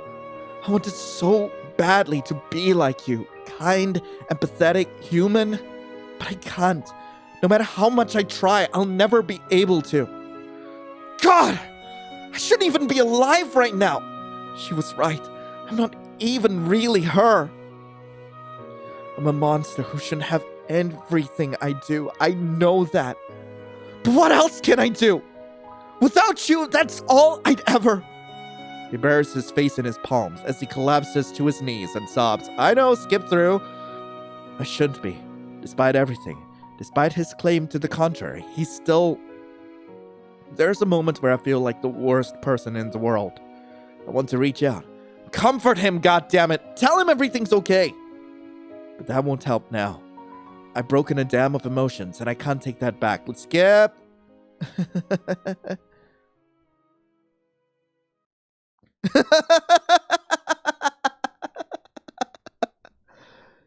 He shouldn't be able to laugh like that given how hard he'd been crying.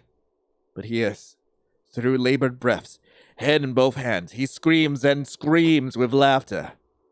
I feel my traces of hope melt back into terror. I back away, clutching my chest as if that would do anything to calm my heartbeat. Help myself? You're so optimistic, Lion! What do you mean? Lion, I'm not just fishing for your kindness. I really am a monster who shouldn't exist. My mother had every right to hate me as much as she did, after all. The hell? At least we got the true ending, I hope! I'm not even really her son. What? What do you mean? I never met my real mother. I wondered if I would have been happier with her when Vera told me the truth. What? Because of this mistake, Pierre spent years trying to correct it. Correct me. Hence the medication. And look how well that worked. That's all I am. A freak accident. I can't change, Lion, because I can never understand what that's like. I'll keep being creepy, being paranoid, wanting to hurt people. I'll keep wanting you all to myself. God, I even planned to take you home if all else failed. I never deserved you. I've been so scared to hurt you all this time, and yet... I'm sorry. I'm so sorry. I'm sorry. His cheeks are raw from how hard he's scrubbing at his tears. Leave is hyperventilating, gaze totally unfocused. Then he suddenly straightens up, a disturbing piece to his smile. You deserve to be happy. Take my knife. Take me somewhere deep in the forest and slit my throat. He tucks down his collar and puts 2 fingers to his neck. Right here, okay? I'll die quickly. Lion? Stop it! Leave. He stares at me as I step closer to him, silently accepting his fate. But I wrap him in a hug. He stiffens, unable to return it. Maybe unwilling to for once. Why are you... I'm sorry for everything that happened to you. You deserve a better family, parents that let you be your own person. I wish we could have spent more time together back then. Don't blame yourself. I'm not some pure saint, Lee. We're both lonely, aren't we? Honestly, I'm not even sure this is a I'm not sure if this is a smart decision either. But I want to trust you. I believe you can be better. But I planned to kidnap you, Lion. You should hate me. But I don't. I wanted to see the real you, and if this is who he is, I don't understand. How could you be so kind? Then I'll accept it. But is this who you really want to be? All I want is to protect you. I was stupid. So stupid to think that could work. And I don't want to hurt you either. So please, will you listen to me?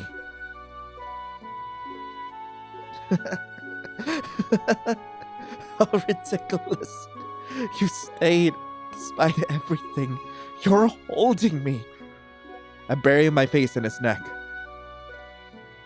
Frickin' what?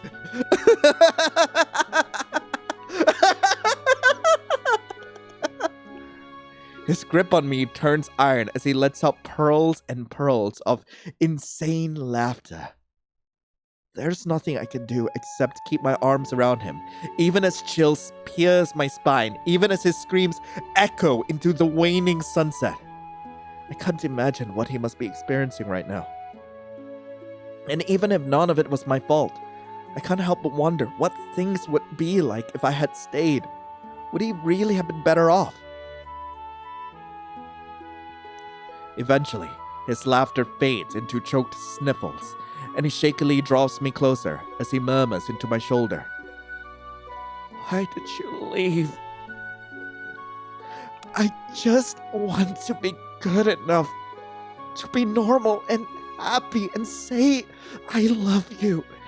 And I love you so much, but nothing will ever be quiet. That's okay.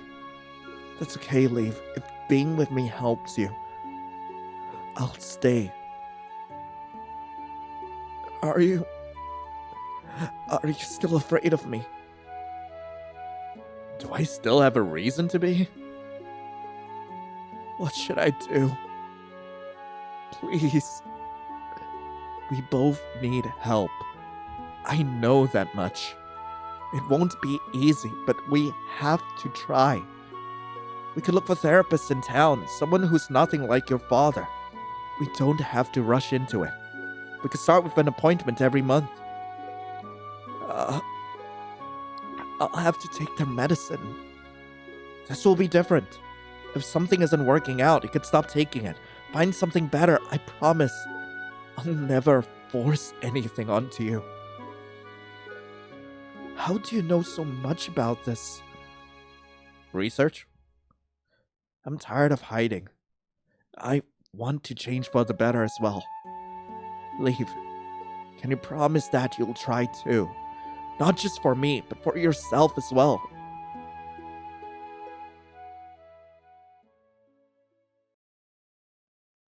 Yeah. You have my word. His tone is a mix of resigned and relieved. He's been defeated, but now he no longer has to bear his cross alone. I'm the same in a way. Thank you. Thank you for everything. From the bottom of my heart. He nuzzles my cheek with his, and that familiar flush creeps onto my face. This time, it's no longer followed by discomfort. Thank you, Leaf. Me? I didn't... You remembered me.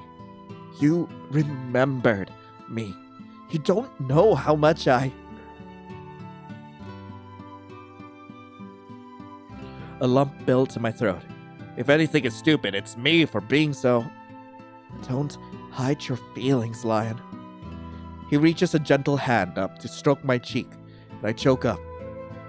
I love you the most when you're being truthful. And isn't that an important part of therapy? I press my face into his shoulder, like it would stop the tears. You're everything I could ever want, but you're still human.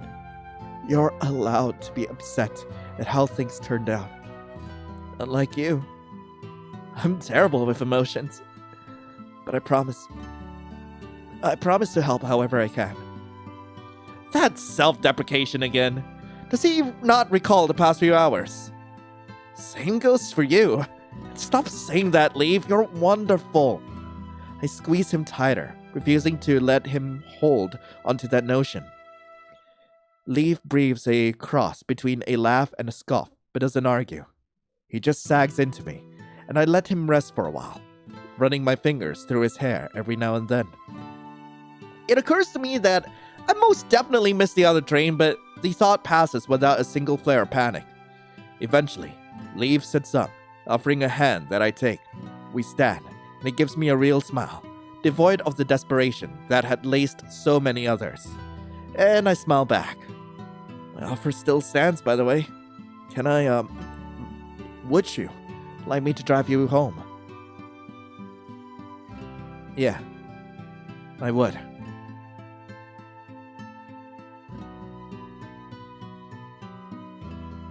I recognize this background!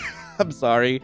The drive is comfortably quiet, with Leave frequently shoots me adoring glances. With a lack of conversation, it's easy for me to doze off. And when we finally reach home, he hurries to open the car door for me, but doesn't ask me to come in. Have a good weekend. See you on Monday. Lion? Huh? He faces me, gaze drawn to my lips. It's silly considering what just happened, but the implications just makes me blush. Makes me a little curious. He gently cups my face, which proves almost too much. I look down to focus on his jersey, but the tender stroke of his thumb calms my heartbeat, and as he leans in, I close my eyes. Then he presses a kiss to my forehead. Ah! That is so much sweeter than it needs to be. God. Oh. Pulsatio Cordis by Lucia Lilly.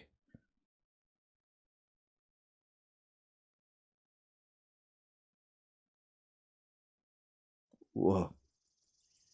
Okay, is anyone else getting chills, by the way, or is it just me? Holy hell. When the cherry blossoms bloom, it means impending doom. That was a shared sentiment between school in the city and here. They signaled the approach of the dreaded external exams. But today, having left that hall for the last time. Lion, are you with me? Huh? Sorry, just lost in thought. What were you saying? Congratulations on your scholarship.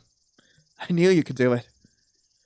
Well, the process was a lot easier with the chronic overachiever helping me out. And speaking of overachiever, thank you. You're not doing too bad yourself, you know. Understatement of the century, the multiple trophies, the lei around his neck, and the many, many certificates he received were proof enough. In fact, I should be congratulating you, Leave. Holy crap, full ride to 3 unis. Which one are you gonna... Well, wherever you go, of course. Speaking of uni, I've decided what I want to study. His eyes brighten as he leans in closer. I'm gonna study psychology. Lion.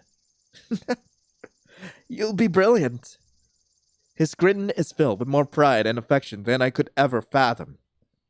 Says our future doctor. He flushes and averts his eyes, subconsciously fiddling with the lei. I just chose the most lucrative option. I want to support you as much as possible, after all. Same here. We're in this together, remember? He looks surprised for a moment, but melts into a gentle smile. All right.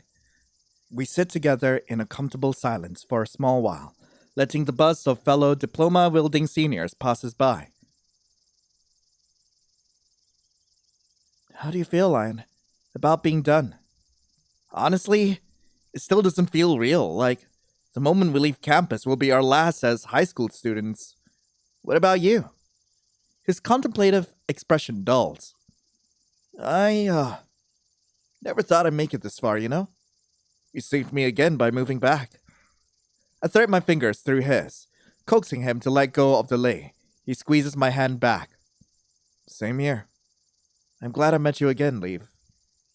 That beautiful flush blooms on his cheeks again, but this time, he doesn't resist it. Ah, shoot, my family! They're definitely wondering where we went. They'll be in the hallway, so we're not too far. You really don't mind me? My parents keep asking when you'll visit.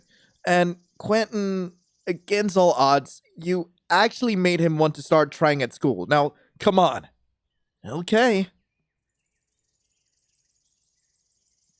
The days since that fateful date have been a blur, but I don't find that a bad thing.